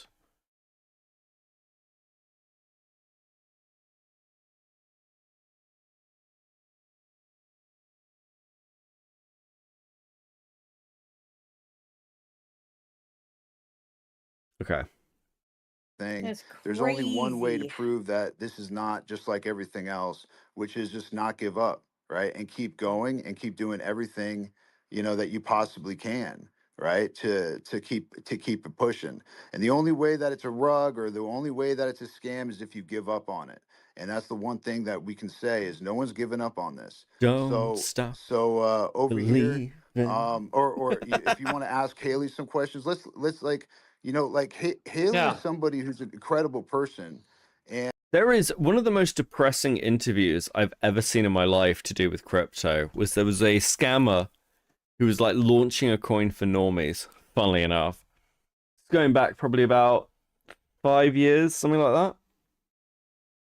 But there was this guy who would literally phone people who had been scammed, and he was explaining to them that what they were purchasing didn't even have a blockchain. There was no blockchain. And they were like, it doesn't matter because it's an innovative... No, it's just you're being scammed. Someone didn't praise Skibbity. So fucking true. she's had a lot of fun memeing. She really enjoys X. I think we have to really stick with the facts. And we can show all the transactions, right? And we've had them analyzed now. We can show all the transactions. That's the thing. Is like the blockchain doesn't lie. And we will publish those transactions. It's not a big deal. It's very confusing reading that stuff. But that's not from the team. Yes, it got 90. Yes, it was 3% in the pool. 97 that was held back. All for really Haley. Most of that for Haley's fans, right? To claim. And there's a long, extensive claim process. But over here, you want to say something or have Haley say something? Go ahead. Hold on. I'm just interested as well. Has Doc tweeted anything?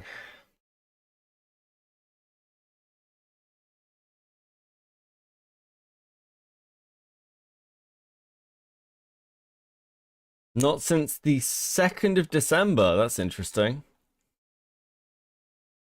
Ah. Oh. He must have deleted tweets, surely. Probably. No, I mean, I just wanted to be like, obviously Haley's been through a journey, and like, this launch has obviously gone the way it's gone. But yeah, I think that maybe it'd be helpful for the community to kind of hear, Haley's story, because ultimately, like, I think part of the reason behind kind of like the coin and stuff like that has been that, there's been a bunch of fake tokens launched, right? Off the Hulk Tour meme and IP. I think like everybody resonates with Hulk Tour as a meme. It's like one of the most viral memes of all time. And like, I think people have been making a lot of money off like derivative works, and people have launched a bunch of fake tokens, which I think kind of speaks to the, I guess, inherent memeability of the meme itself. And I think maybe it'd be helpful. I don't know if Haley's comfortable sharing the kind of original story, and like I think of how things went, and with the original meme, because I think that kind of helps adding a lot of color to the story here. That people have been constantly trying to make like profit off her IP, and like I think part of this was like her attempt to try and do it right. Like obviously we understand we got bundle sniped here. Put our hands up and be like, hey, look, like maybe. So here's my theory. When Hollywood says that he's not like getting any of the fees or stuff, I believe him actually. So here's my theory crafting, because we've had it. Listen, it's a schizo posting stream. This is what we're doing tonight. This motherfucker is married into Hollywood. He's married into Hollywood. So I think the gamble here is Haley taking the fall. I think that was the plan. What? Well, he's married into Hollywood. He says that he doesn't he doesn't have any financial buy-in with the fees. What if that's true? Because like so much other stuff in crypto is like unregulated. What if the actual like team selling and buying wouldn't be like counted under fraud? They could just go, he said earlier in this call, you know, people buy, people sell, that's fine.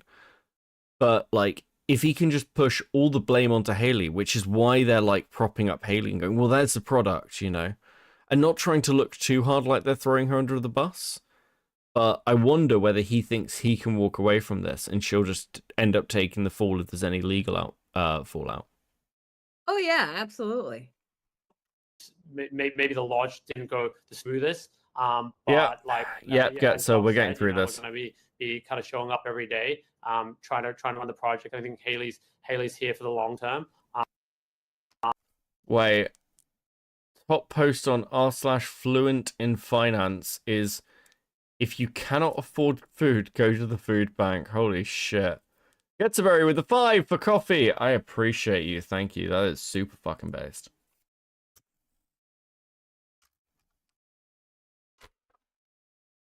You know, ultimately like her career is, you know, like just kind of starting, and you know, like you know, she's accomplished a lot of amazing things in this short period of time. And you know, like obviously resonating you know, really strongly with the global audience. And I think I think it'd just be useful for color if you know, Haley was able to kind of May share only a be little bit civil about that original story, liability. because I think it helps kind Listen, again, not a lawyer, so I don't know. But like I'd say that potentially there could be like maybe like some fraud stuff here. With how they like are positioning what the coin would be. Because it's essentially a product. Like once the coin is in circulation, like that's a separate thing. But if you're talking about the launch and like how it's being sold to the public, but I don't know. We'll see. We'll see. Fuck, there have been so many rug pulls, guys. I think at some point there needs to be some fucking consequence for this shit. I saw one message that was so depressing about somebody who was like, listen, I fucking I believed in you, I'm a fan. Like, I put my savings into this. I paint the picture here a little bit of how she's constantly tried to like, you know, build community and like use I guess what she's built to kind of like engage the broader community and be very inclusive. And you know, like she's done a lot of cool stuff around like charity, and like, you know, I think she's like, she really cares about dogs and stuff like that. And I think it's really cool to see like, you know, someone that's actually genuinely trying to do something, you know, I guess cool with what she's been able to get in terms of like you know, she's obviously had like a very steep rise to kind of like quote unquote fame. But like, yeah, I don't know if Haley, that's something you're comfortable sharing with the community, or if you feel like it's a little bit too sensitive, or how you feel about that. But I definitely think that it's helpful for the community to have that color. Yeah, guys, I'm just here to have fun. I don't really have a full head wrapped around this whole thing, but I'm figuring 16 million. Are you fucking high? I'm just here to have fun, guys. I'm just a good old down south girl. I don't really understand all these I don't understand all these coins and money, but it's just a laugh. We're just getting the community involved in my $16 million project. That was a valuation, by the way. According to them. Fuck me. figuring it out every day, and I'm here for the long term.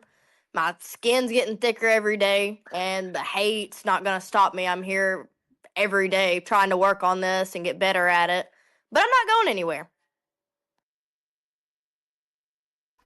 She hasn't tweeted in days. I don't think this went very well. I'll be honest with you.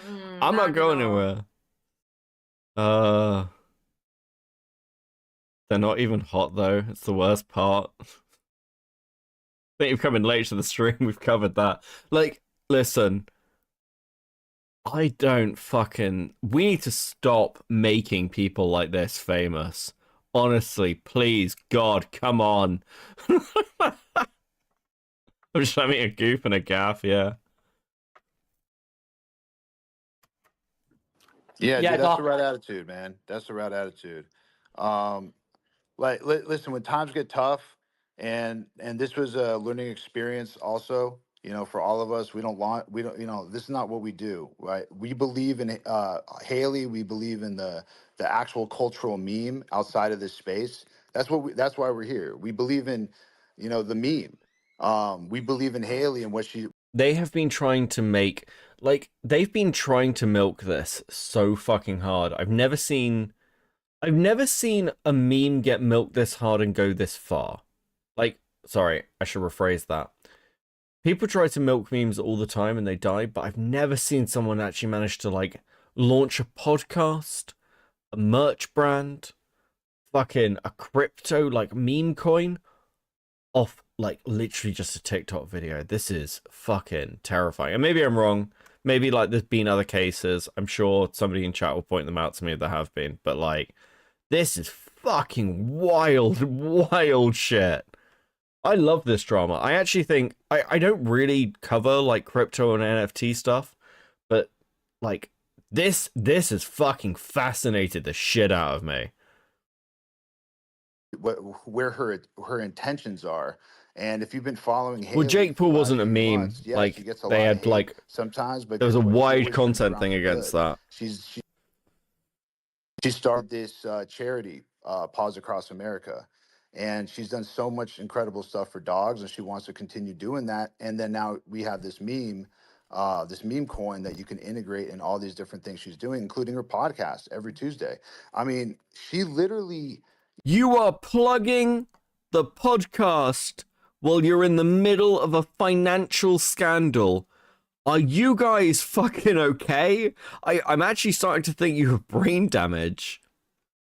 Oh, fucking hell. Is talking about her meme token on a really big podcast, on a charting podcast, and onboarding and talking about these memes, all different types of memes, all different memes that everybody holds in this community. Hey, Rach, how you doing? And bringing awareness to it. So it's like, it sucks that everyone like wants to see it fail and aren't very supportive of it yet.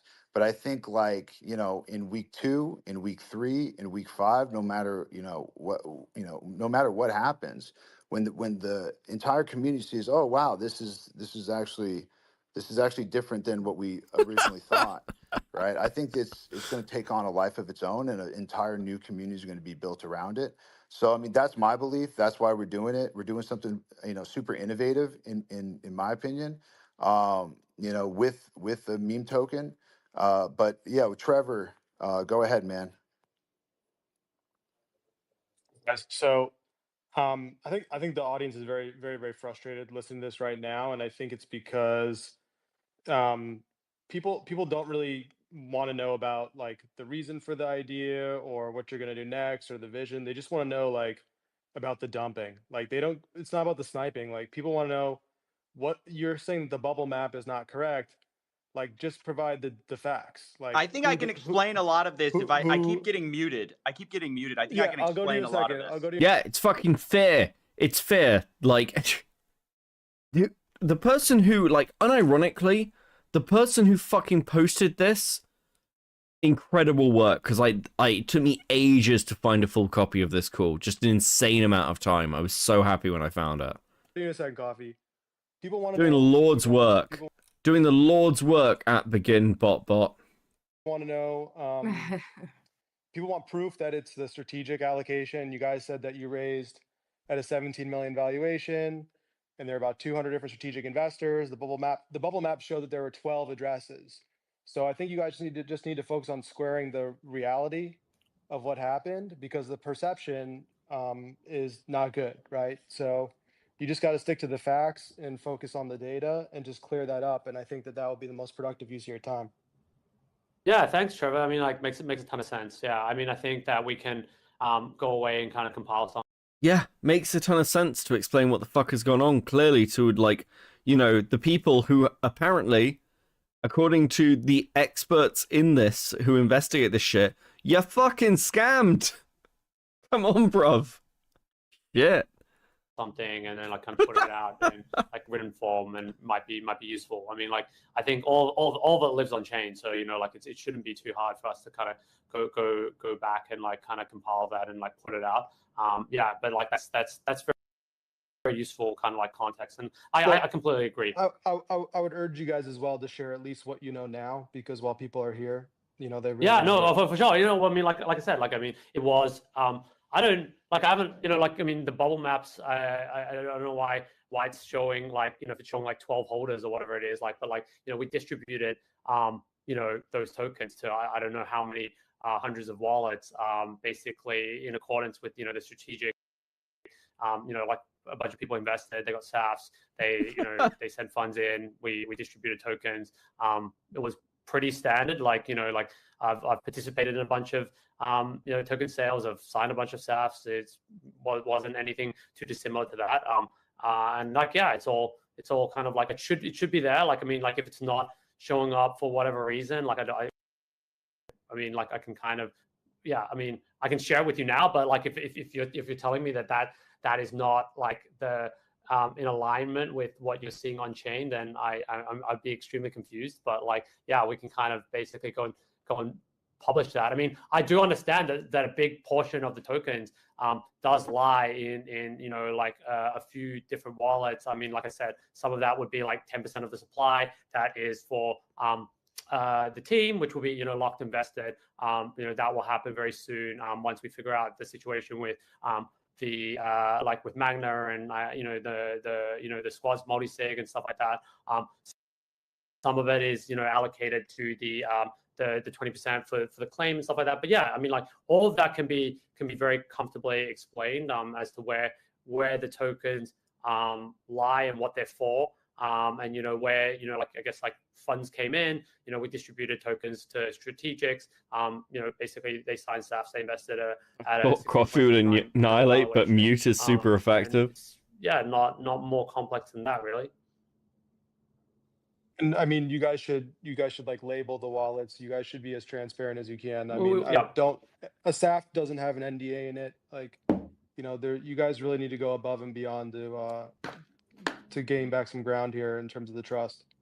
Sure. Yeah, I mean, like we can definitely go out there and endeavor to try and like, I guess like dispel as much of the FUD as possible. I understand that there was probably not a lot of transparency coming into the launch, and there's obviously a lot of confusion. Jesus a lot of Christ, people he are does thinking not that like, shut okay, up. they see on chain, No. hey, you know, you guys have distributed a bunch of these tokens, quote unquote, for free. That were The then butchers at the private selling. chat, bro. You know, we don't have control of. I would love, like, you know, I would love to, like, I hope shit leaks out of this, because fucking so good.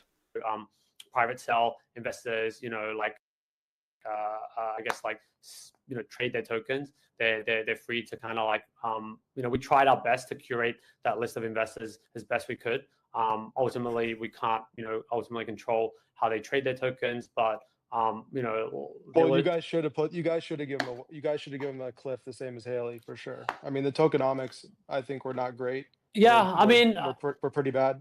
So I mean, like, yeah, I can see that. I mean, like, I think that there's also the counter perspective of, you know, like I don't know if you've been following a lot of like the supply overhang kind of like recent narrative, or like, you know, people talking about that. I mean, ultimately, I think that, you know, there's you know, it's not a one size fits all type of situation, but like I do think that there are some merits to having a lot of the tokens out on, you know, early, and having like price discovery be a little bit more efficient, because, you know, ultimately I think that if you have like a lot of tokens like locked invested, you know, like then you may not get to a really strong like indication of like where the market equilibrium actually lies, because you don't like allow for that proper price discovery. I get what you're trying to say, but I mean, the proof's in the pudding for what happened today. Like as a investor myself, I've done 80 deals, and I would never invest in a deal where the investors are fully unlocked on day one. Yeah, no, fair enough. Can you guys hear me? Sorry? Can you guys hear me? Yeah, I can hear you. Who's speaking? It's Ricky. It's Banks. Oh, how you doing, man? Yeah, I'm doing good. I think you're just running around in circles right now, repeating the same talking points over and over and over. I heard Doc say something about like 20% of the tokens allocated to KOLs. Was that correct? Pre-sale. No. I mean, we did a strategic fundraise where we. You said something. You said something along the lines. There was also 0 tokens given to any KOL. So who are they sold to pre-launch? Because I'm very good friends with Malcolm, Frank D. Gods, Lee. They got 0 Threat. tokens. Yeah, you guys, because they didn't want any. It doesn't matter. They got 0 tokens. We didn't give them. We didn't give them any tokens for free. So that's just. It's all crap. You know. Listen. I'm glad that we didn't give any tokens to KOLs, because we'd be hearing that, and that we would be at fault. Nobody got tokens for free. That's not, and no team sold any tokens. All right, the team did not sell any tokens, so it's all bullshit. Obviously the snipers, we did get sniped to shit. That is true, and people. Look, it's very hard for me to like validate some of these claims. We've seen the like transaction lists, and that doesn't seem to be the case. I don't know. It's weird as well. Like, part of the problem is normally I'd say, well, they're so confident in this. Why would you say this publicly? But in this case, because the target demographic is just fucking normies, they can pretty much just say whatever they want and just be like, yeah, well, the actual like demographic that we're trying to sell to, as opposed to traditional crypto investors, won't know anyway. So what difference does it make? We just need to sound good, maintain faith until kind of most of this blows over. In that private allocation, yes, they sold. Just like a lot of these types of tokens, people buy them, people sell them, people enter rounds. It's a meme token. We didn't think locking, people up on a meme token, made a lot of sense. But at the same time, 16 million. Fuck my life. This is something that's like we're all in this together here in this community with Haley, with over here, with all of these holders. And there might be a negative sentiment today, but I think like when people realize that Haley's not going anywhere and the Hawk Tuah meme's not going anywhere, and she's got it in a podcast, and she's got all these verticals, and she's doing all this cool stuff around it, like a new community will form. So wait, normies is the new term for retards? No, I do mean normies in the actual sense. These are the people who watch the Hawk Tuah podcast are not like internet people. They don't know. So it's kind of like going, the problem is you're selling people a product that they know nothing about and going, this is really valuable, guys. Don't worry, this is going to be amazing. Because you can say that. It's like selling somebody like a horse when they know nothing about horses. And like, this horse is so good. And then somebody comes along who's like familiar with riding. It's like, this is a nag. What are you talking about? You put fucking shoe polish on it to make it look better. It's like, and then the rain comes down, and the person who this is a weirdly drawn out horse analogy. I'm sorry. I'm really tired. Guys, the horses. Do you understand? Jesus Christ! You need to go to bed, bro. We are finishing this fucking call. Oh my God! My this point is is this: fucking killing me. Day one, right? Not the best launch. We will show up every single day. Nothing changes. And at the same time, it's like you've got Haley, who's been very committed, and memeing and bringing on a community.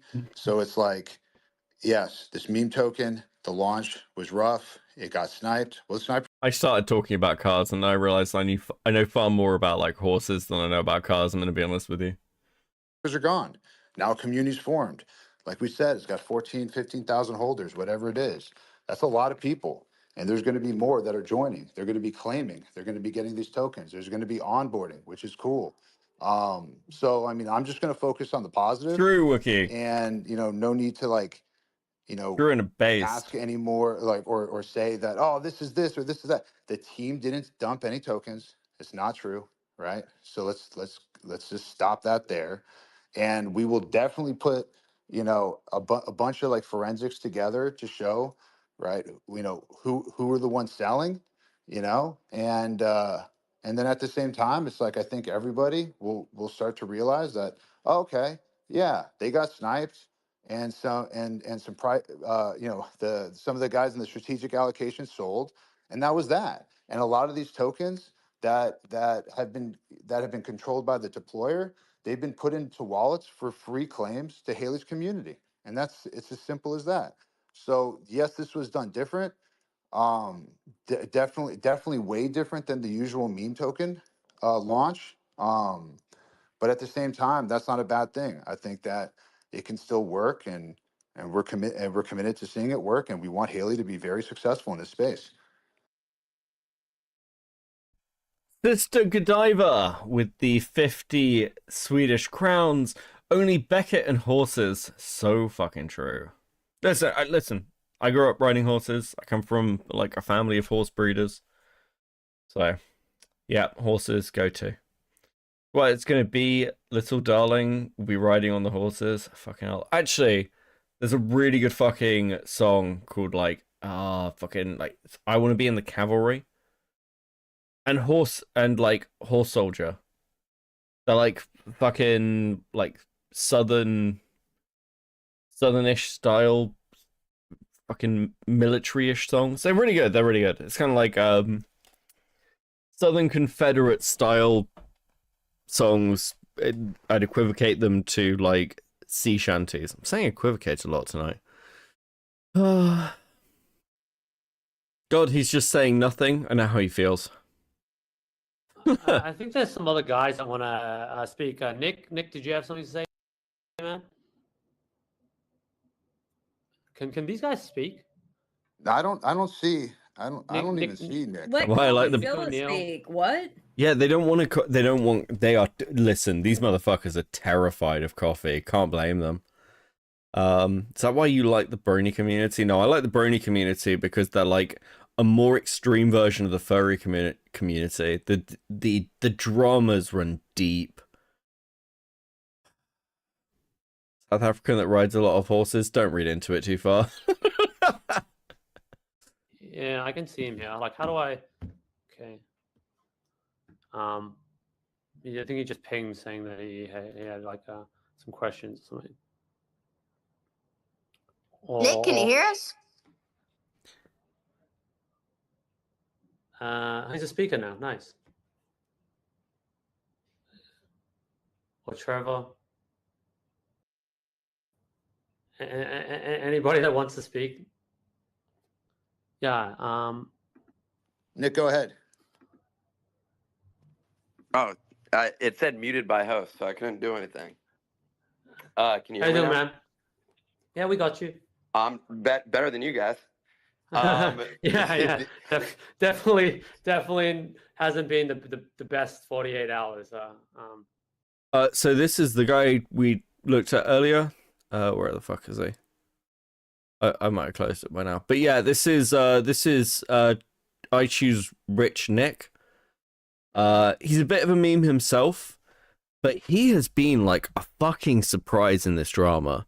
Like, from what I can see, he is like, this guy has always struck me as obviously somebody just attention seeking, bit of a twat. Oh my god, he has fucking like just railroaded this bitch. It is fucking crazy. So I'm curious. I got a couple. Say I'm roboting? In the Discord, I don't know what you sound like on the stream though. You're roboting in the Discord. Yeah, so are you. Oh fuck. Okay, let's see if it continues. Questions. I mean, one, there's like a multitude of things that that I'm curious about. One is Who of you aren't attention seeking? Oh yeah, listen, it's not a criticism. It's not a criticism, but usually with like crypto bros, if they're attention seeking, it's because they're, shit. They don't know what they're doing. But my point is, I choose Rich Nick has like really surprised me with how he's been in this. I did not expect this out of this dude. I feel sorry for but I mean I can't completely, like, in terms of it sounds like there's a delineation of sort of responsibilities here. It sounds like you guys are the team that's kind of like packaged this up, leveraging like Haley's brand essentially. I'd be curious like what the deal is there. And you said that the tokens are locked up. CoffeeZilla did bring up like one thing which had to do with sort of the fees. One thing that a lot of people have harped on so far is the bundling, and it sounds like you're saying you're going to provide forensics. I have no idea what the situation is there, and oftentimes the price side is completely out of control. But I'm curious, like in terms of the actual operational side of things. You said, yeah, we raised money that goes to all of these funds. How is that? I know that it goes through an organization. It's a pretty standard thing to have a Cayman organization, and then there's oftentimes an associated like BVI organization, so that it all appears to be quote decentralized, even though like in practice it often isn't. How much do you guys get paid as a result of that to like keep the operation going? And like what percentage of that goes to you all would be like kind of the first question that I'm sort of curious about here. We have tokens that are locked for a year with a 3-year vest, and just to get this done, in a regulatory way, we've spent over $500,000+ just to get that done. Jesus. We intend, and a lot of people are employed on this on I hope they've got fucking receipts for that. That's a fucking this, even over here on Oh. on this team. So, those are operational costs. This is not something where we're looking to just to make some quick money. This is more of like a fun experimentation around what we can do with a meme like outside of the space. Sorry, I didn't mean to interrupt, but I mean, let's be clear. Like all of us, as much as we can say it's experimental, like we all run, like I run a business as well, and I have operational costs, and it's cool when, like, for example, those operational costs, for example, afford me to go fly somewhere internationally first class, for example. I'm just using this as an example. So there's Oh, I choose Rich Nick talking about flying somewhere first class. I'm so surprised. I'm shocked. I'm shocked that this is his example. Actually, no, look. As I say, I like him a bit more now. I like the flexing. I think it's pretty funny.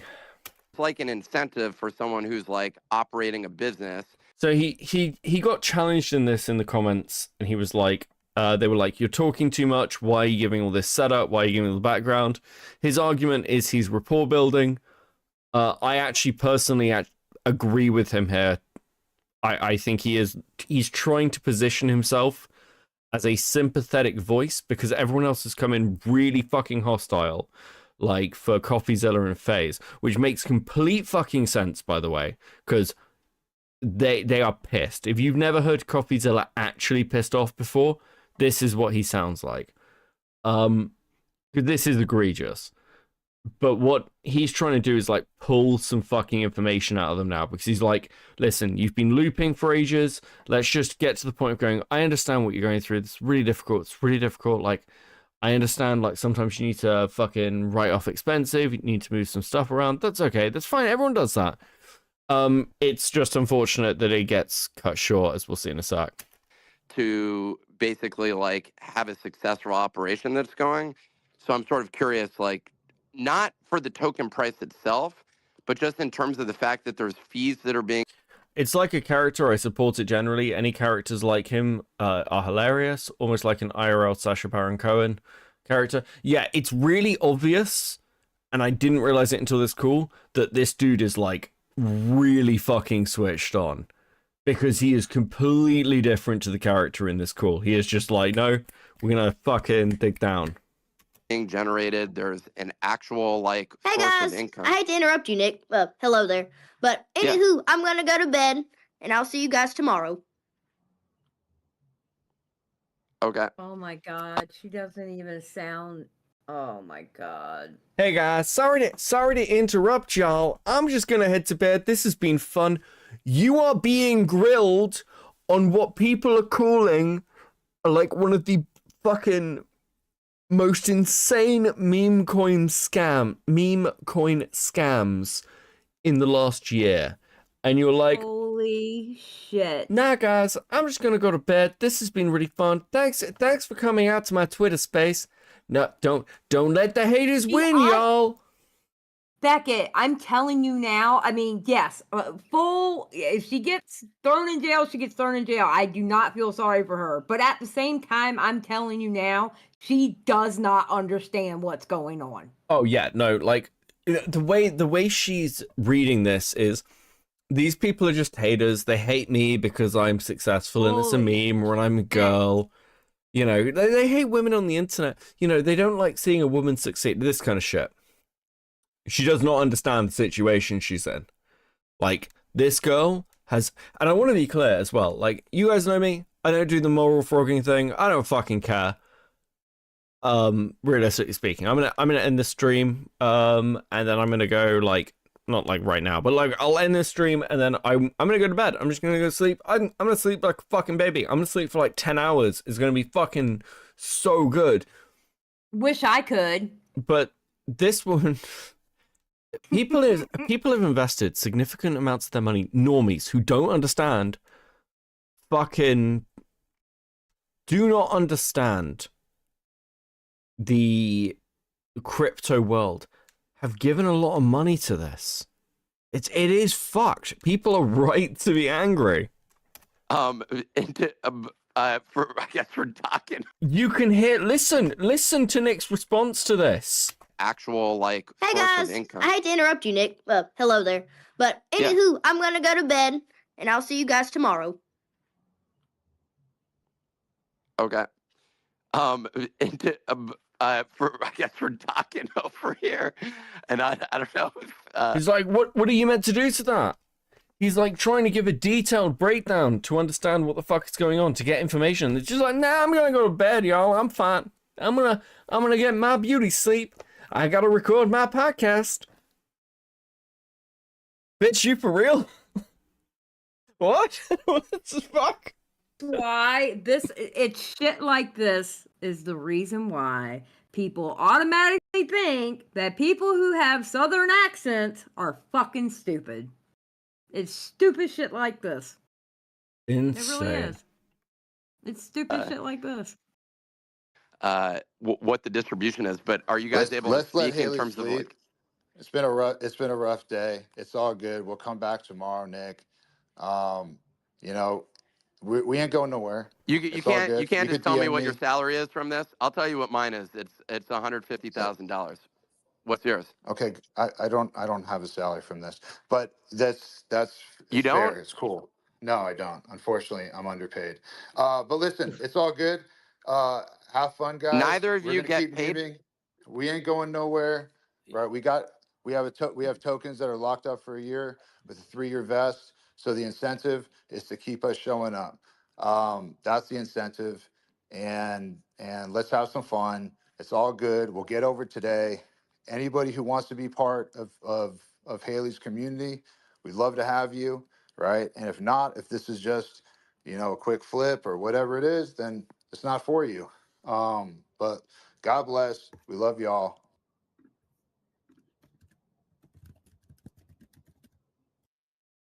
Unfucking real. Okay. Zali, you should go to bed. No, I'll do wrap up. Will you? Yeah. Will you really? Yeah. All right, fine. I'm going to bed. Good night, chat. Peace out. Good night, bestie. You know best. Did you have fun at least? Yeah, until we hit the crypto shit, because I don't understand any of it. You wouldn't get me to touch crypto for nothing. I don't understand it. I don't. Oh, God. This poor girl. This poor girl. She's like She gonna go to mid-20s, isn't she? prison. Yeah. I don't even think she's mid-20s. Isn't she like early 20s? Fuck. Is she mid-20s? I don't know. The South has not been kind to her if she is. Right, go to bed, Xylee. Jesus fucking Christ, you're such a dickhead. Goodbye. Oh, fuck. Guys, you have been so chill to come hang out. I am fucking actually dying, though. Holy shit. Has everyone... Have you all had fun? Has this been good? Has this been enjoyable? I know... look, I appreciate the raid in from Nick, obviously. Obviously, I hope this has been a good, like, after Nick stream. If you enjoyed the content and this is your first time seeing me, please like and subscribe. Or leave a comment or anything. It really, you know, whatever. Or do nothing. I don't actually care that much, I'm gonna be honest with you. Well, that's not true. My brain. Yeah, it was good. Based.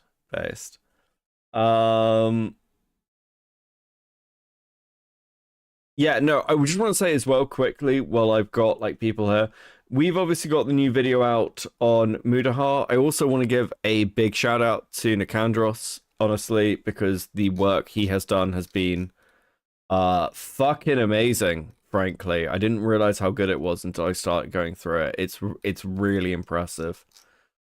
Digging and piecing things together. It's really good. Nicandros deserves a sub. You can just search his name. You can literally copy and paste it from this chat into YouTube and go and sub to Nicandros. Because Nicandros at least deserves 1,000 fucking subscribers off the back of this Mudahar drama. At the very fucking least. As does Hellbent. Off the Jake Weddle stuff. Holy shit. See you next time. Thanks for going to sleep for us. Yeah, I was hoping there'd be someone for me to raid you into. I quite like raiding people into people, but I don't think anyone's live who...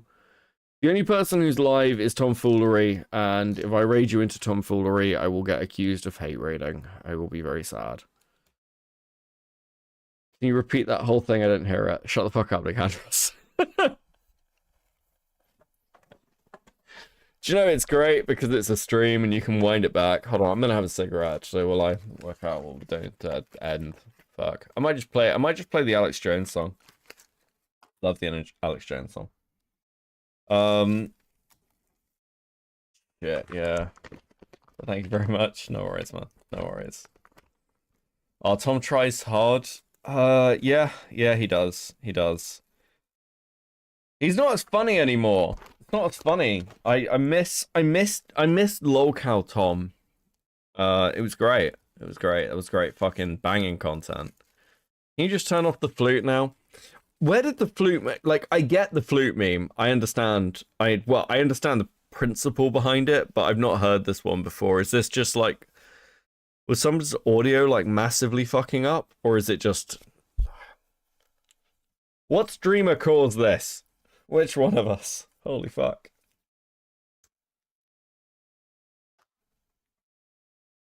Who do I blame? Oh, okay. It's from Nick's stream? Oh, okay. Fucking hell.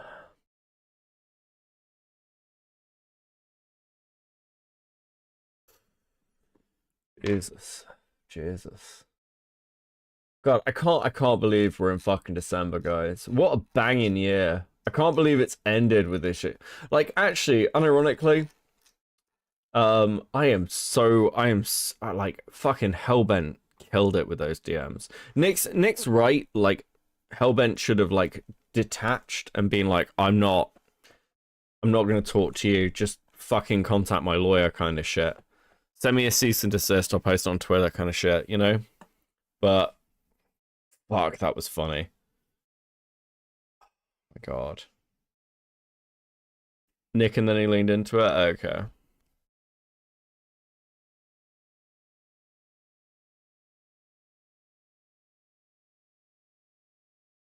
Oh God. But we got more brainy content coming.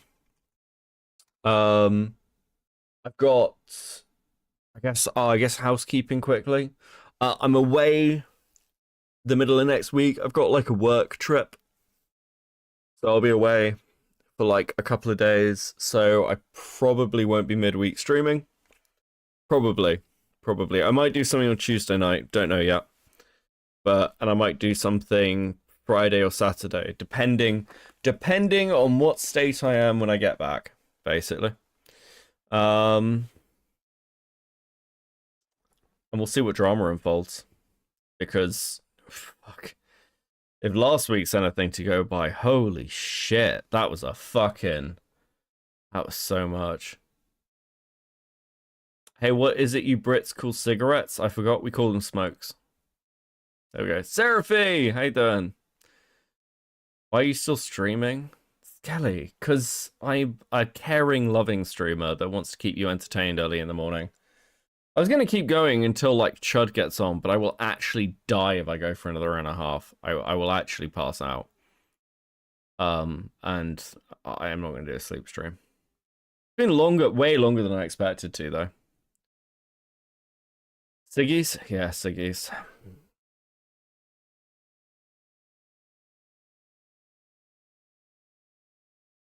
I'm trying to be better about not getting these streams demonetized, or at least yellowed.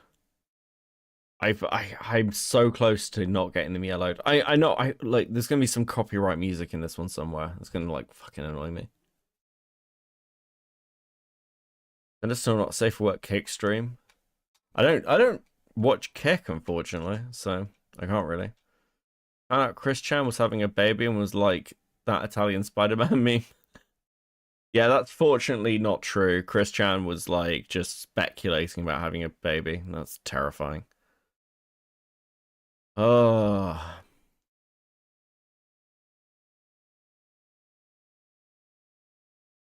Fuck. Okay. Okay.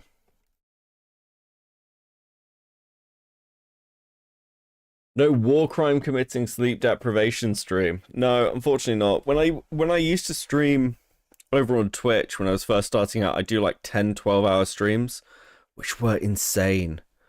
But frankly, 5.5 hours is a long fucking stream for me these days. Most of my streams are like 3 hours, so this has been a content grind, but I have nonetheless really enjoyed it.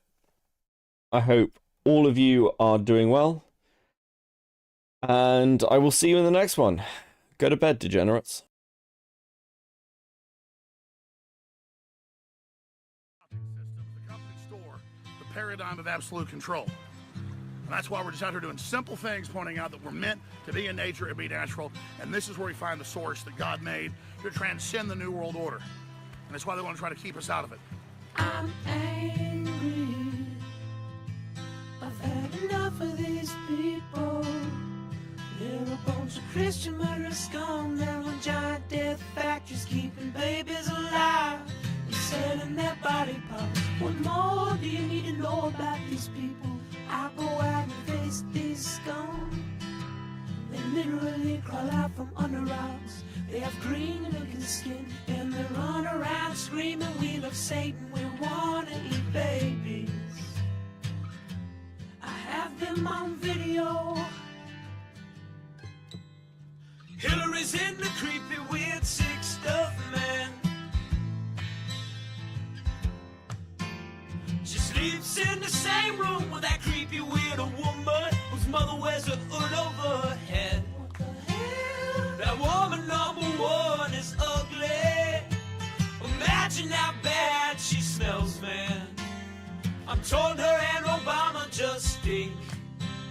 Obama and Hillary both smell like sulfur.